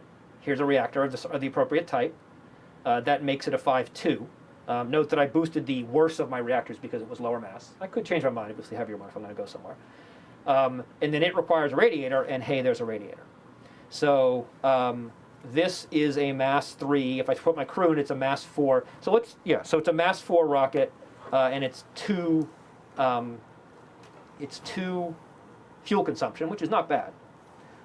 So in And it's halved because of the reactor, right? correct. Okay. So do you mind if I stop and just explain what? No, please do. Yeah, no, don't mind. I want you to. So in theory, let's say hypothetically that I wanted to go to Mars. Okay. Because Mars is one of the places I can prospect with an ISRU 3 Robonaut. And the reason he has 3 or 4 drops, and Right. that's got to be equal I was to going to a Mars. Well, Sorry. you could still go to Mars. You might beat me there. No, it's not. Actually, I just might be going to Deimos, right? Yeah, that's fine. Sure. So Mars, as we've established before, is 3 burns. I would have to aero brake down because I don't have a thrust 11 rocket. And I would, in theory, be stuck there because I could use my crew to get off. They have a thrust 15 rocket, so in theory I could get off with my crew. But so I would need 3 burns, and with fuel consumption of 2, that would be 6. So conveniently, there's a 3 and a 3, so that would be only 2 steps of fuel would give me enough to get to Mars. And that would cost you the 2 fuel in cash. In cash, which so I could then take 2 becomes, fuel, and I right. still have 4 left, which would be enough to pay for the aero brake hazard if I wanted to not roll to die crashing, landing on Mars. The problem is I don't have a refinery. So I would get there, I would claim it, I would get the glory chit, okay, maybe, unless Joe goes to Deimos first. But I would have to go back, I would have to build another rocket to go back and bring my refinery. Right. Which I don't know that that's worth it. Because even if, I guess if Joe goes and builds like his buggy and prospects all of Mars, that's unfortunate. But, I don't know. I mean, I was looking at Deimos because I could actually, with Sure, a buggy, make the go roll. there. And which one's Deimos? Help me out. Deimos is That's what I this thought. one, which is Okay, a yeah. D site. So if he makes that roll, he's got a D site next to Earth, which is really good, right? Okay. Like it's definitely, I would do that. Because they're close, I'm gonna potentially try a it. D Right. factory, Right. right? It's a I mean, high risk, I have 2 chances to roll a 1, so Right. it's not. it's a high risk, high reward. Yeah. So yeah. So it's yeah. Anyway, it's a thought. So the main thought is, and the problem is, I don't have a generator, and all the refineries that I've seen have needed generators. So I haven't had a good option to buy. I mean, a refinery. I had a good option to buy a refinery. So what you gonna do? Rocket or no rocket? So I need to do the math. If I need to get this back to Earth, I need all 4 of these. So if I had a mass 4 and it had 11 fuel, that's 3, 6, 10, 2, 4, 6. That's enough to get back. Sure, let's do it. Okay. So let's do it by the book. These are all sitting in Leo. I'm going to do the cargo transfer free action to move them to my rocket stack. I'm going to put my rocket stack over here. So now these are my rocket stack. And what I do when I do that, because the rocket stack has to have a figure to show where it is, so I take my rocket and I put it on the board because it's in Leo. That's where it is. Woohoo! Oh, there's my other rocket. I'm going to, and so it has a dry mass of 4. I'm going to do the refuel action. No, hold on. reaction- Point out the dry mass of 4 to start. So mass 1, 2, 3, 4. Easy enough. I am going to add 2 tanks of fuel, so that costs me 2 aqua. And that gives me 6 steps of fuel, which is just enough. So now what I'm rethinking is there's this pesky radiation. So, Which is why I'm probably not going to be able to do this. Yep. So if I go through that radiation space, I'm going to roll a d6. I'm going to add 2. Because we're in red season. Right. And I'm going to subtract, right now I would subtract 5 because my net thrust is 5. So 8 minus 5 is 3, so anything with rad hard 2 or lower would be destroyed. Well, my radiator is rad hard 2, so that is a 1 in 6 chance of losing my radiator. Note that you cannot pay to avoid this roll. Because radiation. Right. Now, what I could do is I could use my better reactor, which would make my thrust 8, and I would be guaranteed to get through it. But Through the radiation. through the radiation, but it's 2 extra mass, which would cost me 2 extra to boost, and I would need more fuel. I'd need more than 2 steps of fuel. So the question is, do I take that 1 in 6 chance? Do you feel lucky, punk? Yes. But where are you going again? To Mars? Yeah. Dom says 1 in 6 seems pretty reasonable. Dom, have you played a Phil Eklund game? And as Dom points out, I could put 1 more tank of fuel in an afterburn, which makes my thrust 6. Which then- is now it's an even better number. Right. Right. Yeah. And that's probably the right thing to do. And I'm going to sit here, I'm going to use this to calculate my current net thrust, which is 5. So, yeah, I think I'm going to add the extra tank. So now I did my operation. I did a bunch of free actions. You may do these things in any order, so I'm now taking my rocket movement. So I'm going to do my rocket movement. So I'm calculating my thrust. I start with a 5. I'm going to afterburn, which is 1 step along the black lines. That makes it a 6. My size is a 0, so it's still a 6. and there's no other relevant modifiers. The reactor changes my fuel consumption to 2, but doesn't change my thrust. So now I'm going to move. Okay, so now that that's done, now we will come over here and we will zoom in. So I move along here. This is a burn space. Mm-hmm. So to enter it costs a burn. My fuel consumption is 2. Hold on, I'm gonna have to bounce between these guys. I apologize. So give me a moment. Just once. Just so you guys can follow along with this. So give And me just a this second. one time. I think future burns. Yeah, I think so. Okay, so okay. I have to do a burn. My fuel consumption is 2, so I go 1, 2 steps along those lines, and I paid for that burn. Okay, so now what that means is he has made it over here he has entered the cycle space. Correct. Now. Right here is where his ship is. From circle spaces, you can exit in any direction except the way you came in. So just to be able to make it clear, he's there. So I'm following the red line. I'm going to hit that radiation space. And then that's where he's going to have to make this roll. I will make the roll. I rolled a 3. Okay, so plus 2 because we're in the red zone is 5. Minus my thrust of 6 is minus 1. So I am fine. And in fact, I would have been fine whether or not I afterburned. Right, but better safe than dumb. Yeah, I'll make my 1 and 6 roll later. So that was just so you continue moving on at this point. Yep. So now you need to do another burn here. And I have another risk that I'm taking, but I'll get to that in a minute. Okay, so a moment. So there. I'm doing this for illustrative purposes. Yeah. So that's a second burn. So I move 2 steps down. Okay. And then I keep going down the red line. And then That's here. free. So hold on, let me get to that. Again, this is stepping through all of this is not going to be this slow going forward, but okay. There. And continuing on to this Hammond. And then I stop there because it would cost me 2 burns, which I don't have the fuel for to change direction. But if you want to continue going out this way, you could do so for free, right? No. The risk I am taking here is that there's an event coming up next turn. And if we get a solar flare, I could get something fried by the solar flare. Right. And what is the solar flare again? There's a 1 in 3 chance that we have a solar flare. Then we would roll a d6 and then apply it like a radiation check, like a belt roll. I would have a -1 because I'm in the Mars roll. So if it happens, there is a 50-50 chance. So there's basically a 1 in 6 chance of me getting my radiator fried. Okay. In which case my rocket is stuck out there and I have to go do something. Rescue it or decommission. I'm in the interests of science. I am taking this action. The game smarter thing to do would be to do this next turn, because next turn there won't be an event. Correct. But I'm going to do this and we'll see what happens. Okay. All right, and you're done. I'm done. I did my operation. I did my rocket movement. I'm done. Obviously. But you can't. You can't do Deimos because you don't have the eyes. Yeah, I can't do Deimos. And so. Right. We're because I'm worse because my thrust is only 3. Right. And I don't have anything that goes more than that. Right. More importantly, it is the race for glory.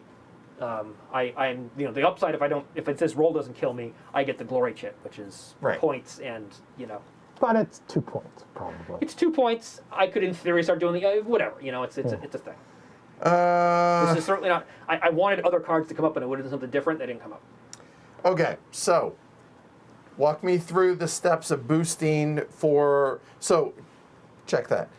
To anchor your Bernal, Yep. you have to boost your Bernal and the matching generator. Yep. And then get it into one of the star spaces out here somewhere. Correct. You have to get a generator and your Bernal to those spaces. In theory, you could ET produce it and bring it there, but in your case, yes, you have to boost them and get them there. I'm doing the thing I said I wasn't going to do. Yeah, And So you would need, it looks like 12 at least, aqua to boost those 2. And then you need the fuel. Right. And now, is that a +1 or a -1 on that generator? It's a -1. So, well, no, ignore that. That generator is going away. Oh, okay, fine. Okay. So I think what's going to happen is I think I'm going to boost something that I might not need right now. Right, but so this 1 in 6 cost me a tank, whereas the other 1 in 6 would have cost me like 3 tanks. So this is a cheaper 1 in 6 chance of dying.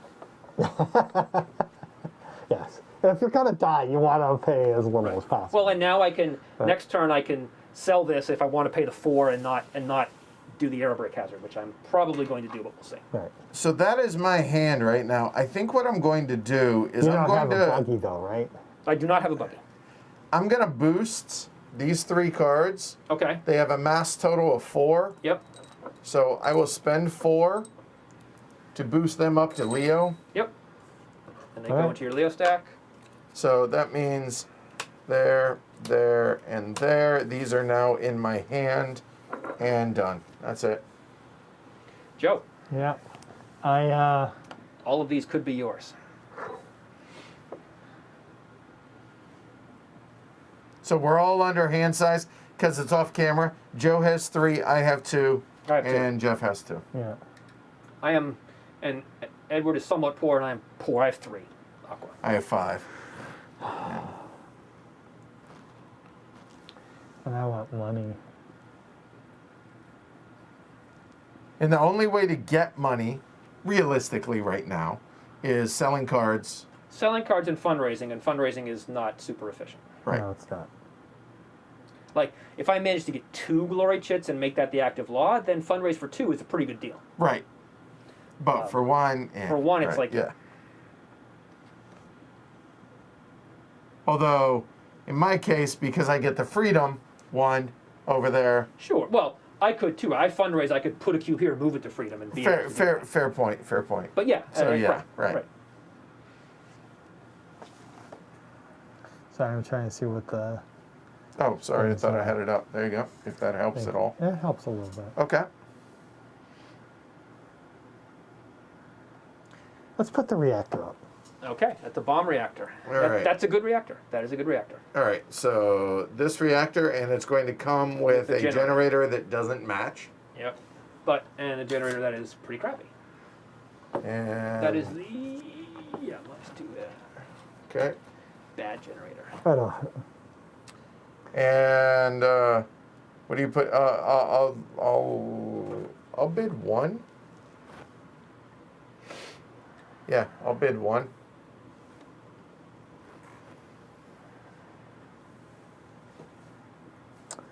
I'm gonna say 1. You're gonna say 1? I am saying 1. Okay. All right. Geoff? I I mean, it's free call out, but just saying I'm that out, all of us I'm can. not bidding for the moment. I will not as well. Hold So- on. Oh. It's 2 cards. It's So. I know. Yeah, of course. I mean, so I'm Right, Christopher? I will. Hold on one sec. Sorry.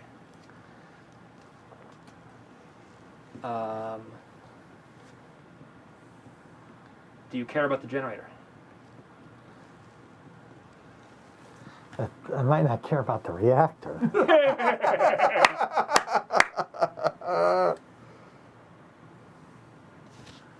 Project Orion's coming up, Yeah. but I'll put it this way. I will pay you 1 for the generator. Always, Dom. My wheels are always just spinning here. oh yeah, let's do that. Okay. So here's 1, and you can use that to pay for the cards, Yep. and then I get the generator, Yep, as per our agreement. that's fine. Okay. So now, hey, we have an event. Go ahead and roll it, Joe. Don't you want to roll it? No, go please, after you. Hey, it is a glitch. So I am in space. Right, I have a human. If I had not sent my crew with me, I would get a glitch token. right. But my crew is there, so I did not get a glitch token. And we're all in Leo. We're fine. Yeah, Yeah. Leo is considered to have humans there. Yeah. So it is now my turn. So I am going to free market this radiator for 3. Actually, can you do I that? got it. Yeah. I'm going to spend those 3 plus 1 more in a sec, so I'm just spending 4 sort of in advance. And you are. Do you want to zoom in on this, or do you want to? Yeah. Okay. Again, for the first time that we do this, I think it makes sense, right? So that was an operation to free market those. So that card. actually, let's go there, I think, to start. So Yeah. So all right. I just made my 1 in 6, so I'm not going to do another 1 in 6. Okay. So I am now moving. So this is through an intersection. Keep going straight. Keep going straight. No cost. This is a Lagrange circle, Okay. so I can move. This is a burn. And you're, hold on. Yep. All of this movement, notice he hasn't done a burn yet. Correct. From where, and here, let me step this back a little bit. So where Geoff started this turn, he started it right here. Yep. And because he chose not to do two burns to change direction on last turn, he's just sitting here, and then he just, on this turn, without doing a burn, is just continued, and when he hits this spot, he doesn't have to do a burn. Right, because there's not a magenta, and you can go in any direction except the one you came from. From a Lagrange. Right. And then enters there and did a burn. Yep. Which we've already established what those look Correct. like, so okay. So now I go to low Mars orbit. Now, I can't land via the lander burn because I don't have 11 thrust. My crew has 15 thrust, but A, I can't switch thrusters mid-flight, and B, I don't have the fuel for it. So instead, I take the aero brake. Normally, that is a blow up on a 1 in 6 chance. The 4 that I had, I pay for failure is not an option to not make that roll, not have to make that roll. So it guarantees success, in Right. other words. So I aero brake down. Aero brake lets me land without having thrust higher than the size of the site. So I have landed there. Okay, congratulations. I now, Geoff has as a landed free on one. action, claim this glory chit and put it on my crew, Yep. where it will stay for quite some time Yes, because you're not getting off easily. because I'm not getting off easily. Okay. Because I can't get that rocket off until I have a factory there. Right. And no, Geoff is or not you wait making a long mandatory time. spaceship noises. Yes. Yeah. So yeah, and unless I refuel for a really long time, which I'm not Right. going to do. Yep. So that was Agreed. and I can't prospect there yet because that's an operation and I already did an operation. Right. So you beat me to the glory chit, Yeah. but Yeah. Like I said, I beat you to the glory chit, which is fine. Edward, your turn. Right. I had a plan. I got to remember what said plan was now.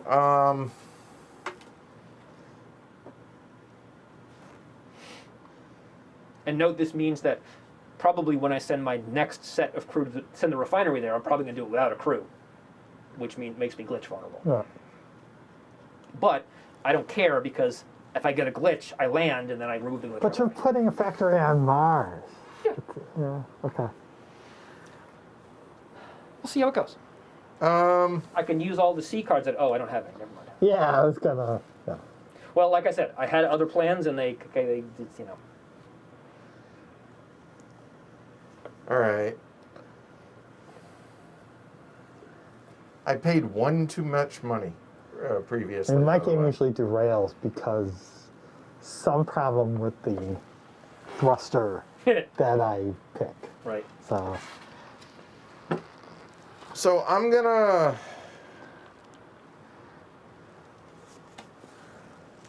I feel like I'm like 1 or 2 turns behind everybody, but I mean, you're. well, I'm not sure that's true. Yeah. Yeah. but I'm gonna put the thruster up, and the thruster comes with the bomb reactor, right there. Project Orion. Yes. Okay, all right. And that is the thruster that, it's a zero mass thruster. Yeah, but it's okay. It's not. It's okay. It's So- actually really good for me because that would be a 7 1.5 for me. 7 1. Oh yeah, half. Right. Yeah. That's pretty good. I've thruster done for that. Me. Yeah, that's not a bad thruster. So I that would be an 8 1.5 Like- for me. That would actually be that'd be great for me because then I could just boost that in this and I could leave this stuff here. Right. And I need a radiator, but otherwise I'm good. So that's not bad. That Okay, thruster on the so- other hand, Right. So here we go. So 2 cards. yeah, it is. I'll bid 2. I'm out. I have And one. I'm I have out. $1. Oh, actually, back it up. I will go 1. Sure. Sure, of Because course. Joe can't bid. And Right. Yeah, can't. I will go 1. Yours for So one. I will Yours take for it. So yeah. So I will Oh, take too the 1. late. You said 2. Yeah. So there's that, and I get the the. Project Orion. Oh, game's over. Everyone got Project Orion. We're Okay, done. there we go. So Joe. I hate selling this reactor because it's a good reactor, but I can't use it. So is this for those that have not played High Frontier? I realize that there's Rocky, there's Dom Fluff, there's Scott, there's all of that. All you guys, I I'll sell that. understand. All right, so selling this, they are familiar with this. I hear you. Yeah. But for those that have not played this, us stepping Geoff, through up. the Okay. movement, all that making sense, and this is no. I will actually bring it over. I'll show So you guys. I in a moved the minute. sunspot cycle. There's no event. It is my turn. Yeah, Dom, what are these C cards you speak of? So I have no money. I want money. So rather than prospect there, I'm going to sell this generator that I had some plans for, but not so much. So I'm going to sell this for $3 because I want to be able to participate in auctions. And my rocket has no fuel and cannot take off, so my rocket does not move. All right. So. In fact, actually, what I'm going to do right now. Okay, hold on. I'm going to convert this to an outpost. So, again, this is the cargo transfer free action. Hold on. Let me bring it over to your stuff. Yep. So, okay. So you saw he's putting the outpost out here. Correct. So go ahead. So I'm just going to take these cards and I'm going to put them in my outpost stack. And I'm going to put them in the outpost 1 stack. So it wouldn't actually take much fuel to get your crew back. No, but well, it wouldn't. It would because I have to do 2 burns, right? Like. I mean, 20 steps. So. Well, no, it's Yeah. it's a total of 4 burns, 40 steps. Ah, No, okay. I'm not doing 40 steps. Yeah, yeah. Hold on. Explain this. Like, So- I hear you guys, So but if I made a rocket out of just my crew, okay. So show it here. There you go. and out of just my crew, it's mass 1, so it would be super like efficient, like 9, 15. It'd be for a couple right? tanks of fuel, I get like 20. I get like 20 steps. Right. But every single burn is 10. So to get back from Mars to Earth is 4 burns because I have to go through that lander burn to take off. Right. So that's 40 steps of fuel. That's just not practical. Yes, that's the issue. So, Okay. but then if I bring my other thruster to lower it, then my mass goes up and the amount of stuff to get it off Mars goes up. Yes, So it's yes. just, it's not practical. Right. So I'm putting them in an outpost. Technically, when I do this, I lose. I have 1/3 of a tank left. It goes away of water. It's wasted. Oh Yeah. well, darn. Grow they're- some potatoes. They're sitting in an outpost. So Okay. that was really just a bookkeeping maneuver. Yeah. Right. All right. So you sold your card. You're done. So the peanut gallery wants to see what I have in hand. What I have in hand is that. The plan is not to use that thruster. That plan is to actually sell the thruster as well as the generator. And honestly, possibly the reactor eventually. To be able to get enough money, because you can see I have 4, 3, and 6 would be 11 to be able to boost this up. And then we're getting real close to being able to actually get my Bernal in space. Yep. So that's kind of my plan. Okay? All right? So I have a decision to make. I could take 1 turn. I could take 1 turn to sell those, and that would give me 6, which is 10. Awesome. Yep. Or I could take 1 turn to go ahead and Fundraise. fundraise, which would put a cube up into freedom, and that would give me 1, which puts me at 5, and then I have to basically Then you get net 4. Which would be the 9. net 4, which gives me 9, puts me right back where I was. So in other words, I'm gonna sell the generator for 3. That was a long way to explain it, Yep. but I figured that kind of makes sense. Yeah, it's interesting because some people say, oh, the auction in this game is just too simple and they should do something else. And I think I like it because it's simple. Like it does what it needs to do without getting in the way of the rest of the game. Right, it's not the core game. It is a Right. piece of the game. But there's still right. a lot of subtlety in it. Right, there you go. Nice. And like Samuel said there in chat, sell and then sell gets me 6 as opposed to net 4. Right. Yeah.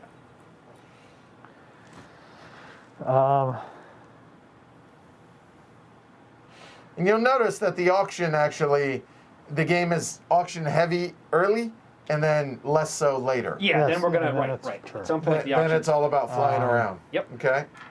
Yeah, and I'm going to put something up. And what am I going to put up?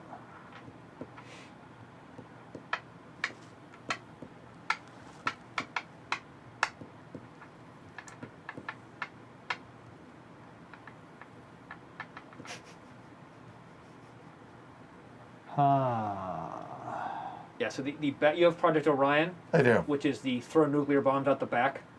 Oh, I reactor. did. Wait, no, I still do. Yeah, right. And yeah. so the backside of it is even worse. It's so bad that you can't have cards of rad hard less than 4 when you use it. That's how radiation heavy it is. That's funny. I'll put the generator. Okay, so sorry, I am slacking over here. The generator will come with a radiator. Yep. That's a good. Yeah, that's a good one. It is. It's the Rankine Solar. Well, I'll bid 1. I'm not. I'll say 1, 2 because it's 2 cards. 2. Here's where I have to say 3. Oh, interesting. Yep.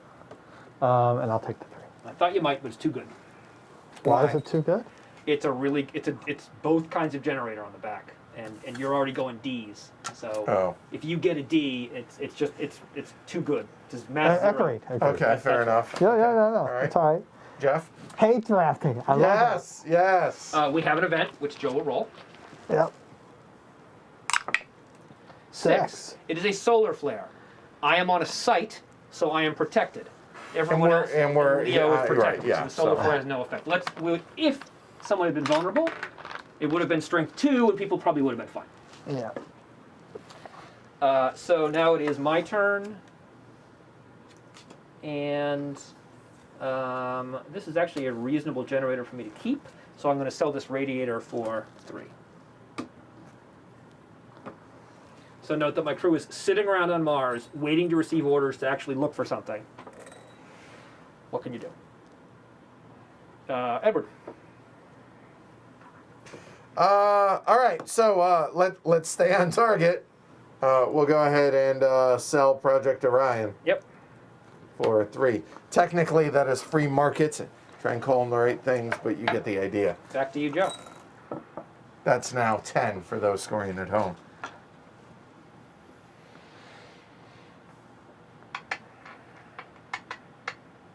That's interesting. Okay.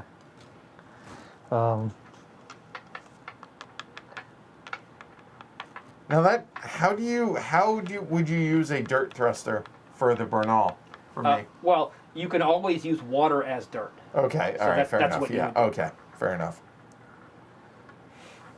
I mean, unless you get another dirt thruster, which we haven't seen, and bring dirt back, but that's That's unlikely to yeah, happen. right.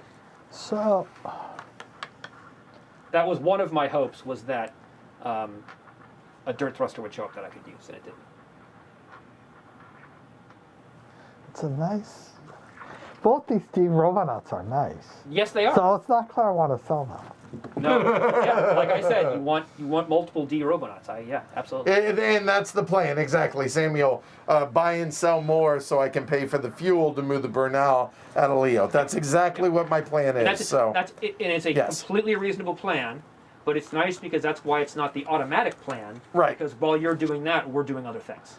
So Yeah. it's Well, I'm getting enough money where getting Yeah. the Bernal's not bad, but I'm going to boost these to. yes, everything's open information, Kushigura. And hi, by the way. All right. So you boosted. That Yep. cost how much? 5. okay. So he now has everything in Leo and an Yep. empty hand. Yeah. All right. So And do me a favor, if you don't mind. Let's just for people can see. yeah, how much you have. so people can see. Okay. I will point out that you moved it there earlier. What? You put it over there. Put it there. Oh yeah, but Because I wanted things it to- changed during the show. My bad. No, it's fine. Right. And hold on, and Jeff. Yeah. Do me a favor. Do you mind putting yours right? My money? Yeah. I don't, right there. Yeah, sure, that's fine. Okay. Cool. All right. There you go. So All you right. can see everybody's. So we are now out of the red zone. So I am. And what bag can happen in blue? The blue event is anarchy, Right. which would cause a purge roll. And then you would lose a hand card, right? No, that's yellow was losing. Yellow. anger. Okay, got it. Right. Right. So I am going to put this thruster up because I like this thruster. All right. So and So- it comes with a reactor, which I don't care about. But And the reactor is the wrong kind, by the way. It's a bomb. I have a good thruster. I don't care. Solar sail. That's the other thing I want to have come out. All right, thruster. So everyone can bid. I bid 0.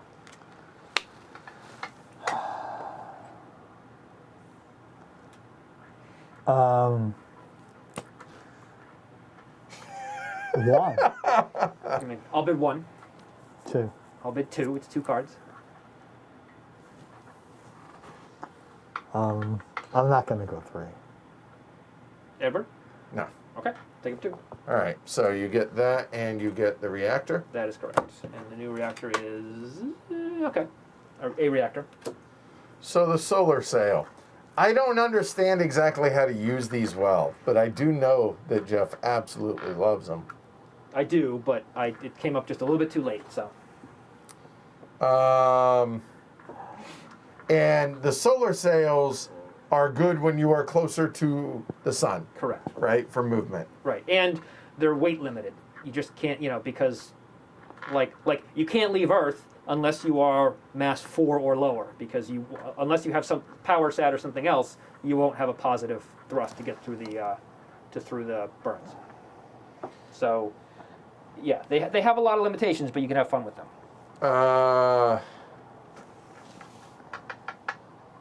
And I can't bid, so I cannot. I know, and I'm looking at cards just to be able to get things. That's actually kind of interesting right now because that would get me 3 cards.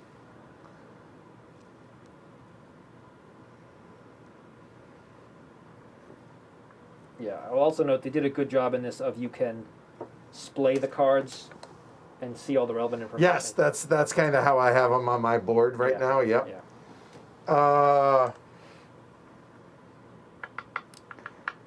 So 3-1. I'm actually considering the freighter because you can sell it, can't you? Sure. And it comes with 2 cards. No, those are on board. Oh, that's right. Thank you for the correction. But Thank you. you could auction the gigawatt thruster, and it comes with 2 cards. All right, That's fair enough. completely valid.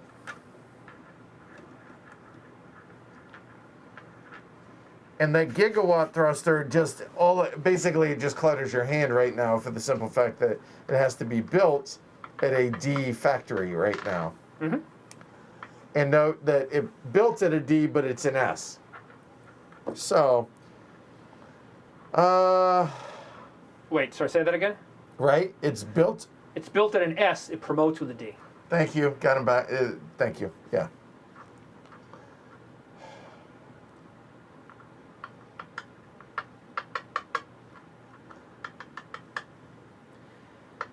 Yes, I like Hertha. Hertha is good. You know what? I think I will do that. Do what? I will put the gigawatt up Okay. for 2. I can't bid. It's 3 cards. Reactor's not terrible. I can Radiator, always sell it, right? that's why he's doing it. And what did you say? I said 2.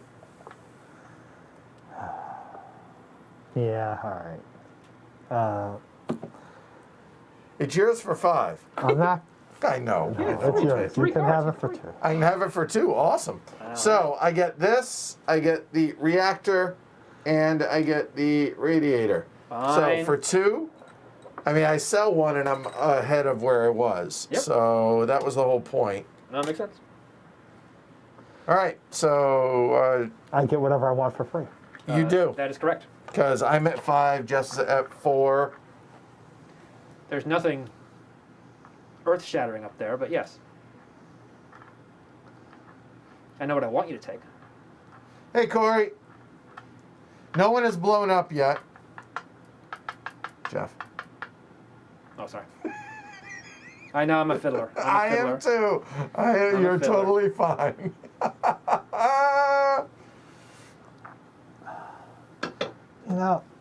I want a Borno, but is that the one I want? Yeah, right? Yeah, I mean, I would say that one's, it's average. And that's what I'm saying. If it weren't for the GEO thing, it would be good. It's average. and I'm curious where you would rate the PowerSat one. Powersat one is good. That's right, which is why I wanted it, but I Right. paid for it. Yeah, no, I hear Powersat you. one is absolutely good. Nothing gives me 3 cards, I agree. so I might as well take something that gives me 2 cards. I agree. I mean, the Bernal does give you 2.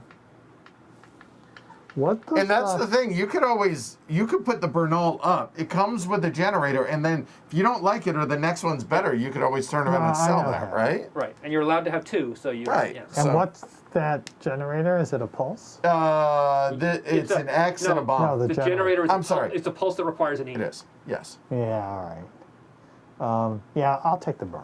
Okay. Okay, so he's taking a Bernal. Yep. Which then, go for it. The next Andy one, gets- the next Bernal is immune to budget cuts.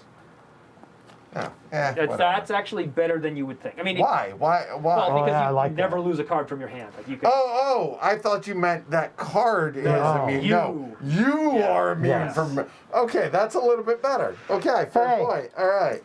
So you took that. You took that for free. And hey, look, now you're going to move your rocket. Yeah, because so I have to. right. Okay, fuel so it. hold on 1 second. So, all right, Joe, Yes. we got rocket time, so hold on. Let it mosey on over there. All right, walk through, folks through it. Go for it. Because I assume is your rocket all of that? It's all this. Everything but the robot. Okay. The other Robonaut I don't need. Yep. So,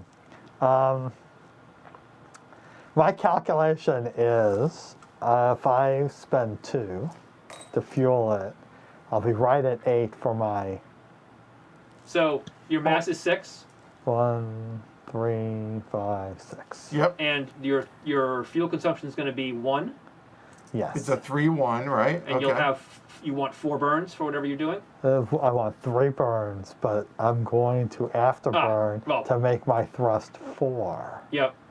So that when I go through the radiation, it's slightly better. 6 minus 4 is 2. So you I go could right hard on 1, I you could still lose the Yep. radiator. Okay. It can't be helped. So you afterburn. You did the move.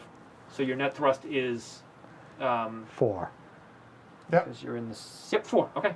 Because your size is 0. And I still have Yep. 1, 2, 3 for the 3 burns to get the Deimos. All right, so here we go. 1 burn. Yep.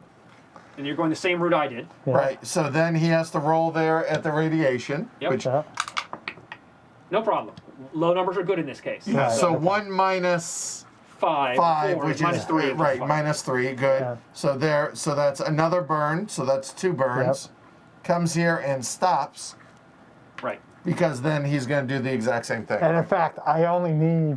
The Yes. interesting thing is I don't need a burn To get the Deimos, right. But Right, I yeah, have a because burn It will so actually, that after Deimos I can go to full dose Yep. if I Makes wanted sense. to. okay, cool. All right. So you're done. Yep. So that's there. And you took a And I got operation. those, right? You bought those. Yep. So we have an event, if you don't mind. Yep. 3, which is a glitch. Did you bring a human? Oh yeah. Hey, look at that. No glitch for you. All right, no glitch for and you. I'm here, and yeah, there you go. All right, Jeff, you're up. So I'm sick of people getting stuff for free, so I'm going to sell something. What am I going to sell? This generator is worth keeping because it's not unreasonable. So I'm going to sell the reactor that came with it for 3, if you don't mind. Yep. And once again, my crew sits on Mars and does nothing. Go. And I'm just going to sell this radiator for Yep. 3. Done. Joe. Hey, I guess what we're getting to. Going to Deimos? Yeah. Boosting's an operation. Never mind. Okay. So, give me a second and hold on. I will go through this. So, a moment. I don't expect to get it, No. but it's worth trying. No, it's something else. Okay, so you're moving? All right, hold on. I know you guys my are card quicker came up. than this. Good. So, Alright. there we go. So, continuing. All right. Yeah. Can change direction. Boom. Oh, he wants to land. His Yeah, net my thrust is only 3. 3. 3 is higher than 1, so he can land without spending any fuel, because Deimos is tiny. So, Yeah. for no fuel expenditure, he's on Deimos. And my action is I will prospect. Okay, Hey. so walk us through. Hold on. So, we have that. So notice when I land, I have to have the X reactor, which I do. Yeah. You have a therm. And the Robonaut also wants a therm, but I'm sitting on a planet. For prospecting, it doesn't matter. Prospecting, you need a therm, but you have a radiator. So But I have the radiator. Yeah, so you're fine. Oh, is that true? Even if I'm on the... yes, the industrialization is the only thing that doesn't require Oh, radiators. got it. Okay. So, Important point. Why do we have the crew there? no, sorry, wrong thing. Your other Robonaut. Sorry. There we go. So he has a Robonaut of 2. There are- There are 2 water drops on Right. there. So So now- he's allowed to prospect. Correct. So now he needs to roll that number on the planet. It's not a planet, on the body Sight. site. Look, One. you're just so nice at getting the right. No, you can hold it No, in it's your good. hand. So you need a 1 or a Well, 1. Andy has a buggy, so we get to reroll. There you So I go. got to get a So 1. You So you got chance 2 to get a one. chances to get a 1. first one, no. Fail. Second one, Oh, Yeah. you got it. Congrats. Money's on Joe. All right, so Didn't you do this in another game we played? maybe. But it's not clear I won, so whatever. he has successfully prospected. But I don't have a refinery yet. Yeah, I know. But there we go. And the reason prospecting matters is because you need to prospect successfully to be able to build a refinery, which But of course, the other issue is or- I got to leave a human there because I know who else is at the table. Yes. Well, no, I don't. Well, we can easily have anarchy. That is right? true. So, right. or to industrialize. So you were done. sorry. No, I'm done. So actually, I don't get a turn next because we passed the seniority level. So I designate someone else as first player, and it becomes their turn. Oh, really? Yes. Yes. Oh. So generally, the point would be to make it Joe, because I get another turn soonest, right? I get to be second. Can I? What's the backside of your 2 Robonauts? This is Yep. Missile Zero Yep. with the same stuff, but it's actually a better thruster than I have, Yep. right? And this one is a bulky one without any requirements. So, So I'm going to make Edward the first player. Okay. So give me a cue. So I have to get and the him a reason cue. for that is Because Hold on, if you wait. get a factory, you could then prospect the moon. You could build your ISRU 0 Oh, and go yeah. prospect the moon. And I would rather not have you prospect the moon. oh yeah, that's a good point. Because getting the because I have H cards, I think. Samuel says the stock market has had a sudden Yeah. increase in Joe right. Industries. Their IPOs through the roof. Yep. Yeah, right. Okay. Because I can roll a 1. Well, Yeah, right. because I will point out that the 2 times I've played the D strategy, I've gone out here to this pair of 2s with a buggy, blown both rolls, and then gone out to here and blown this one, and finally made one of these. Twice in both Yeah. games that I've played. So, just So saying. we are So now roll better. now 12 turns down. Right, and I have to take one of these and put it somewhere. You do. So I am going to put it. And in fact, so this is going to go Well- onto the politics, and this will affect for in-game scoring potentially. So right, I'm going to put it with the glory chits because I have a glory chit and you guys don't. Yeah, it makes sense. So but now- it does not count for delegate during the game. Correct. Only for in-game. Got it. So it okay. is now your turn. All right. Well done. Woo! Going So, strong. An hour and a half for 1/7 of the game. That's not Right. bad, actually. Well, actually, it's not bad. Plus, walking everything No, I through know. with the It'll go a little cameras. bit quicker. Yeah. We're doing So okay. I have 2, 5. I have 11. You know what? Yes, I am going to have to work really hard to catch up, which I'm doing. So I'm going to go ahead and I'm going to go ahead and boost my Bernal into Leo. Okay, so that's a boost operation. It's 10 to boost the Bernal. Boost anything else? Or do I sell first? That way I have some liquidity, but then I can't take part in any auctions. So I am going to go ahead and boost now. So, Okay. So- I'm not sure the most efficient way. First, I got to get a. So there, Yep. that's going to cost 10. So that is 5, 10. So that leaves me that. Okay. Now the question is, do I want to boost this thruster as well? That is expensive. Thruster's mass 0, but do you want to boost the other stuff? Well, no, those are, I do not. I mean, Well, thruster boosts for free. I know, it's just what, and can you sell from Leo? No, but you can decommission as a free action. And then, so basically, right? Yeah, it's just that obviously if it has a mass, you paid to boost it. So if you're going to sell it, why pay to boost it? Right. But that's mass 0. So I'll go ahead and boost that as well. There's no downside to it, right? Yeah. Kushagar, there is no VP track. We calculate VP at the end based on a couple different things. So the interesting thing here, looking at this, oh, it's already an S. Never mind. Do you Done. have That's it. if Edward wanted to know what are the best S sites to try to get to, that's Yeah, that's actually a pretty. That's that thing. yes. So what's your ISRU? I do have 4 right now, Yeah, so but don't even look yet. yeah, I mean, no. The answer is the best places are these 3 with a ray gun.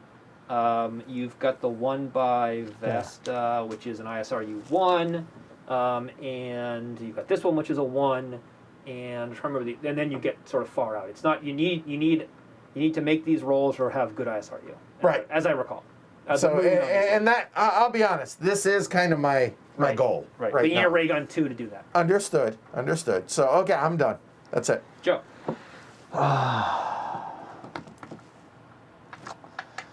All right, I'm putting the refinery up.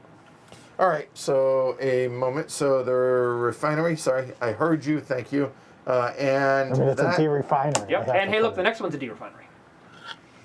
There are a lot of de-refineries. There are 3, I believe, but it's all unfortunate. right. So that two this are there. refinery, and it's going to come with that generator as well. Yes. Wow, if co-located, double. Site refill. Yeah, it's not bad. I'll bid 1. I bet you will. I'm saying 1, I'll say 2. 2.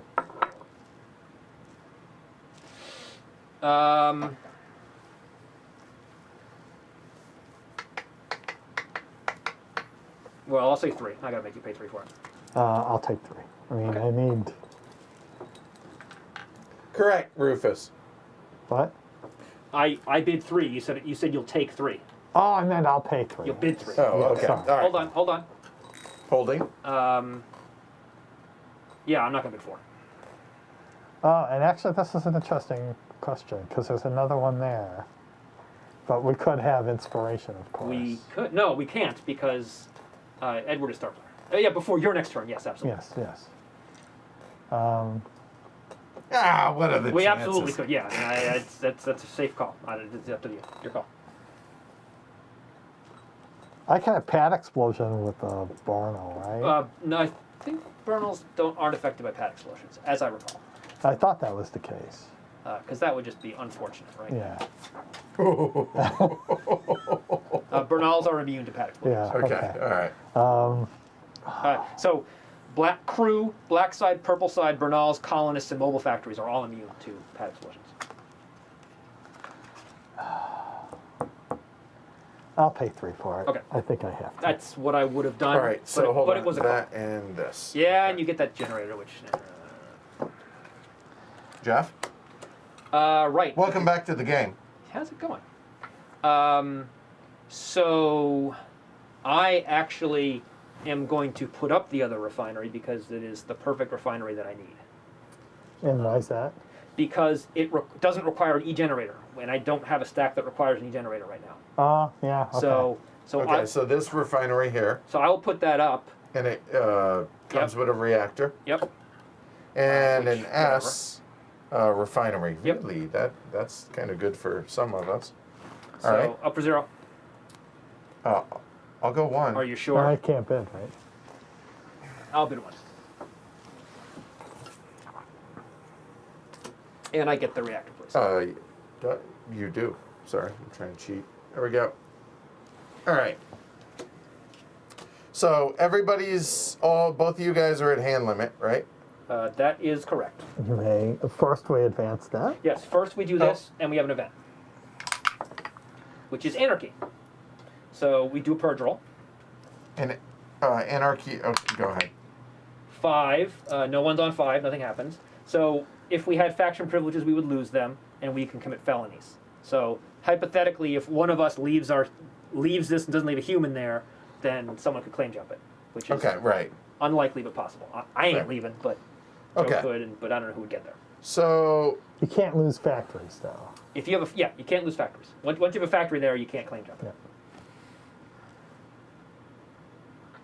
I could. Yeah, of course, Don. The better factory comes up, the refiner comes right behind it. But what are you gonna do? That's basically the same thing, but it's higher rat hardness. And there's refiners that have no requirements, but Right. whatever, I'll accept it. Yeah. The cards are not my friends in this game. So I could take that for free, along with the reactor. Take what for free? The refinery. Yes. And If it's you're an going S, S. that's what I would do. I I would totally do that. It's not really what I had intended to do, but you got to be opportunistic. So I agree. I will go ahead and take that for free, and it comes with the reactor. Correct. And now we're all over hand limit. We are. So that's it, and that's Joe.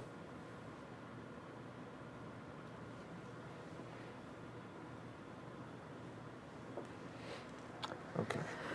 I need money. We all do. So that would be there. I would need 1, 2. So I might actually. 3. It's not the best Bernal, but I might keep that one.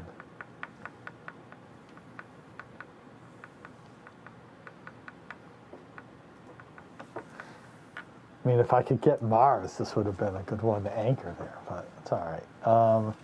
Those are trash. That I keep.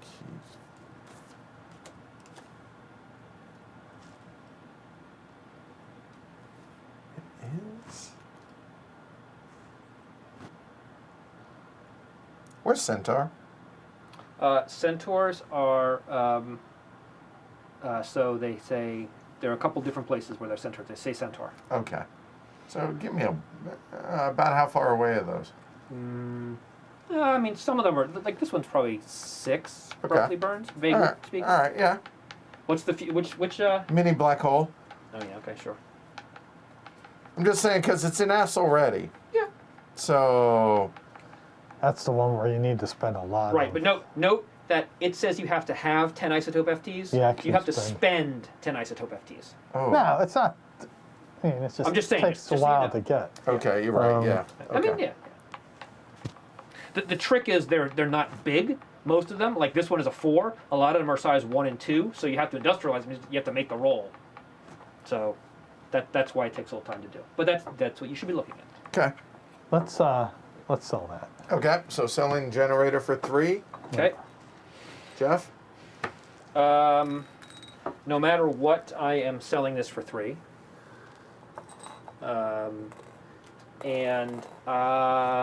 Joe can bid on stuff, but there's really not much that's good. You have 4 cards. I know. I could discard a card, Yeah, of course. deciding if I want to do that. But we're coming into budget cuts, so I do not. So I am done. We move the cube, which means we're out of anarchy, and it is back to Edward. All right. Selling reactor for 3. So if I do that, And I am not yet, because I need more money for fuel. We're getting there. Arturo X. In space, or in stream, everyone can hear you tapping on the table. It's not his fault, all right? Go ahead, Joe. You have no idea how hard it was for me to break my habit of riffling chips.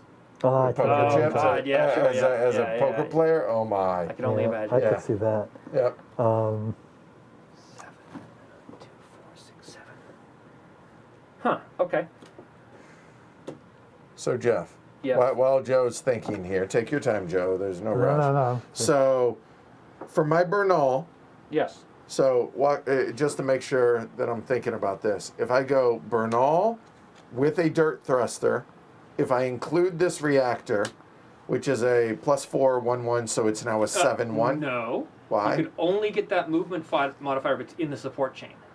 So if you use that. So I need that E generator, which now requires that reactor, Right. which then requires that radiator. Correct.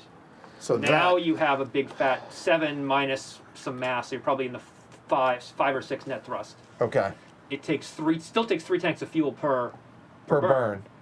But yeah, then you won't have radiation issues. Okay. So that would be a mass of 10, 11, 12, 13, 14. So it's a mass of 14. And that's all. That stuff is all in Leo. Yeah. Yeah. So 14, you're still in the -1, but then you had the fuel, you'd be a -2 probably. So, -1. Right. Okay. And you can use the burn all one if you want. Oh, yeah. Good call. Okay. Yeah. Uh, Actually, I will. Thank you. So yes, that would. I mean, you'd need at least. Presumably, you want to use 2 burns, right? That's going to be 6 steps of fuel, 6 tanks 1, of fuel. 2, 3, 4, 5, 6. Right. Yeah. So your thrust would end up being 5 probably. All And so right. you could easily do both burns and do it in one turn. Well, And I that know would- what I need to do, so the question is, how do I get there? And I think I need to buy cards to make money.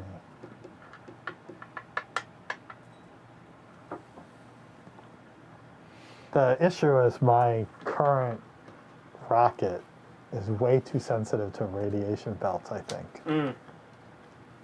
So Well, I think. I'm putting the generator up.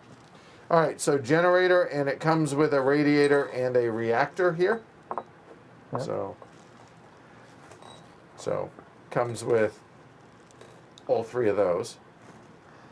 Yeah. Okay. And I can't bid. I can. That's a mass Well, 0. Well, I'm I just mean, you gotta make it pay for it. that's what I'm saying. I mean, 3 cards. It's Yeah, worth at that's it. least 2. Sure. And I'll say 2. It's worth 3. Are you Oh. bidding 3? Are you saying 3? I'm saying it's worth 3. Hold on. Are you saying 3? I heard you say the word 3. I thought I heard the word I could 3. have sworn I heard the word 3. What? It's yours for 2. All right. Would you have gone 3? No, I would have taken your Shoot, $3. Good. All right, that's what I thought. So you get that, you get the reactor, and the radiator. I just said it was worth 3, so All right, my turn. slow down, So, people. All right. All right, so I'll talk through what I'm thinking. Okay. So, I want to get this refinery to Mars. Okay, so hold on. I will bring it over for you a moment. This is actually a good one to talk to. Okay, cool. So I want to get the refinery to Mars. Yeah. So this refinery requires a reactor, but hey, look, I've got a reactor on Mars, so that's fine. It's off camera, whatever, it's fine. So I want to get this to Mars. I have a thruster here. It requires a reactor. I have a reactor here, so I could boost these 3 things, and now I have a 1.5 rocket that can go to Mars. It's 6 mass, but oh wait, it requires 2 radiator therms. So I would have to decommission this card over here. Oh, okay. You know what? Here, I'll just do it this way instead of having to move it every Okay. time. So hold on. There you go. I could decommission my radiator and boost it, and now it's a functioning rocket stack, but it's 7 mass. So that costs 7 to boost, and then I need 5 steps of fuel to get there. I need 3 burns. It's effectively 3 burns and then 2 burns because of the 1.5. So I would need another 3 tanks, so that's 10 total aqua to do that. So I don't have 10 aqua. Or I could decommission the reactor as well, because it's only mass 1, and then I only spend 5 to boost, and then I've got a 1.5 rocket, which I think is okay from a radiation perspective because we're not in the red zone. I have to do the math, but I think I'm okay. 6 minus 4 is 2, and I have a red heart 2. So it would be 5 to boost, and I think at mass 5 I would only need 2 tanks to get my 5 steps. 1, 2, 3, 1, 2. So that only cost me 7 aqua, and hey, I have 7 aqua. So by decommissioning these cards and using lower mass cards, I'm saving 3 aqua. Sure. The problem is that I then don't have the aqua for the aerobrake hazard. So the question is, am I willing to take the aerobrake hazard? It's only a 1 in 6 shot, It's Jeff. only a 1 in 6 shot. So, We yeah, would, yeah, we would I let know. Edward roll for you. No, I would roll myself. Oh, I would not roll for him. Or I could say, hey, I want to sell some cards and take time and blah, blah, blah, blah. Note, if I do it this turn, there is a chance that my rocket would glitch because we're about to have an event. But I don't care because I would not do anything that was a glitch trigger before I landed on Mars, assuming I land on Mars, and then my human could remove the glitch. Because Going through the lander burn's a glitch trigger, isn't it? no, going through a flyby is a glitch trigger. Oh, Going through not the an aerobrake is lander not because the aerobrake is already a hazard. So it Yeah. doesn't Oh, I follow. guess that makes sense. Okay. So, that's a possibility.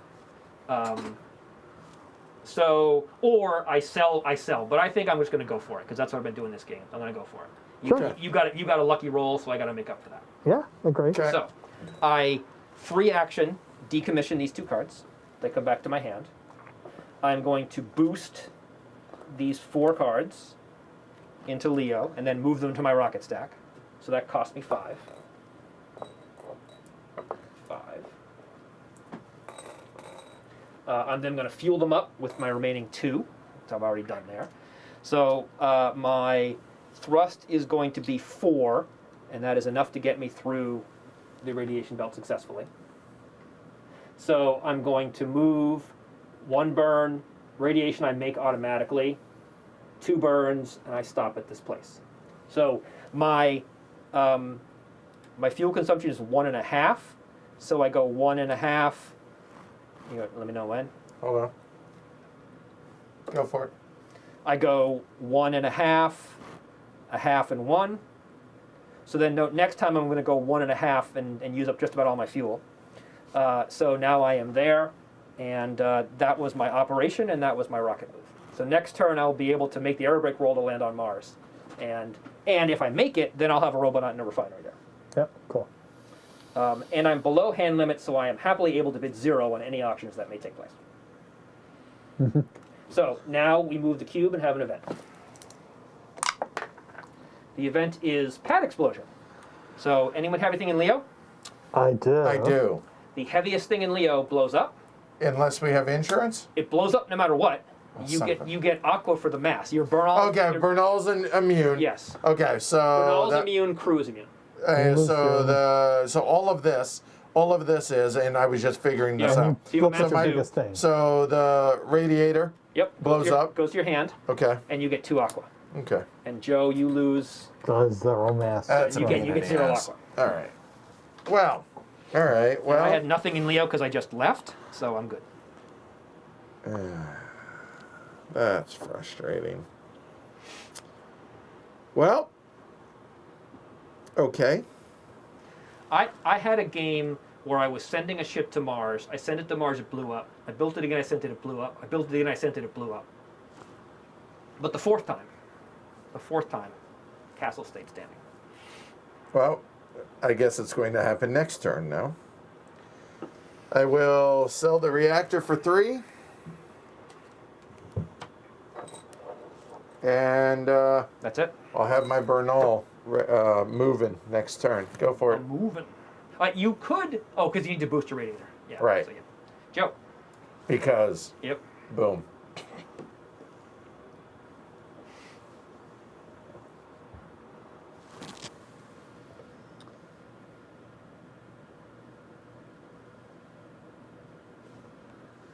I'm not sure I can be protected by solar flares before then.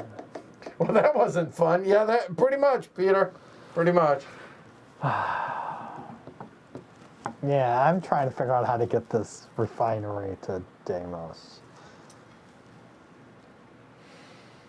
Yeah, having a refinery. I was waiting for a refinery that didn't require a stupid e-generator. Why? Because otherwise I don't need an e-generator, and an e-generator is a lot of extra mass. Okay. So this refinery saved me. I mean, right now my e-generator is 2 mass, so it saved me 2 mass by having this thing. Well, I mean, there's one here that's only 1. Sure, that's true, but that's I have to buy it, and that takes time. Yep. Interesting. Samuel's saying you solar sail to Deimos. That's an option, but he has to buy the solar cell, which you can't do right now. He cannot, because he has 738 cards in hand. No, what's going to happen is I'm going to be able to buy the solar sail, and we'll get an inspiration event, and it'll go away.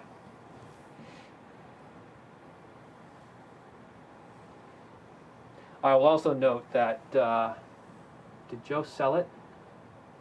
What? Yeah, he sold it, didn't you? The magnetoshell plasma parachute. Yeah, Joe. So there's a card that lets you aerobrake without the hazard roll, and I tried to get it, but Joe got it before I could. All right. This is interesting. No,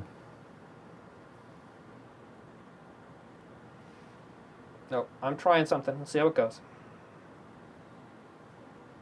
Could have done the D's. Clearly should have, because I would have made Deimos. I am going to refuel Okay. You have an ISRU of 2.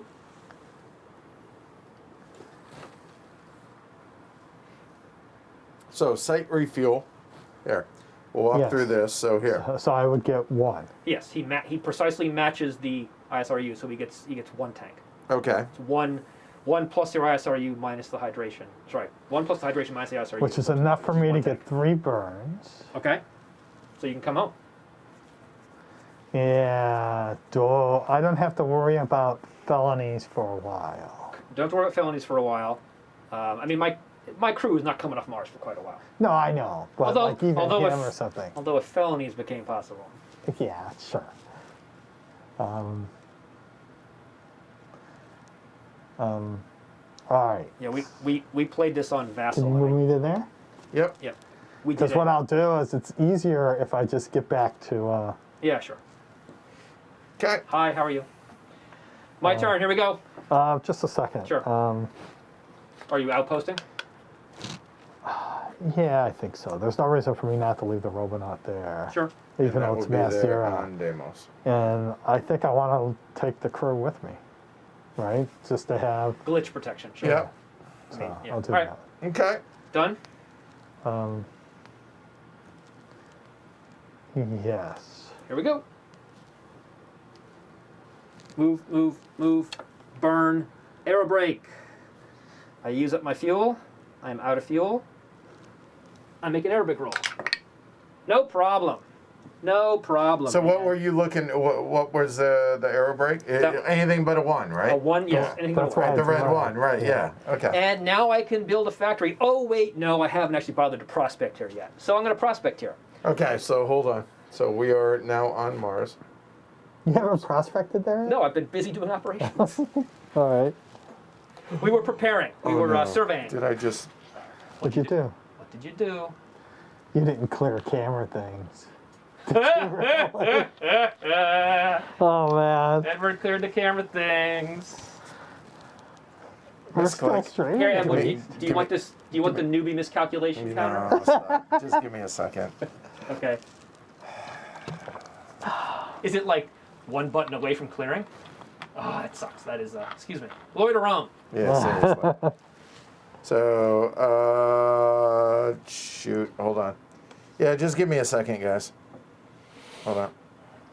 Well,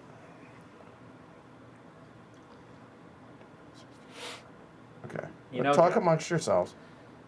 it is said that the only fear we cannot correct is the fear of our own mistakes.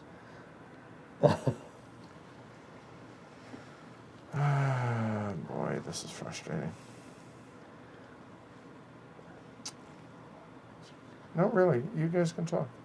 So I have not yet prospected. So we don't have the camera angle, but I think we're okay. I have ISRU 3 Robonaut, and it's a 3 hydration site, so I'm allowed Right. to prospect. Right. It's size 10, so it's an automatic success. I have to roll a 10 or less on D6.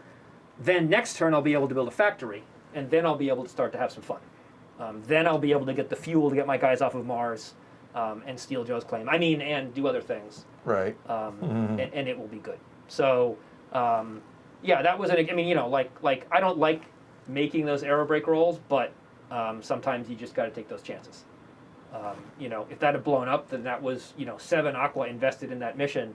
That goes away. No, So- I think you have to do it. But yeah, especially because Joe is ahead by making that D roll. No, I have to go through radiation belts with a, Yeah.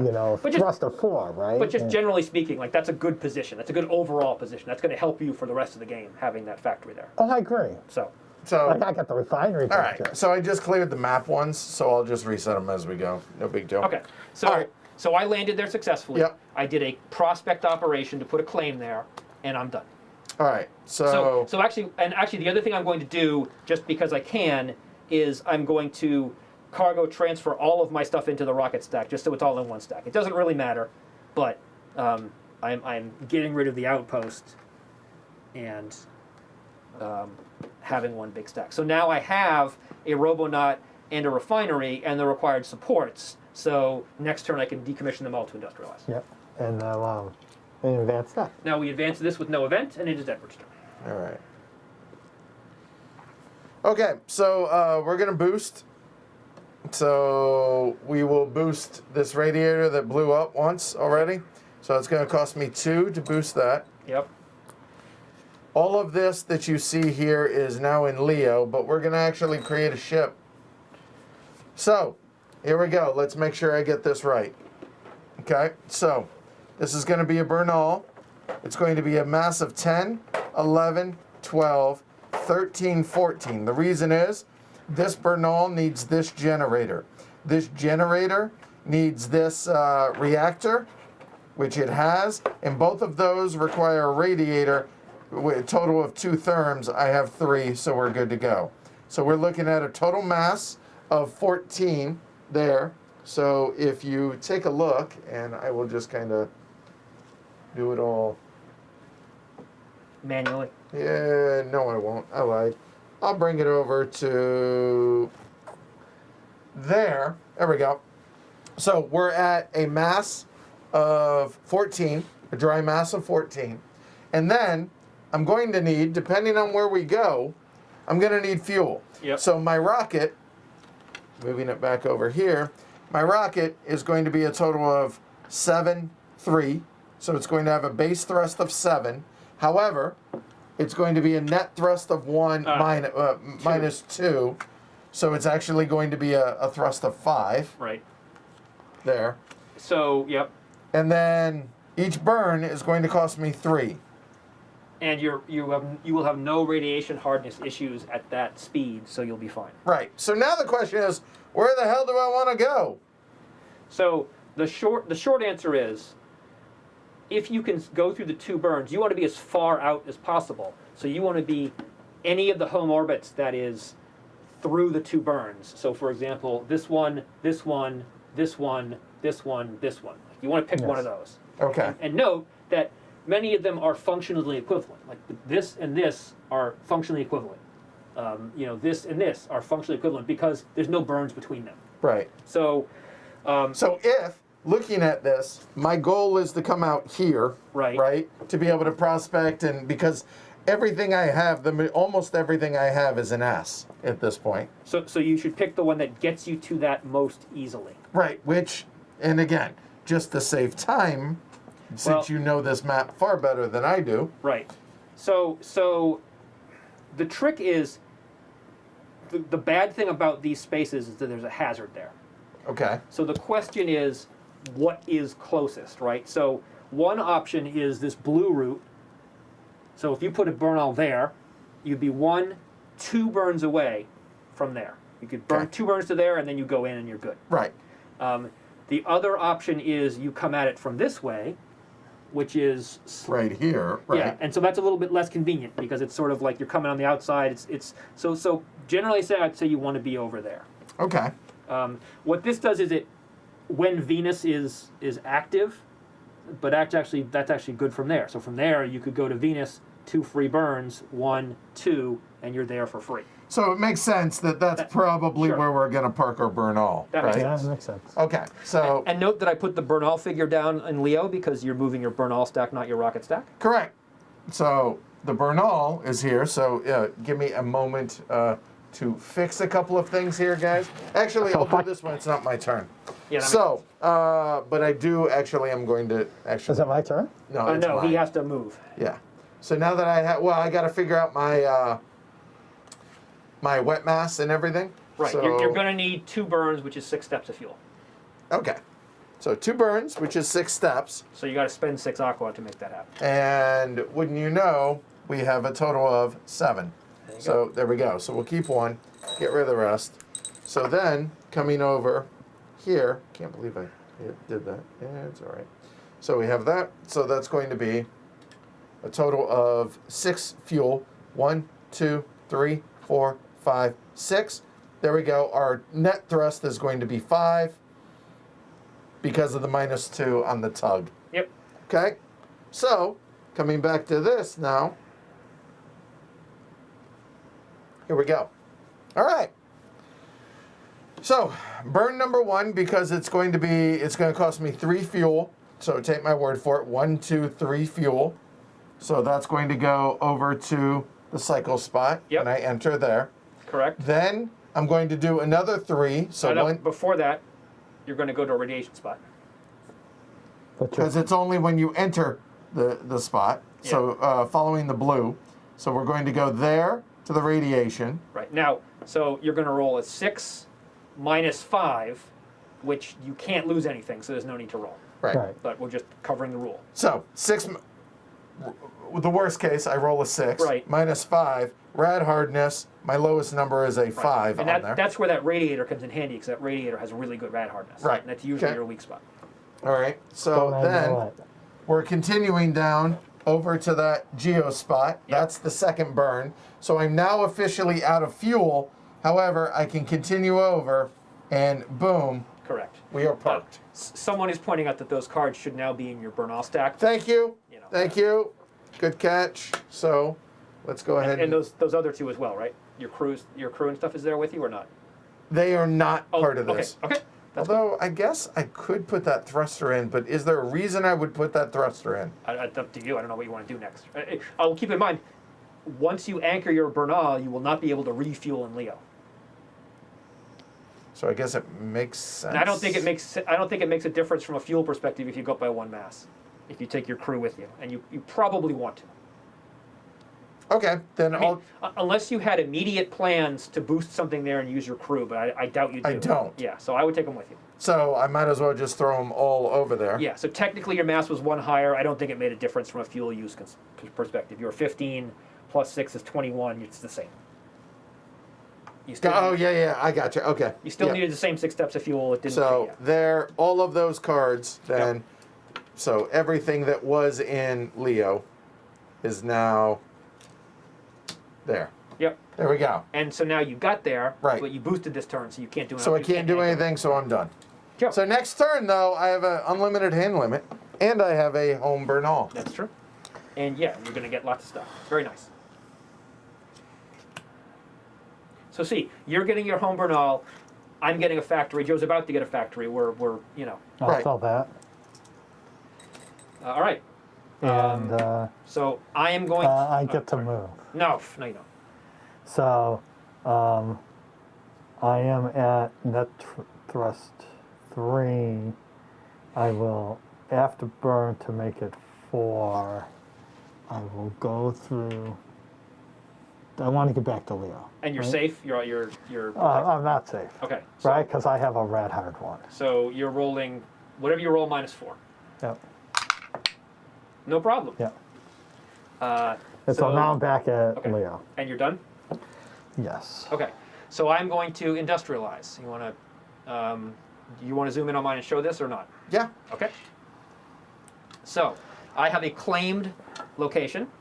Give me. Hold on. I'm sorry. Yep, I'm setting up, that's One fine. more. Okay, there you go. Just While you tell me get when. that ready. Yep. Give me just a second.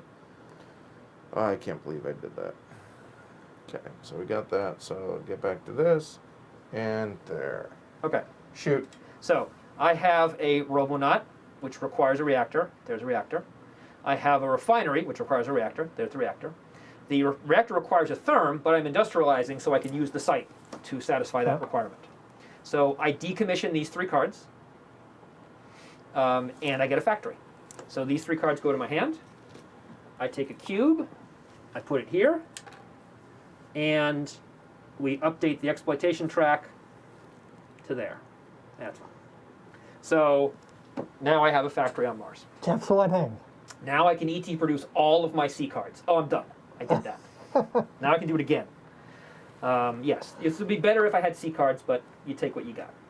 So You just know you want that silver sail. And I do, but I'm not going to get it, so it doesn't matter. we'll see. I'll get the next one.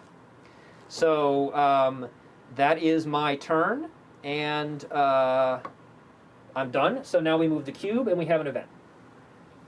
If you would, Joe, or Edward. The event is pad explosion. Anybody in Leo? Nope. I just got to Leo. So it blows up again. Oh, that's a bummer. So your heaviest thing in Leo is destroyed.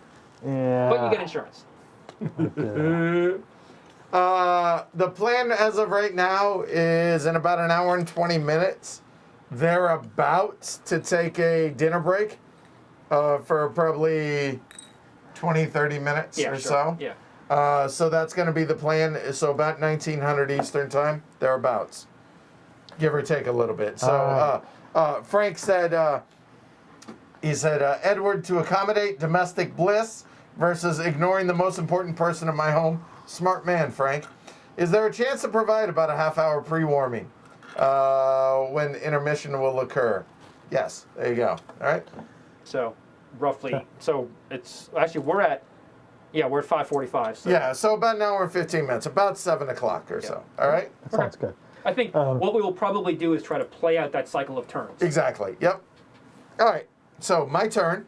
Hey, I'm excited. I get to park, so I'm gonna anchor. So here we go. Anchor operation. So here we go. So anchor, it is a glitch trigger. Not worried about that. So create space station, gain Bernal ability. Has to be in home orbit. It is. It is. Decommission Bernal supports and gain the Bernal ability, and then place the colony dome on it and perform exomigration. Yep. There. Okay. So you take a colony dome from your little things, and there's a nice little spot on the Bernal where you put it. There it is. So I will.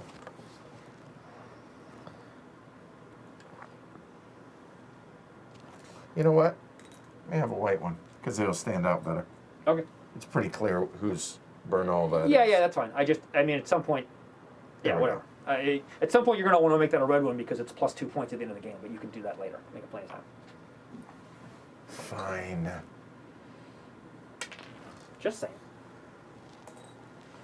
There we go. All right. All right. So you have to decommission your generator and anything it requires. Okay, so looking at this, coming over here, my generator. So my generator is there. So that means it's going to need both the reactor Yep, and the radiator. that is correct. And anything the radiator requires, but you're good because Right, because it's the same Yep. generator. So there no, we go. So you are in those. space, so you have to do radiators. Like it's not like industrializing where you can ignore the radiators. Right, gotcha. So those come back into my hand. Correct. So these three stay here Yep. on the Bernal. You now exomigrate. You have a Bernal. I The do. colonist limit is 1. Yep. You have 0 colonists. So this guy, the Boyle Engineering Collective, goes to your home Bernal. Goes to And your what Bernal kind stuff. is it? All right, so here we go. Okay. So it's Prospector. Yep. Okay, and I'm curious. It's the Beanstalk Future on Yep. the other So side. that is the Space Elevator Future. And this, I don't get to choose. Remember, this was the top colonist that was there. Okay. And I did take the Power Stat Bernal, correct? Yep. So you want to go through this now or wait? The future I would wait. And Okay. here's your reminder that you have Power Sat. Okay. So You're a power set. Yeah. Do you have a amount that you charge for the? it's variable. Yep. So there we go. And if you flip, so note that guy has a yellow symbol in the upper right, yellow ballot box. You may place a delegate in Unity if you want. In Unity is All laws with 2 or more delegates become active. Yeah, let's do it. There's almost no reason not to at this point because you can always pull them up. Or move them. Right. Right. Active law does not change because there's 3 in the middle. Yep. Okay. And that is it. I assume you're not moving anything because your Bernal now cannot move and you don't have a rocket. Correct. Okay, so you are done. Do not forget, at the start of each of your turns, you get an aqua. You have Yes. a home Bernal. Peanut Gallery, you have a job. All right, awesome.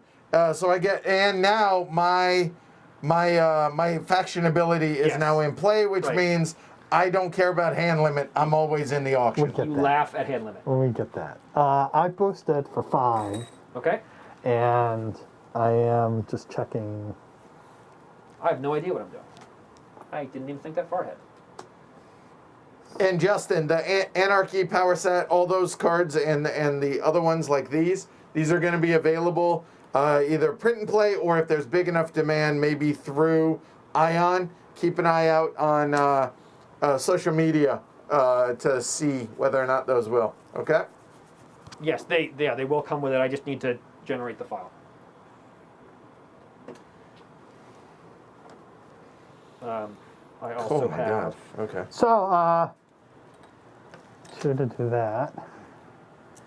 How much you charging for power set ability? So you should probably ask, like, is it eliminating a 1 in, like, what's his chance of blowing up? If it's Sure. 1 in 6 to 0 or. So right now my thrust is 3. So what's the worst that I could And how many have? cards at risk and all that stuff. Yeah. So I think so. If I rolled a 6,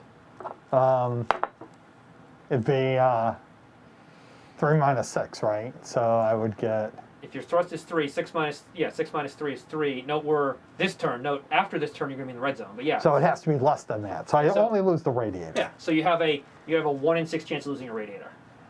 This turn. 1 in. No. Oh, it's right here 1. Yeah. So 1 in 3 chance. So you could turn a 1 in 3 to a 1 in 6 if you power set it. That sounds like that's worth 2. That seems reasonable, I don't right? disagree. Yeah. Okay, thank you. Okay, so you're moving through. And it's not like I lose the power set. I'm just letting you use it. Yeah. Right. You're good at rolling 1, man. I am. Right, to get them out your head. Here. Yep. There you go. All right, keep going to the intersection, I assume. Yep, right. Oh yeah, I'm there. sorry. There I you thought go. it was. Yep, Yep. there you go. And then next turn I can just land Yep. and And industrialize. industrialize. All right, so you're done. And start building all the deep cards. Dom says I should have charged more than that. He only had 3. I thought about saying 3, but 2 felt You right. know, if it actually made me completely safe, I would have considered. I still had a chance. Well, if it made you completely safe, it would have been 3. All right. That seems reasonable. So, yeah. So we don't have an event coming up. I have 5 cards in my hand. Well, hell, now that I have my Bernal out there, which I really wasn't planning on doing, I got to figure out what the hell I'm going to do now. Yep. So now I got to figure out what I'm doing now, which is unfortunately probably selling 2 of these cards eventually. Because now that I actually did this, and Joe is actually going to build a factory, so I can't claim jump him, which I wasn't really expecting to do. I am. Well, I couldn't leave it for long, right? Because if we get in the blue zone, Oh, next blue zone, I would have an actual chance of jumping it if you. right, that's what I'm saying. And you should. But you're building a factory there anyway, Right. So I didn't really think it was going to happen. And I need all 3 of these things because this is my. Oh, actually, I don't necessarily because I could decide that I want to stick with this thruster instead of that thruster. Hold on a second. Oh no, that's my Robonaut, and I need to keep my Robonaut. So, and I might as well keep you because you're slightly more efficient. So I will sell this generator for 3. Here you go. All right. Mine, Gotcha. Yep. and I'm done.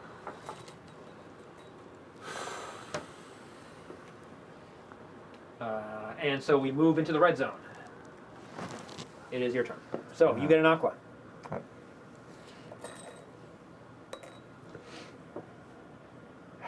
So now, when I boost things, I still boost them to Leo? Or you can No. boost them to Leo, or you can pay double to boost them to your Bernal. Okay. And in my Bernal, I have both of the crew as well as the Prospector Colonist. And the Prospector Colonist allows me to do it as a free action, right? Correct. If it's at the spot that you're doing it. Yeah. So if I take them with me. Yeah. Right? Yeah. Right. That's which is a nice change from third. Third, the colonists gave you actions that you could sort of use anywhere, and it was very. Bernals don't count as humans, Anchored Bernals count as human. but not like if you're just moving it. Yes, unanchored does not count as human because it's, I don't know, it just doesn't. Yeah. Okay, that's fine. I mean, I guess technically it means you're not necessarily having people on it. You're just moving Yeah. around. Teleoperated. So we're still a little ways from blue. I'm just looking to be able to get the boost from Venus. Yeah. You're, 4 turns away. Right. So and then that would be 1, 2 free. You would get to this spot for no burns. Okay. If you go through Venus. Okay. So literally, yeah. So I don't need I need a thruster to get moving, Correct. but that's it. Yes. But no burns. Correct.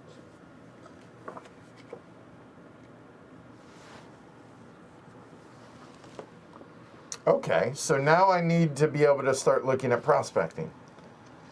And I want to be able to start focusing on S sites, which again is going to be up there. The Robonaut, not really the one I want over there. And I don't have that. So, okay, hold on. So if that's the case, the solar sail, since I don't need thrust, Yep. does that work? Yes. Yes. If you're going through Venus, it Right. works fine. Sure. All right, I'm going to go ahead and put that up. Taking my stars there. It's So, yours. Yeah, we're both at limit. oh, you're both in Leah, so I'll take the solar sail. Yep. That'll work. There done. you go. Joe, Let's move me to you're going to Deimos and industrializing. yes. Okay, Okay. I'm moving the exploitation track. And let me have a So- cube, sir, please. Yeah. And now you are very overhand limit. Well, so you can leave the outpost there Okay. because I- Robonaut Dom is pointing refinery. out, like, it will these get need you there. that. Right. Once you're out there, you can't do anything, right? So like you solar sail to here, you prospect, you can't land. Fair point. I see no reason. Is there any reason not to do a colony?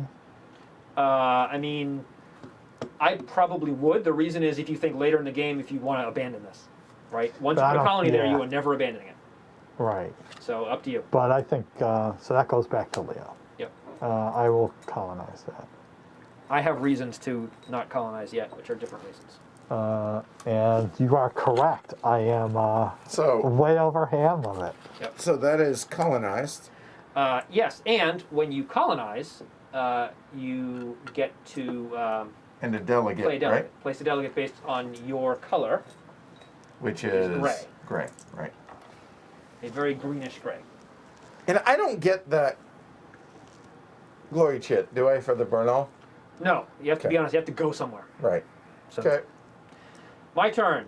I should have a plan. My plan is to be able to buy things. So, this reactor, which I bought because it was really good, I'm probably going to ditch it. It's high mass, man. Or I ditch this other one. That's a good question. But I've got 2 reactors. I only need 1. And I feel like this one is... I'm just not there yet. So, even though in many ways it is the better one, I feel like it probably needs to go away.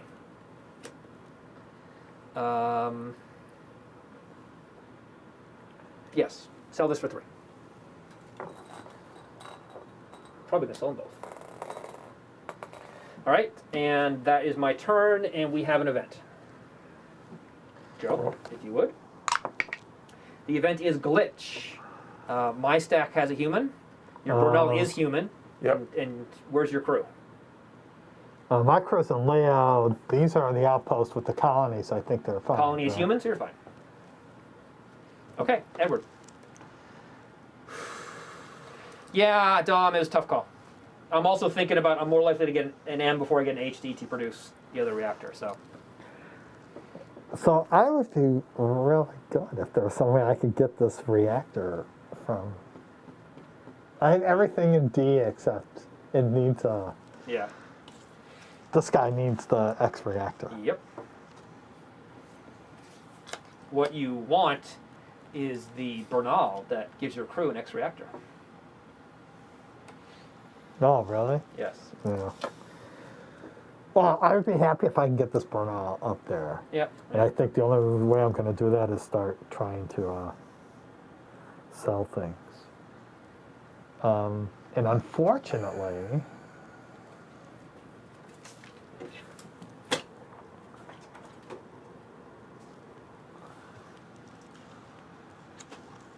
That would be 2. So pad event is only for Leo and not Bernal's? Correct. So if that's the case, Oh, turn. Yes. Um, And how much is it? If I sell black cards, I get the. You get the current factory price. So if you sold a D card, you get 8. Yep, that's one of the reasons that's really nice. You can produce and easily get it No, back. the point is my thruster just needs this generator, which I can ET produce, Right. right? Yep. And so now Yeah. I can bring back a couple black cards and get enough to lift the burnout. Yep. All right. That's why That's my yeah. plan. All right. That's why you are ahead. Yes. I I have a agree. factory, That helps. But I'm trapped down the gravity well. I have plans for getting out of it. No. They're not immediate plans. But I have enough to figure out, because once I get my burnout, it's up. it's me. Yeah, I'm gonna put this Robonaut up. Okay. Am I? Hold on. The moment you pick it up, you've chosen. Yeah, all right, fine. What is it? It's a The here. Met Steamer. I got it. Oh, it's a C. Look at that. Yes, it's a C. It's a buggy 1 on the back. Jeff might actually want it. Geoff is in fact bidding 1 on it. Can you flip it over? We can see what the. Yeah. It's a missile 2. Comes with an E generator. Geoff is bidding 1 on it. I'll go 1. Geoff is bidding 2 on it. It's yours for 3.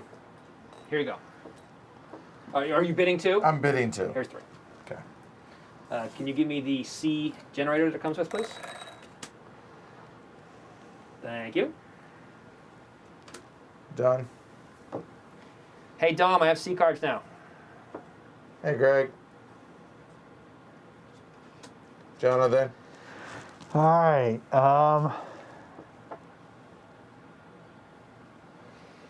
Okay. Whatever. This is my rocket stack. I don't care about this dry mass at the moment. How, Rufus? Yeah, so you're busy. I don't want to interrupt you, Geoff. No, go ahead. So what Rufus says here is I can sweep the interplanet glory chits while I build, collect, and sell cards. How easily can I do that? Because I have a human, and because I have my thruster there. Right. So you have a mass 1 solar sail, right? Right. Which is +2. No, mass 0. The crude mass. Yeah, fair enough. So yeah. you have a mass. You have a net thrust of 2, which will let you land on and take off from size 1 sites, right?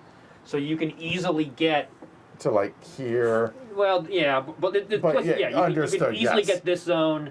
Venus, there's some hazards. Mercury, not so much. But you can easily get these 2. If you try hard, you might be able to get this. So you can do that, and basically you can do it for free if you're not going to be using your it costs your rocket movement, not your operation. So you could be doing that while you. I ET produced. Oh. Wait, hold on. Oh yeah, because you put the auction up, you ET produced. Right. Okay. All right, so we have our first black card. Did we move the Yeah. cube? We did not move the cube. I forgot to move the cube on your At turn. the end of your turn? Yeah, because. Okay. Because All right, but we no had an event. Yeah. All right. So yes, you can do that. So I should have actually. Yeah, you can do it next turn. I mean, yes. Well, the problem is it does take. So it takes a boost operation to put the solar sail out. Oh, fair point. You're right. Yeah. So I'll start could doing not that. have done yeah. it yet. Yep. There you go. Yep. But note, if you're just boosting the solar sail, you could send it to your home burn off for 0, which is Right. 0. Which is what I'm planning on doing. Right. All right. So hey, now I have to go back to thinking because I have stuff on Mars and stuff off Mars, and I think I need to send stuff home to do what I want to do. I have a plan. I just need money, and I think the way I get money is I sell a whole bunch of black Robonauts, and then reproduce them later. Okay. So I boost. These things hang out and have a good time. If I boost those things for net 2, that's a functioning rocket, and I need more money to make that rocket work. Do we give up on this? Yeah, I can give up on that guy because now I have this guy, and I can go have a party with those things. But that lets me do that, and da-da-da. Huh. Interestingly, I have 2 things that are good. So, I can't give that up. It's too good. But I'm over hand limit. So I am going to. How much money do I have? I have $3.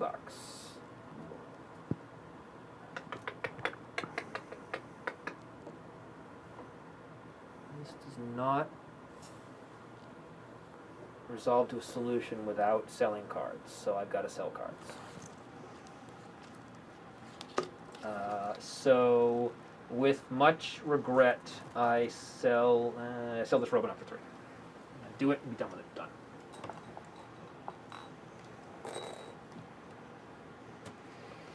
All right, so I am going to boost. We Sorry. moved cube. We have an event. Which Sorry, yeah, Joe I will got you. He's control. busy. The 4. event is Pad Explosion. Thankfully, I did not immediately boost a bunch of stuff. Anybody in Leo? Nope. Just my crew. Okay. Now you get an Aqua. Thank you. That is really hard. I should just write a thing. Edward did do Exo Migration, yes. Yeah. All right, so I'm Yes. going to boost my sail. Mass is 0, Yep. so doubled 0 is Zero. 0. Yep, So that's going to come over onto my Bernal. Yep. So that is now here. correct. So now that's going to create a ship that is my solar sail and my mass 1 crew, Correct. which is going to become my rocket. Yep. So there, so So it has a dry mass of 1. correct. It probably has a wet mass of 1. I wouldn't even put the wet mass marker down. So it doesn't really matter. Yeah, so dry mass of 1. And a net There. thrust of 2. Oh, And- but wait. Do you have power stat? I do. You can add +1 to that. I can. So it's going to actually be, so hold on, wait. So it's going to, oh, that's right. So I get a +2 Yep. for net thrust, plus I have power set, which is going to be a +1. Correct. So it's actually a thrust of 3. Correct. So that will be there. So it's a 3-0, which means I get to go 3 spots. Right. And note that the solar sail has a ballerina icon, so you get a bonus pivot as well. Well, that'll do. That'll do, pig. So you have a number of options. Boy, do we. But- So here is, if I may. Sure, take a look. Okay. So looking at some of this stuff. So I do have, now, keep in mind this glory chit is already gone. Yep. But I'm just let's see. No, that won't work. Do you Never want mind. Do you want an example? Absolutely go for it. So go through Venus, no flyby, Yep. 1 burn, Hold on. Let me, zoom out. yeah. That'll do. Okay, go for So it. go through Venus. Yep. This is free. 1 burn, free pivot, land here. Well, that seems good. And then when you it's heliocentric 0, so you'll be able to, you can reverse it and go back to your burn-off. That works that out. would be- So, yeah, let's do that. So we have our ship and doing exactly that. So it's free. And he's just doing it for the glory chip. Right. Okay. There. That That's a burn. 1 burn Yep. there. Now note, you can even just do a pivot and burn your use your extra 2 burns here, or you could use your free pivot. Either way, you doesn't can go matter. through that. Right, still yeah. land. So there, free pivot, boop, and You have a there. net thrust of 3, that is size 1, you can land, and now you may claim the glory chip. And that'll go on my On crew. your crew, and it goes, yep, just like that. And so that was my movement. That was your movement, and you boosted the sail, that was your operation. Thank you. Done. There you go. Yep. Cool. Thank you, Peanut Gallery, for the help. I appreciate it. So, for example, if the solar sail comes up early, and you can do that like turn 1 or 2, Yeah. it's a little, obviously you're coming out of Leo, so it's a little bit longer, Right. but, that's one of the glory rush strategies. Yeah, there's many other options, that's just the one that like, there's probably more efficient ways, but who cares? You're not spending fuel, so. Right. So no harm, no foul. Yeah, and you're So- not prospecting, so it doesn't really matter where you go from that perspective. But now you should start looking at, do you want to go to the Venus one with net thrust of 3? So the problem is, you go out here, right? Mm-hmm. You land on a size 1 site. Now you have net thrust of 1. 3 minus, and we can't take off. Right.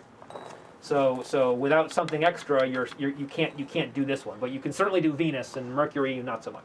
Why not Mercury? There's only one site in Mercury, and that's Mercury. Oh, yeah, right, Okay, right. And I'm pretty sure 1 is less than 10. Yes, even 3 is also. 3 is also less than 10. Even or 5 is less than 10, right? Yeah.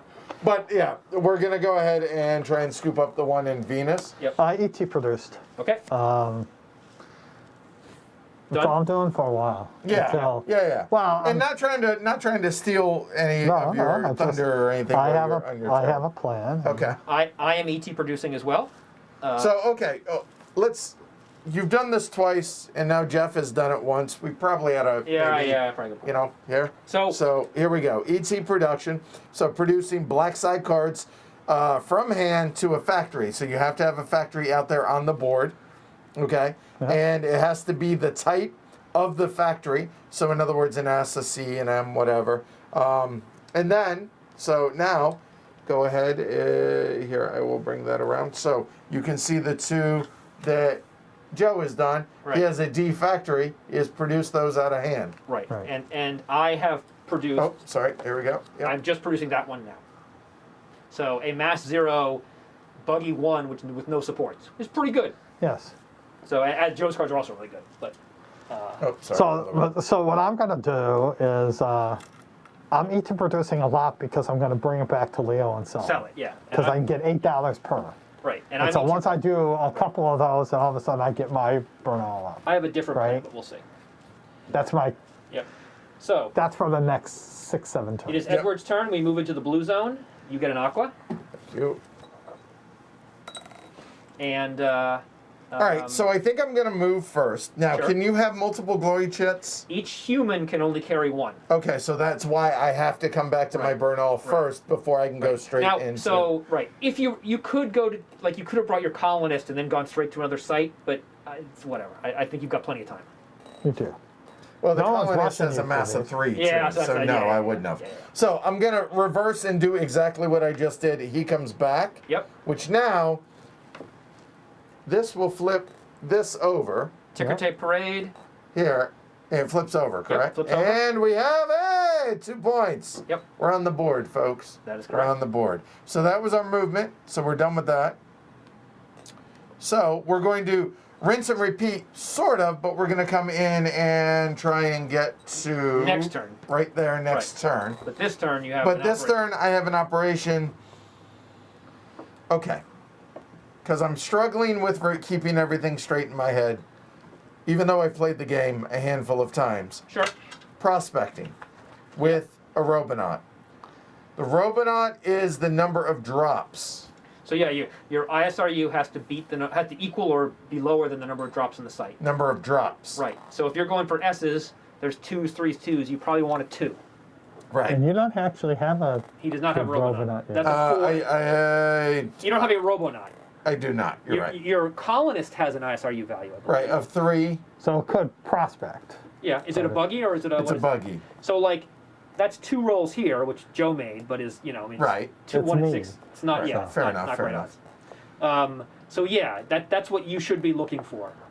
So To do that, you definitely should be focusing on a Robonaut right now because you don't have one and you're not going to get anywhere without With that one. right, but the thing is, so I have the Robonaut, which is, or I'm sorry, ISRU 3. Yep. I'm looking for ideally a ray gun, Can you Lower. Oh, actually, no. I have my own copy. Never mind. I'll use it. and in a perfect world, an S. Right. Well, so then I'm looking at the S's. Okay, so looking at the cheat sheet. The problem is Yeah. the closest S that is larger than size 1 and matches your hydration is at Saturn.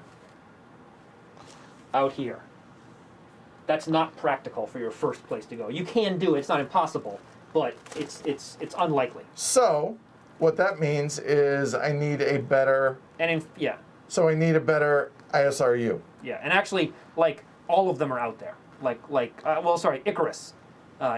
Icarus is in the Earth zone. Here, no problem. With a solar sail is not completely out of the question, but you build something there, then what? Then you have to do all these burns to get out. So it's just like, and it's a 1, so you're unlikely to make the roll. So you could go there, but I wouldn't spend a lot of time doing it because you're probably Right. gonna. So in other words, try and find a better Robonaut. That's what Yeah. I would do, unless, I mean, like, yeah, because you also, you know, the other option would be to go to Mars and hang out with me. But I don't know that you want to do that. No. I don't. So, the Robonaut here sucks.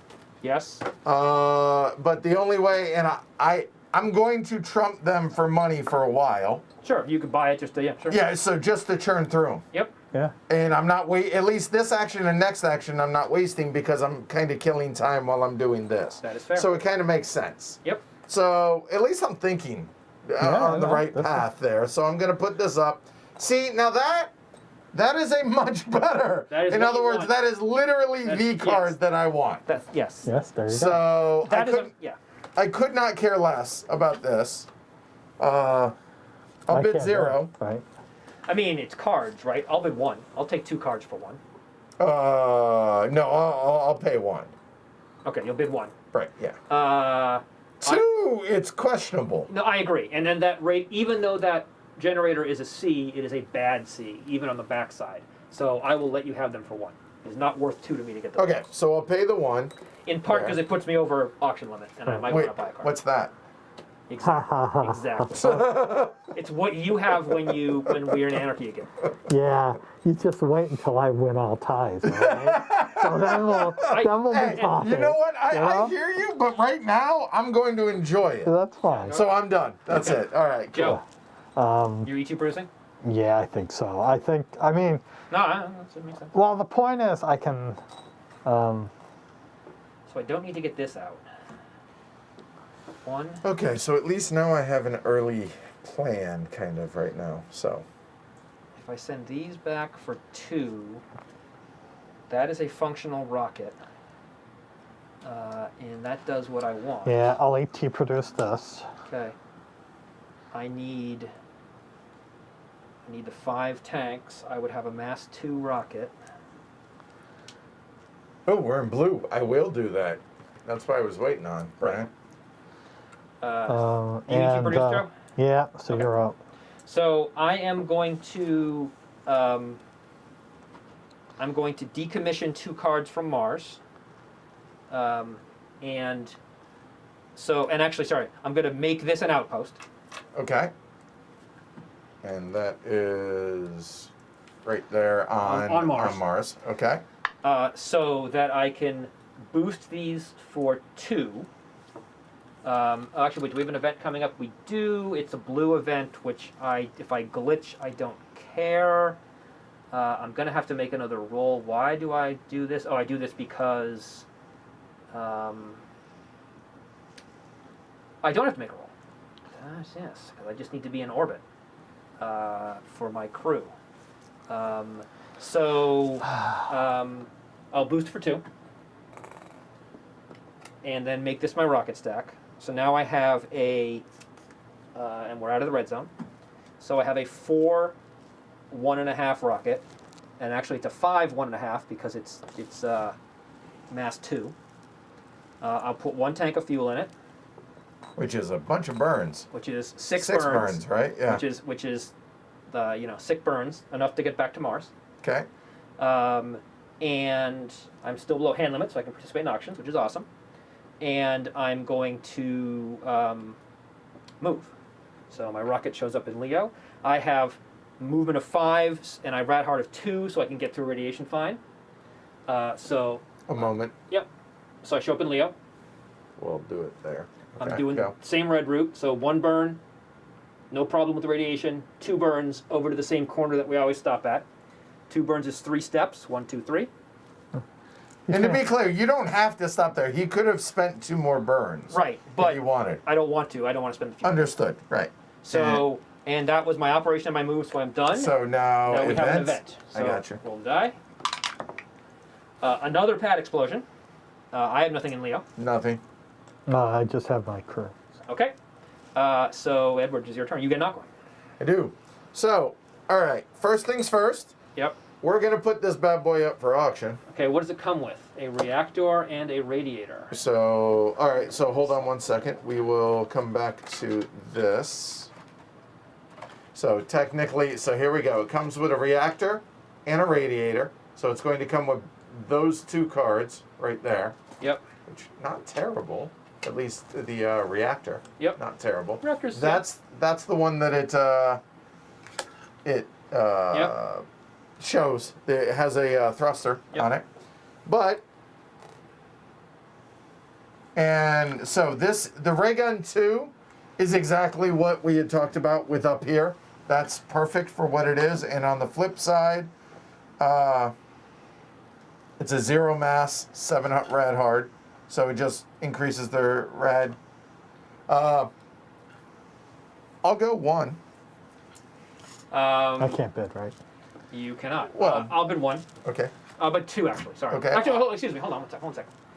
I'll bid 2. 2. I will pay you 1 if you give me the radiator. So a moment while I look at the radiator. So now, so the radiator is a C. While he's thinking. Yeah. So 3 mass. if I ET produce this, Yes. and then I'm going to factory refuel, I get double? You do, because site refuel is the entire operation. No, I'll do that eventually, right? Yeah, but yes, yes. And if I bring that back, I can convert it to aqua. Can, which is another reason to So I'll So- be like very slow going back, but 2. I mean, if you give me 2, I'd be No, willing. I'll give you I'll do 1 now and 1 on a subsequent turn. That way, I'm not completely, robbing you blind right now. If that subsequent turn is after I have a home Bernal, I will say yes. Oh, that's 2. If I wait for that, it'd be 3 total. 2 went at that point. Nope, I don't need it that badly. All right, fine. I'll let you have it for 1. No, you already bid 2. No, I know. No, Oh, you'll do it. All right, there you go. I just was trying to extort. I get it. So you get Okay. 1 and then you have to pay 2. Right, I do. So there, I will pay the 2. I get that, and I get the reactor. I know what you're doing. So there, and I'm thrilled with that Robonaut. So now we're gonna move. Now when we move and make sure that I'm doing this correctly, okay? But I want to see if I can get this right on my own. So we're here, same ship as before at the Bernal. So it has a thrust of it's a 3-0. So leaving from here, we're gonna go on a straight line into the Venus spot. Yep. Which the Venus fly by only during season blue. Oh, Hey, wouldn't you know? look at that. We're in blue. Yep. So Sorry, what's your rocket right now? it's a 3-0. So you're just taking your solar sail and crew. Yeah, that's Okay, it, yep, right? Yep. You have 2 Um, free burns. Okay, so we have 2 free burns. Our goal is to get to here. Okay. So let me bring this over a little. There we go. All right, so coming from here, we can come around. Let's see. So let me look. We're trying to get here. You have a number of options too. Yes. You're going to So- have to do a pivot to get you to here. Right. And there's a so couple we're places. gonna You get a go free pivot. 1. Well, why don't you just pivot here? Okay, fine. Pivot there, and then I get a free pivot, and then second burn there, right? That's your first burn actually. So and Then then that's a that- hazard. Okay, so the hazard now. So you can either pay 4, or you can roll and blow up on a 1. I mean, I know what real men would do, but it's your call. that's right. All right, Peanut Gallery. I am going to put my hand, my Why would life. you not just roll? What? You should roll. The other reason that you should roll is if you blow up, your crew goes back to your home Bernal. Oh, so And it's a my mass thruster zero is that Now, you free. boost. so you're Oh. basically losing an operation. Right. Okay. Yeah, we will roll. Yeah. And you don't blow up, see? It was the right call. There you go. Boom, and we land. Thank And you. There you go. And that goes onto there. Done. There we go. What was your operation? Oh, you I put auctioned, it you the auctioned, auction. yeah, Right. okay. Yeah. There you go. Go. There you go. I'll ET produce. I'm getting closer. Okay, yeah, so am I. I'm going to, so now I have to think about this. Oh, yeah. To be clear, Yeah. I'm just saying. The Peanut Gallery's right. Aiding an opponent. What? I gave you that for 1. We made a I deal. helped you. Darn. I'm just saying. No, yeah. if you did it for 0, I would have given that to you. Yeah, that's not I'm aiding. just, I'm just okay. All right. So. Peanut gallery.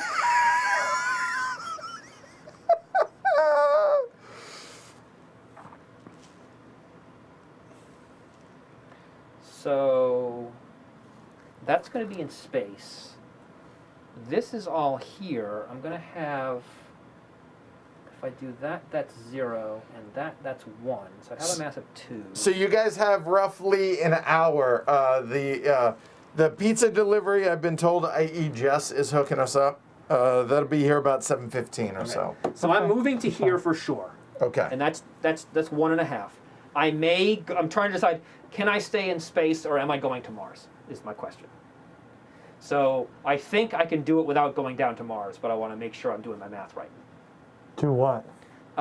Well, I have my crew, which is a valid thruster on Mars. I can acetylene rocket plane lift off to get through the lander burn and join everything up. Oh, right, okay. Or if I go down to Mars, I have a more efficient thruster, so I can get off more efficiently, but then I'm making a hazard roll, and I don't feel like making a hazard roll right now. Yeah, okay. So I'm doing math on that for a sec. And the challenge is rocket plane liftoffing with a crew is sort of ridiculous because you need a ton of fuel. So I actually don't think I can do that practically. And this is a mass 2 rocket, so 1.5. Yeah, screw it. We're going to Mars. Okay. All right. And I do not blow up. Okay. So my rocket lands on Mars. That takes. So I'm going to leave that outpost token there because I'm going to be moving stuff back and forth. But we're good. We're happy. We're on Mars. And I think for my operation, I'm going to. I'm going to ET produce this radiator because this is a better radiator than this. Okay. So actually this is a good point. So I'm ET producing, and what I'm going to do is it shows up at my outpost. I'm going to move it into my rocket and move this radiator out of my rocket. And that causes what is called a dry mass adjustment. So my dry mass changed. It went from 2 to 1. So I move both counters along the red lines. So my dry mass goes to 1, and my wet mass moves along this red line, so it preserves the fraction. I go from 1/6 to 1/9 a tank. So you keep fractions. Eventually, you lose them if you get too heavy. And Sure, such, that makes such sense, thing. right? So, that was my operation. So I am done. Edward, we've reached the end of the cycle, so you get to put this disc wherever you want. Okay, so now that that's done, let's go ahead and look at the politics again on that. So interesting. The glory chit part. Right, you now have 2. You may want to put it there. Right, conceivably, at least, there's that. Let's see. I don't want it on Freedom, clearly.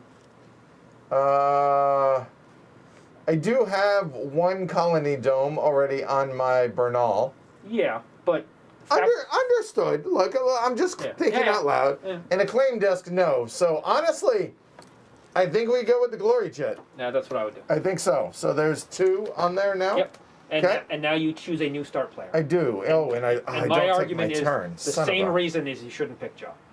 Because Joe now actually has an ISRU-0 Robonaut. And the ability to go to the moon and prospect it. And I sold my card that could give me a 0. And it's quicker. And you get to turn 0. Do you want to make a compelling argument here, Joe? No, is the way it should be probably true. Okay. You are correct. Give me that. Because the point is, I would be perfectly happy if I could get an H, right? Yeah, of course you would. I mean, yeah. So, all right. So it is my turn. Hey, Ethan. Welcome. So, if I want to take off from Mars, I would have a mass 2 rocket. I would need some fuel to do that, and that's the problem. Is I'd have to do several ISRU refuel operations. Okay. So let's do the math because I'm going to end up doing this at some point because the cards aren't cooperating with me. So it is 1, 2. It is 4 burns to get back to Leo. There's no real way to avoid that. Okay. I could refuel on the way because I have an ISRU-1 buggy. So I may just say I want to get 2 tanks and then go refuel here, which probably makes the most sense. So 2 tanks with my rocket is 3 steps of fuel. So I would have to have 3 steps, which is just 1 tank. So I have to be mass 3. To acetylene liftoff, I then have to spend 6 tanks of fuel from the factory. So that's probably, that's actually 1 refuel phase, which is not too bad. So I could spend 1 operation refueling, and then I could get this thing off of Mars. The trick is, I don't want to do that every single frickin' time, So I probably want to build some other stuff first. So I'm going to take some time to build this up. So I have $2. I think actually what I'm going to do is make sure I have money for auctions. So I no longer need this M radiator, so I'm going to decommission it and then sell it for 3. Excellent. Well done. So now it is over to you. All right. I'll take my water. I like this. All right. So now the question is on the moving. Now that we have the glory chit, do we pay? Right? Because we're going to take Right. off. So no, if you blow up, the glory chit goes back to Leo, but on the 1 point side. You still get the glory chit. It's just only worth 1 We're point. spending instead of $4 2. to guarantee that you have. Yeah, And is it a known thing how many points it is? 2. Yeah, you can look. You can look. It's Okay. two. So we're It's on the other side of that. here. It's Yeah. 2. So it is 2. Yeah. So $4 for a point. I'm not going to roll a 1. Okay. You didn't roll a 1. I didn't roll a 1. So there we go. So there and We're still in season blue, so you can. So I can boom. I make it back Yep. there and Yay, take a break. there we go. Another 2 points. Right. And that was your move. Yep. So now what? Now that we have an ISRU of 2, now I want to start looking, and we're going to stay in blue for 1 more turn. And what's the bad news event with blue again? Anarchy. Which means... You would lose your faction privilege, Okay. and Not you the could end do of the world. felonies. Okay, not the end of the world right now. So to be able to make it out to there with the Venus, with the 2 burns, then it's just a matter of getting it all together there at the burn all. Yep. So I need to make sure that I have, so next turn if I boost, so if I boost and then move, I would be able to make use of the blue season to make it out to there and be able to make my rocket. So I don't need, I could always get more money to be able to. And those things are in your hand, right? Yeah, everything here is in my hand. Okay. So I think I will go ahead and sell that Robonaut Okay. there for 3. Yep. And you did your rocket move, so you're I done. did, so I'm done. Joe. There we go. Last ET produced next And turn Rufus off. is asking why Okay. you're not doing a factory refuel. What is he missing on that? Because I wanted the money for auctions. Okay, I needed money for auctions. the end. There you go. I will do a factory refuel, but And yes, Joe's rocket and Jeff's rocket are Actually, both let me on their think. factories. yeah. If I do that. So here, I'll You're, do this. Joe, you're done? No, I might actually move Okay. What? because I want to. Yeah, exactly. Seriously? Okay. No, I'm just messing. Fine. Always a pleasure. 4, 8. So my dry mass is 8. Robonaut says, or my refinery says, hey, I can double, so I can actually get 14. But that's an operation. I know. I haven't done. I didn't need TPs. Oh, you okay? Got it. So 1, 2, 3, 4, 5, 6, 7, 8, 9, 10, 11, 12, 13, 14. Correct? Yep. And let's see. So That's a right big now, fucking ship. I will afterburn. So my net thrust is 2. That gets me off Deimos and gets me to here. Yep. Now, my question is, you don't need the power sat, right? Not yet. Okay. And now you're done? And in fact, the only thing that loses me most likely is something I was going to sell anyway. Okay. So, Sorry. Done? yep. We have an event, if you don't mind. Inspiration. Finally. Okay, so A Milton Bradley moment. game. Hold on. Yep. So now all the top cards go away. Correct. So here we go. Other way. The Bernal is the other space elevator Bernal boost to without costs. And drum roll from the peanut gallery, please. Nope. I did these.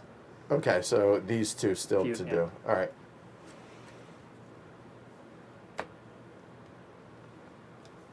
That was at the bottom. So what was it you were looking for? I was looking for a freighter, Okay. which means I am going to put this freighter up for auction. Okay. There it is.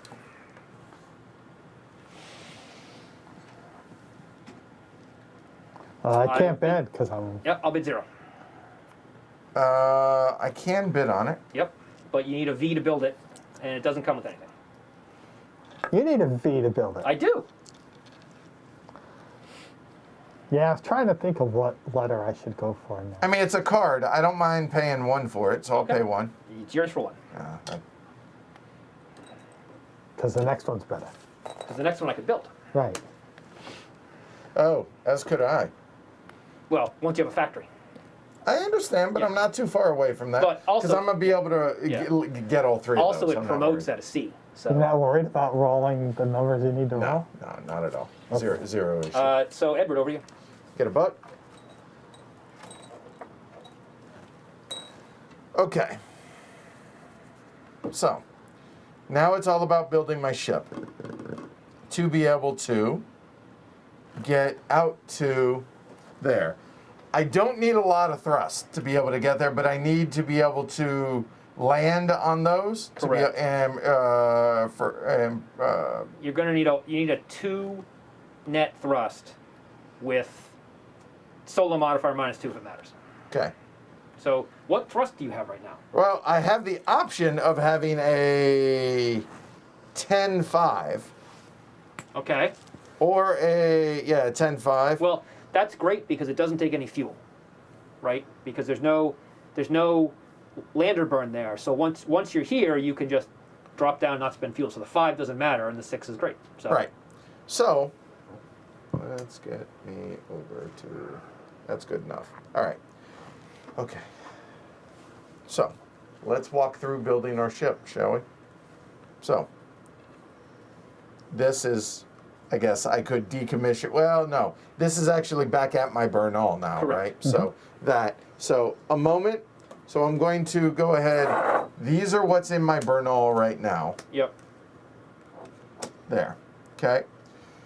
For boosting, so I want my Robonaut. I have to have that. Yep. That's going to require A reactor, and the reactor that I'm going to bring is going to be that one. Yep. Is it? Hold on. Oh, check that. Ooh. Yeah. Oh yeah, could be either. Sure. It could be either. The question is the rad hardness, but I don't have any radiation checks, do I? On the way. I don't. So if I have no radiation, why pay the extra mass? Yep. So that. So now I need a total of 3. I'll tell him, Don. Okay. Oh, sorry, Brian. I'll get there. Keep going. Okay. All right. So I have that. Then I need this, which that already has that reactor. Am I forgetting anything? You have the therms. You need an E generator to run that radiator. I do. Thank you. And that will be. Then now I'm. Oh, That one, because you already have the supports for it. right. You got an extra therm, but that's fine. No solar modifier. So what they're pointing out is Wait. He needs 4 therms now, right? Oh, I will. 1, 2, 3. Oh, 4. Yeah, you're right. Then you only have 3. So Boost the heavy side. problem Yep. solved on that. Correct. There we go. You may want to bring a refinery if you are confident of making the roll so that you can industrialize it. That actually makes a lot of sense. So that means there. Okay. So that is Okay, so now bringing this one here and bring the crew. So this is a mass of 0, 1, 4, 5, 6, 7, 8. But to be able to boost it, I would need 7. I need 14. if you're boosting it straight to your Bernal, yes. you need 14. 5, 10. I have 13. Did you get one this turn? I did. Okay. Also, the other thing to think about is you're going to be a 10-5. Right. Correct. Because I have to be able to get it moving. So if you're I going need at through least 3 one burn. burns, that's 15 steps, Well, right? No, I'm Right. I'm in a perfect world. I would have been able to get the 2 free out of that. Well, yeah. But- If you could boost this turn, you could get the 2 for free. Understood, but I'm So gonna. now you need to think about what you can do without that, because now if you're using with no fuel expenditure, this is awesome. But without it, if you're spending 5 steps per burn and your mass is 11, that's a lot of fuel. It is. It is. You're going to need another 10, 20 steps to make this work. Yes. So you may want to think about other alternatives, like, like for example, you could not bring your refinery to cut your mass down. Right. You may want to boost it still, but then bring the refinery with your solar sail if you find something, That's a good point. because the solar sail plus refinery is mass 3. That would be a 2 net thrust, which is enough even without the blue zone to get you to here. So if I don't boost the refinery this turn, though, that saves me 6. That is correct. So then all I would need is a total of 8 to be able to boost, and 8 is right there. So that leaves me that for fuel to be able to do what I need to do, Yeah. and that works. Right. Does that really work? Someone is also pointing out you can go to this spot, which lets you prospect. Or sorry, this spot, which lets you prospect without making a hazard roll. You can just go here and prospect without making a hazard roll because you're still adjacent. So Right. either way, you can get to, you're only prospecting these 3 because you're SRU. Right. So you might as well just stop here, and then if you decide you want to go in, you can do that later. Fair enough. That's what I would do. So then I'm looking at having lost my spot. Hold on. Where'd it go? There it is. So it's a 10-5. So that would give me, so the weight, the mass on this would be a total of 4, 5. So it'd be a mass of 5. So I would say take your colonists, then you can prospect as a free action. Be a mass of That's 8. 3 mass. Yeah, but you are, if you do it this turn, you're in season blue. It doesn't cost you any fuel. You go here for 2, 1, 2. You spent no fuel. You can prospect for free, and then like you can prospect this turn, and then next turn if you land, it costs you no fuel. If you miss the rolls, you're unhappy. But I think you're unhappy if you miss the rolls no matter what. True. But keep in mind, you miss these rolls, then you've got a big rocket out here with no fuel, and you could land here and refuel, but that's a hazard. And otherwise, you could spend some time to go over here and refuel, but that's going to take time and blah, blah, blah, blah. So, you have some risk there. So basically I have 6 rolls to get a 1 in 6 shot. You have 3 rolls. You do not get a reroll. It's a ray gun. Here, Here, and it's here. not the bug either. Oh. So it is a decent chance, but it is not a done deal. It is totally worth it for you because you have so many S cards. But if you miss the rolls, you're going to have a lot of recovery time, and you should be ready for that. I'm willing. Let's go. Go big or go home. Okay. All right. So here we go. All right. So we're going to boost these 4, Yep. or these 4 cards for a total of 8 mass there. Yep. So that's done. So all of these get boosted, and then if that's the case, then I will bring all of that. So your dry mass So- is. 3, 4, 7. You want to add your crew, maybe, or not? You don't have to. No, because I have this colonist, Yep, right? sure, makes so that's going to be 7 Okay. there. So the solar sail and the crew are back at the Bernal. Correct. So Okay. these guys are there. So all of this is now my rocket stack. Correct. So, well, I shouldn't have done that. Sorry. So we have, okay. So So now, our base thrust is going to be 10, 5, your dry mass is 7. 7. So your dry mass is 7. That's a -0. So there's no size modifier. There's no solar modifier. So it's a 10. Note that if you want to put any fuel in, you're going to have to add 1, 2, 3, 4. You're going to have to add 3 steps of fuel to get 1 burn. But that 1 burn would at least give me a little flexibility, wouldn't it? Yeah, I mean, sure, a little bit, but I mean, okay. Let's say you bust all these sites. What do you want to do? Right. So, it's 2 burns to get back to Earth directly. Right. So 1 burn doesn't help you. It's no burns and a hazard to land on one of these and refuel, so you don't need the fuel.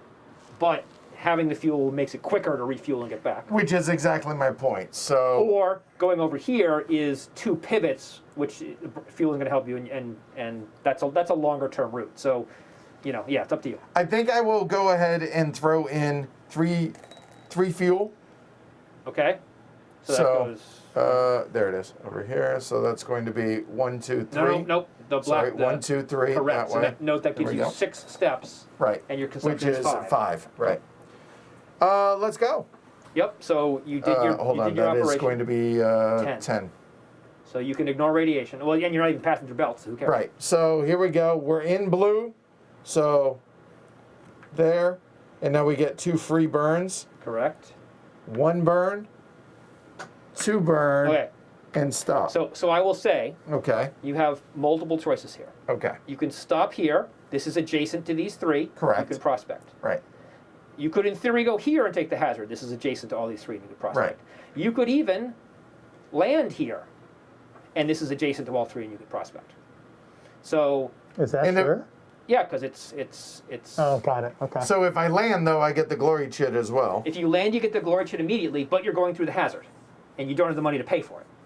You guys are way too. I'm giving Wait, you options and letting I'm you just saying, y'all are way too concerned about a 1 in 6 shot. Yeah. We saw you fail it 3 times in a row. Yeah, well, you know. So those are your options, and you can do what you want. Let's land, Okay. You should land at the 3 because you'll refuel better. and we will. All right. So now I need to roll a roll. You need to make a hazard roll. Yes. It's conveniently at the right number. Flash of red, but you successfully land there. There So you now go. Right. I mean, you come on. get to make 3 prospecting rolls. We'll go A, B, C. Okay. Do them in order. So they're all 1s, so they're more or less equivalent, but Right. so roll them 1 at a time, and we'll see what happens. All right. Here we go. A. Unsuccessful. B. Unsuccessful. C. Hold on. Okay. All right. Now we're good. Unsuccessful. Yep. Busted You all of them. busted all 3, which is, I think it's 55% to do that. I forget, some reasonable number. So we put busted markers down. Note, you can still ISRU refuel there. Excuse so, me. Yep, and you get the glory chip. So you can get 2 tanks per operation there. Okay. And hey, guess what? Oh, that's right. Your prospect was a free action because you brought your colonist. Fair. And now you already did a boost, so next turn you can refuel. So All I right. think you are done. Done. All right. First thing I'm doing is I'm moving to Leo. So that costs me 2 burns. I have to go through the radiation. Yes.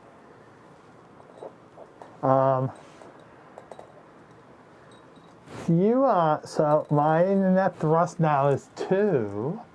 If you give me power stat, it's 3. I think it cuts. It means I get a 1 out of 6 instead of 1 out of 3 chance of losing But- this card that's inconsequential. You appear to have no aqua, so just take the rest. No, I have. Oh, you have 1. Okay. Do you want the 1? Did you? You might as well, All right. because it's inconsequential to you. So yeah. I mean, it's just Losing that card is inconsequential. And you're fine. 4 minus 3 is okay. Yeah, I mean, it was a 2. Yeah, Right? yeah, I mean, that's it's, fine. yeah. So I'm at Leo. You are. So the next thing I can do is I can recover all my water. That is correct. You can get lots of money. So I just go back on the reds, right? Yes, for every 6, for every 7, red 8, you go down. 9, 10, 11. So I You get get 11. 11 Yep. back. Which makes sense. It didn't cost Totally me. does. And now you can sell a card for 8. Yes. Joe is rich. That's the 11. And then I will sell this Robonaut. Which go to your hand, Yep. and you get 8 more. And you are done.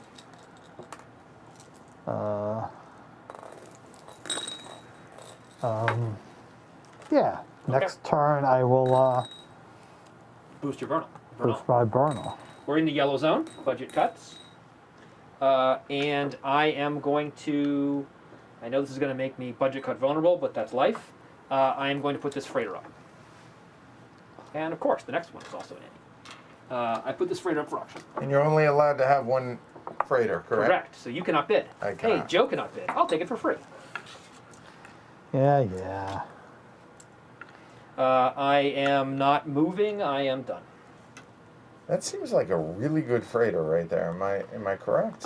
It is a decent freighter. The challenge with this freighter is when you promote it, it's a little bit heavy, as I recall. And by a little bit, oh no, that's Poodle Steam. That's fine. No, Fusion Heated Steam. Yes, that one. No, it's Mass One. Yeah, it's a good freighter. It's fine. Oh, that's amusing. My crew Yeah. Take care, can Patrick. get me, when I anchor the Bernal in GL, my crew can get me to Deimos without any burns, right? Yeah. Yes. I was just wondering, wait, I don't have stuff in the right spot. Right. But now And I you will. guys are both going to take the nice Mars Bernal anchoring points, which is irritating, but that's life. All right, so we're gonna refuel. Hold on, wait. It's. Yeah, I took my turn. I Did put, you move? You I did. I move. moved that. Okay, Put all this right. up. So refueling now. Site refuel, right? Yes. So it is an ISRU refuel. So you have ISRU of 2. It is size 3, so you get 2 tanks. All right. So move it up by 2 numbers. From 10 to 12. Yep. So from there, so that'll go there. And now, so because it's 5, it's 1, 2, 3, 4. Here, that would be 2, 4, 6, 8, 10. So now, to be able to get back home, So you take off Theoretically. 1, 2, there you go, and you're home. So Right. 10 steps gets you home.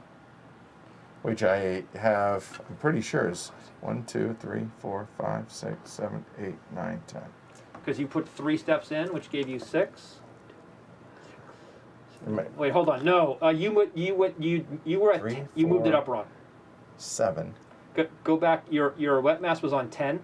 right? It needs to go to 12. Not Oh, it does. You're right. Yep, there and then there. right. Follow 1, the 2, 3, black 4, line. 5, 6, there 7, you 8, go. 9. Right. So I'm Yes. 1 short to be able Right. to get home. So next turn you can refuel again, and then you can go home. Okay. So that's the operation. No movement. Yep. We're done. Did you get your 1 aqua?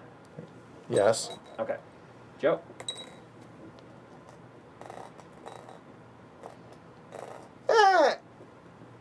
We survived, but unfortunately, there's nothing on those, which kind of sucked. Right. What's the timing on pizza? But Half hour. Okay. Thank you. Uh, 7:20ish. yeah, He said 7:15. 7:15. Okay. thereabouts. It's about a half hour. Yep. It's 27 minutes. All right. I just so didn't sorry. note the time when she said it. That's all. It's all right. My nickname as a freshman was Radar.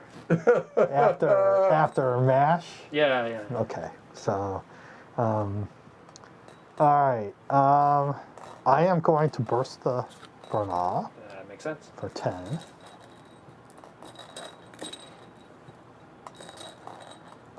Now, I still do stuff at Leo until I anchor it, correct? Correct.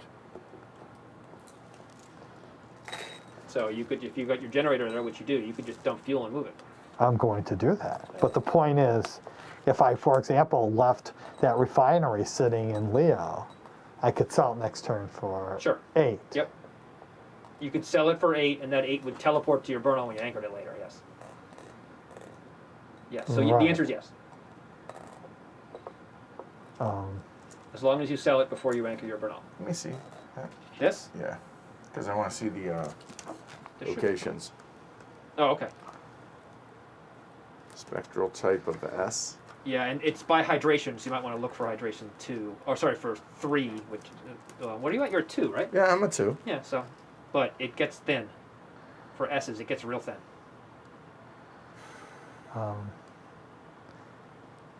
the timing thing, though, is I might want to bring it. I have to decide. Okay. I guess I should figure out what I'm doing. Oh yeah, I'm waiting for the budget cuts to happen so I get mad again. So let me do this. Let me add this up. 16.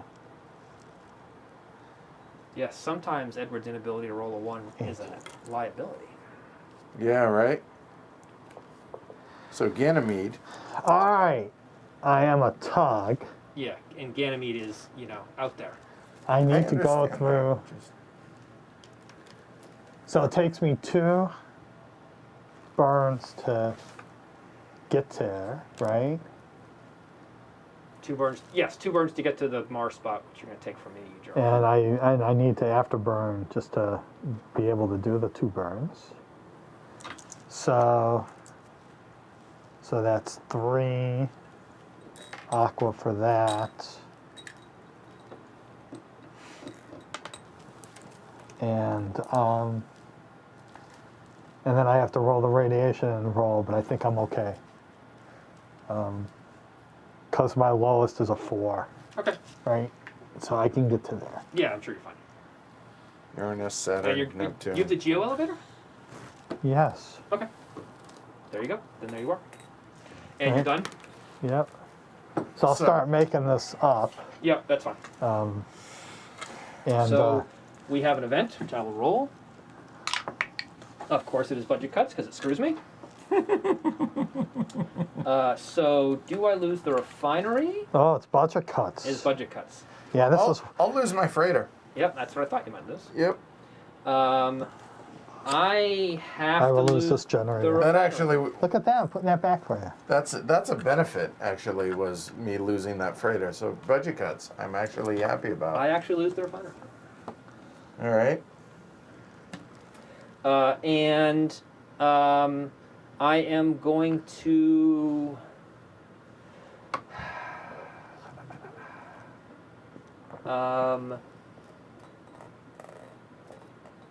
I'm going to. Could have been a little more efficient, but this works. I'm going to put the Bernal up. I think I want that Bernal. And what one is that one? This is another. This is boost for normal cost, but anywhere you can anchor it anywhere.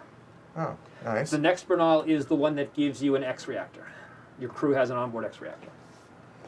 I will bid 0 on that. And you're allowed to have 2, right? You are allowed to have 2. And I can't bid. Boost direct to the home Bernal without doubling the boost cost. Now note, you can't have 2 home Bernals. You only have 1. Understood. So you're probably you probably will look on the other side to see what it does. Because I forget what it does. To see if you care. And you need to find that spot to anchor. Right. Right. Your factory-assisted landings, takeoffs anywhere, treat lander burns as normal burn spaces. So that means, like, for example, I could take off from Mars very easily. Right. I'll go 1 on that. Yeah, sure, I'll bid 1.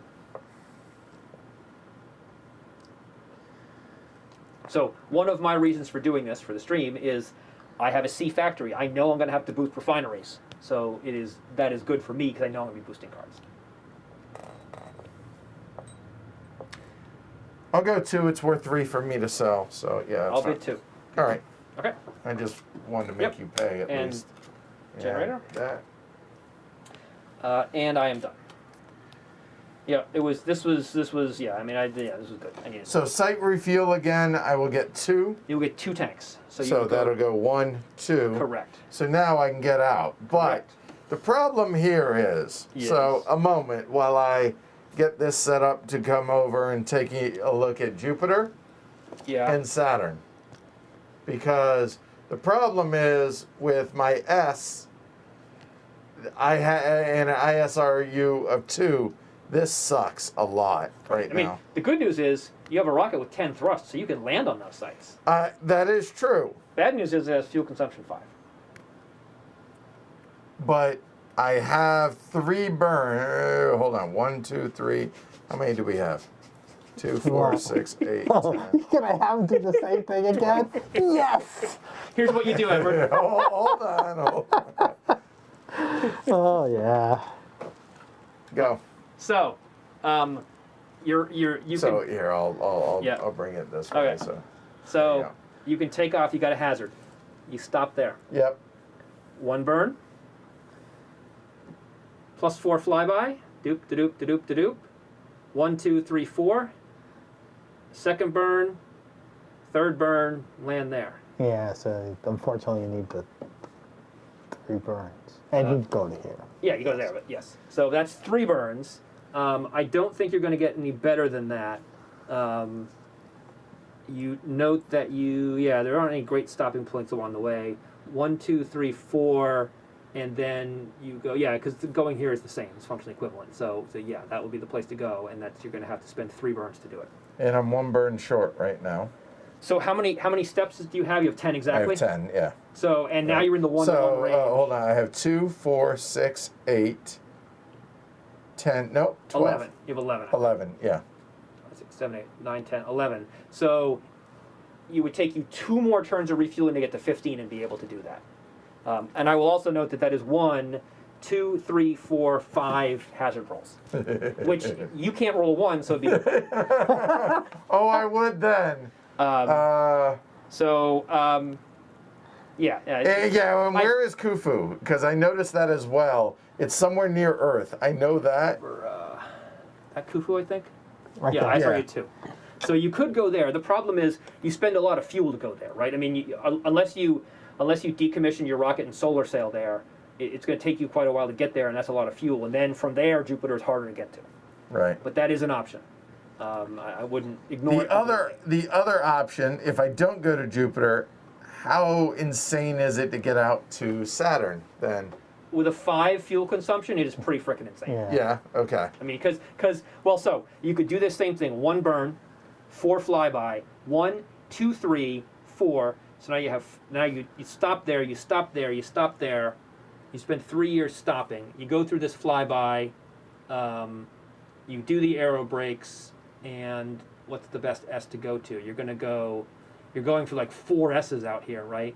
So it's yeah. I mean that's 1, 2, 3. You're spending lots of burns. Okay, so it's prohibitively expensive. It's pretty expensive. I mean, I would say you're certainly spending. It's probably there's 1 S's that you could get to pretty quickly, and then if you blow those, the 4 S's are going to be quite a while, because so you could go here, fly by, go through that, get to there.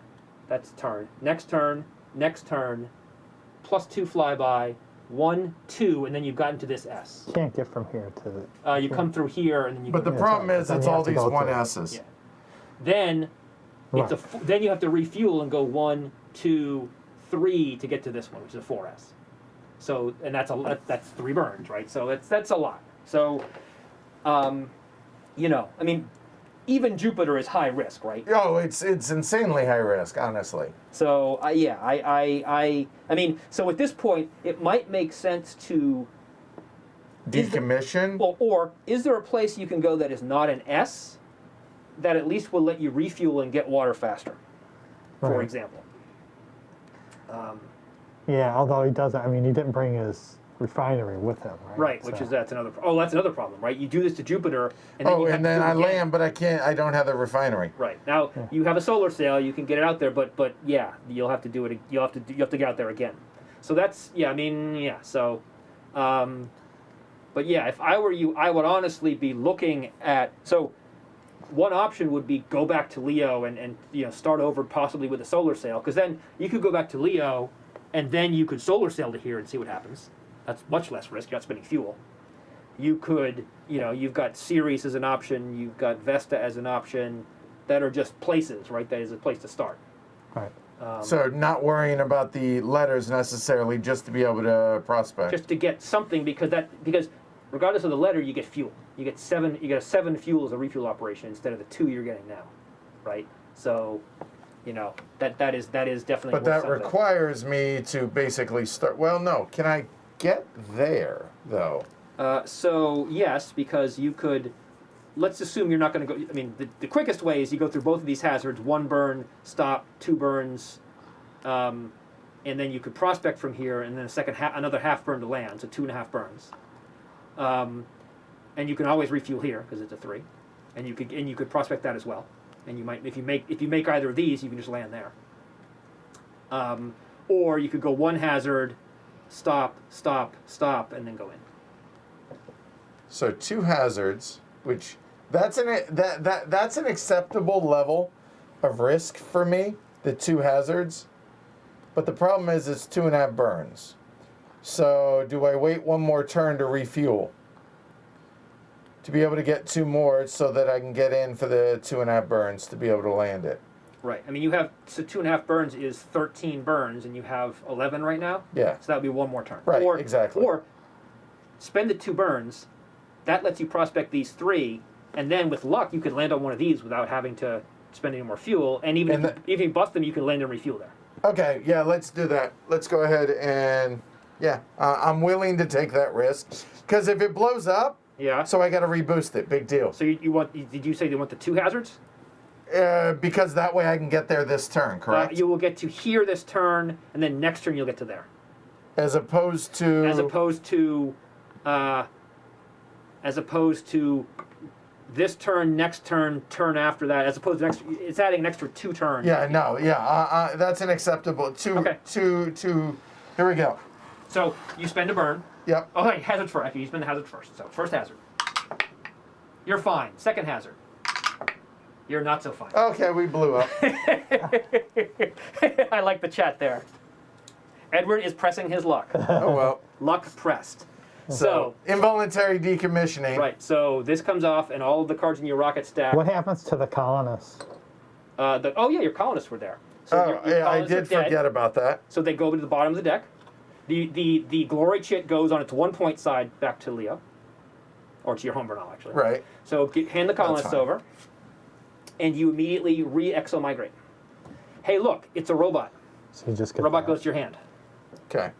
And all of these go back into my hand. Right? Yep, and then this goes to your Bernal stack. And you may exomigrate An engineer. to equality. I wanted an engineer. Say that again? You may put a delegate down in equality. If you Oh. want. No reason not to. So that sucks.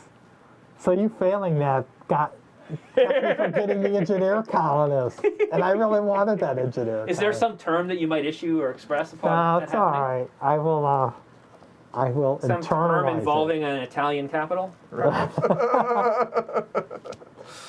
Well, all right. So that was the movement. That you refuel. That was your operation. That and you was. moved, Yep. So you're done. So done. Okay. it. All right. Yeah. I'm anchoring my barrel. Can you give me my pieces? Those pieces are right there. Which pieces? Oh, your Bernal. Yeah, sure. Yeah. Of course. You got which them all for the which year? actually, I should have given you last turn because you were moving your Bernal stack, right? No. Oh, you was a rocket I stack. actually moved it with a rocket. Oh, so we can get rid of that Yes. one? Yes. Give him his stuff, and then I will ask for mine. There's your other Bernal, just for the record. Yeah. What do you need? Uplift and Supreme Colt, Got it. Good. right? Oh, you got Sirens. Yeah, sure, I got you. And, Kaboom, for those scoring at home, by the way. Hey, so I win ties now, Yep. even though it'll be a while before I'm bidding on something, and I can boost to. Do we put out a little To Geo. elevator for me? Yes, we do. Look at that. Oh, yeah. No elevator. Look at that. Yeah. Very nice. All right. Congrats. Well done. Well done. Yeah, thanks. Oh, and actually, I have Terraform. Express elevator to hell. Going down. Um, Terraform future. Promoted Bernality, non-Martian atmospheric dirt side. No problem. all right, so.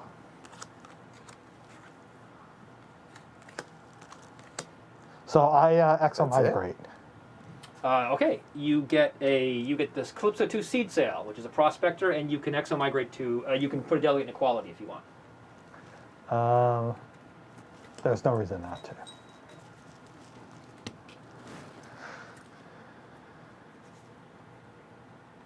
And you have the new Venus future. I do. So this is an example of the future I'm going to talk about. So this is basically you crash a comet into Venus to terraform it. If you complete this future, at the end of the game, all tokens on Venus are removed.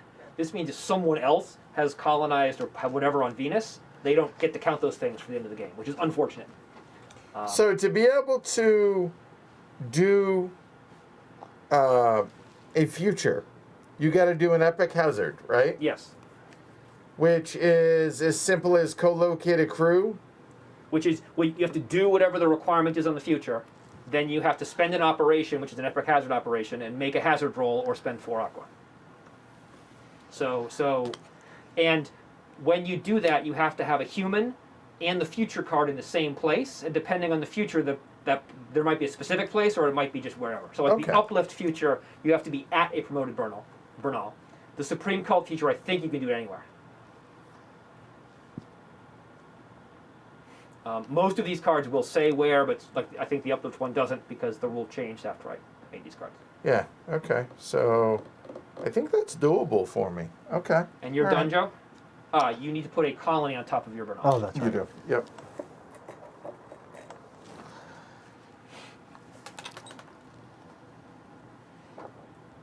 Oh, I hate these. Cool. All right.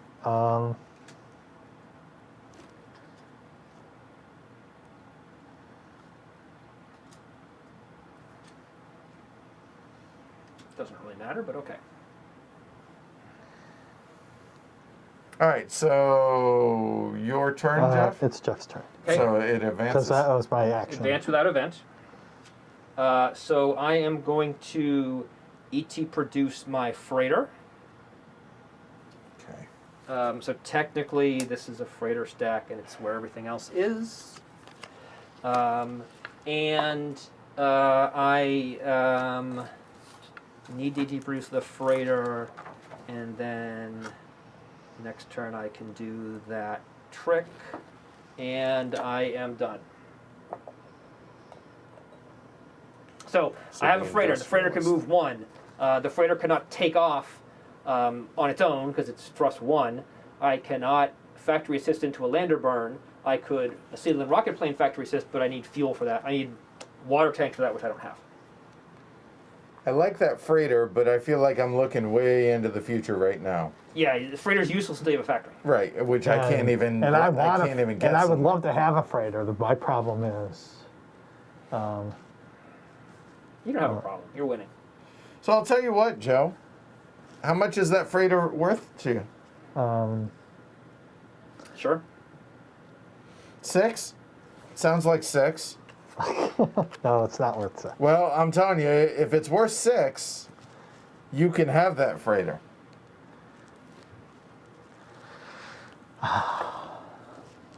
I'm not. Okay, all right. I I'll don't move think on. I need it yet. Sorry. Okay, all right. I'm just saying it was an idea. No. Because I can always sell you the card, No, you could. right? But Yeah, we sure, have to be yeah. in the same spot. No, hand cards you can sell whenever you want. Okay, Because it's all right. patent, right? It's the ability to build it. But, okay. So Oh, this is frustrating now. So now I got to figure out, because I have a crap ton of stuff in my hand right now. So what you should do is I need a figure out- better thruster, but Right.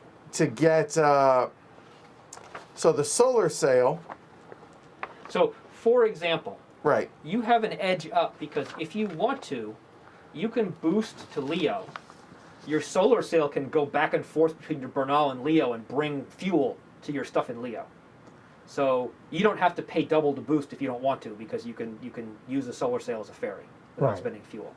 Yeah. Also, I will note that you have that robot, which you probably don't need. You can sell it for 3. It's a robot. It has no rights. You can free market that for 3 aqua if you need money. I mean, you may have other cards, but the robot is particularly useless to you because without a D site, you can't build it. So you have more flexibility than other people might because you have those 2 cards.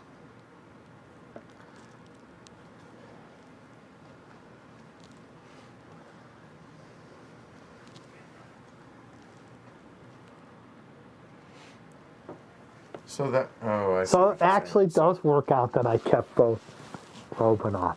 That's good.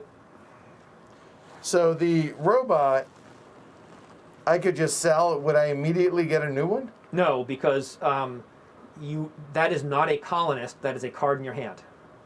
It's just if you go to get a colonist and the robot's on top, you get the robot and you keep drawing. So that is a patent. That is not a Gotcha. colonist. So if you sold it, you would get $3, and that's that.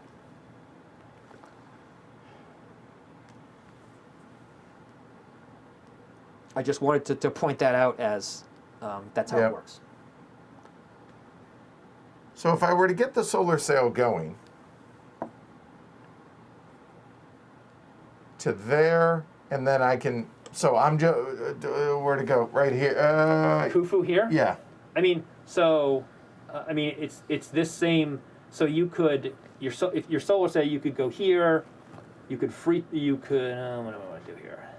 There's probably a better way to do it that I'm not seeing. 1, 2, 3. So you want to come off of here. You're going to need a pivot one way or Right. the other. So let's say you pivot to here. So that's one burn. You're over to there. That is this. Sorry, this goes to here. Goes to here. You come through one burn. So you could go to here, one burn, go to this spot, pivot, second burn, and in. So I would need 2 burns. Which, so you have power stat. So as long as you are mass 16 or less, you'll have 2 burns. I mean, this is for a 1 roll, right? You have a 1 in 6 chance of making it. Right, and then if it doesn't work, I can decommission it. Or not. You'll have 2 burns. You can come back, right? Doesn't take fuel. Fair point. So I might as well. So let's go ahead and get the solar sail and my crew. Okay. Now, you need your ray gun, right? Yeah. And that needs support. Oh, so hold on. So the ray gun. That's a good point. Is there a But it's a mass 0. So if I boost. Yeah, but what is it? What supports does it need? That's the problem. Oh, it is. You're right. So let's see. So I gotta have. So There, that's a mass of 1, which is 2. or Hold yeah, on, or the other one. Right. That's a Or, mass 0, right? Right. So if I went that way, and I'm not going to have to worry about solar. So I need 3. So that would be there. That would be 6. No, you only need 3, right? Turn it over. That's it. Oh, all right. So that'd be a total of 4. But now you need the generator. This was the problem. There we you go. had. Right. Yeah. There you go. I've had these kind of Right, and rackets. the generator adds a therm, and then you have to flip the radiator back over. Right. There you go. Right. That's Yep. right. So no. All right. So you probably need money. I do. The good news is you don't need fuel, but you need money. Hence, you can sell a card. Hence, my recommendation of the robot. Yep. All right. 3. Oh, and You can sell- plus 1. Yep. You can sell robots as As long as they're not emancipated. 4. Yeah, all right. Done. Joe, Yes. you get a buck. Oh, yes. Hey. Yeah. Right. That's I know. really cool. I know. All right. And those cards are in your hand, even though they're black cards, or they're. Yeah, just so, right. That's fine. The idea being, remember what Not a I'm problem. doing with Yep. them, Yep. right? Yep. Yep. So, Pizza's here. Okay. Okay. Well, so we're about to end a cycle. So you want to eat after Joe's turn? I'll roll the event, and then we'll eat, and then. I think so. I think okay. that'll work. Yeah. Okay. Which All right. that'll be spot on time. Yeah. 7:15. Makes sense. yeah, and I got to make sure I can do what I want to do. So I can boost this for 2. Okay. So let's work backwards. Yep. I'm Yeah. getting there. And Cards did not cooperate. Events did not cooperate. So I needed more inspirations and fewer budget cuts. 2 budget cuts came at just the wrong times. Like now, if I get one, I don't care. yeah. Ooh. And That's a good point. this is going in. Which one is that? Oh, the honor? You want the law? Yeah. Which one is it that allows me That one. to honor? Yeah. Allows me to use your guys' factories? Oh no, individuality. That's this one. So you need 1 fundraise, and you can make that active. That is a really good point. So Sure. maybe I'm trying to. But keep in mind, if you use our factories, you still have to go get the cards. So unless you're producing a thruster, and again, it's make sure that you can follow through and use the cards. SpaceX is going to use that little car that's flying around. It doesn't have any fuel. Yeah, exactly. Because I'm a Mass 9 rocket Yeah. with no fuel. Sure, because you don't need it. Because I'm just going to Deimos so Okay. that I can then make the real rockets. Okay. Starting. So you're done? Yes. All right, event roll. Roll the event. The event is inspiration, of course. Now that I don't need it.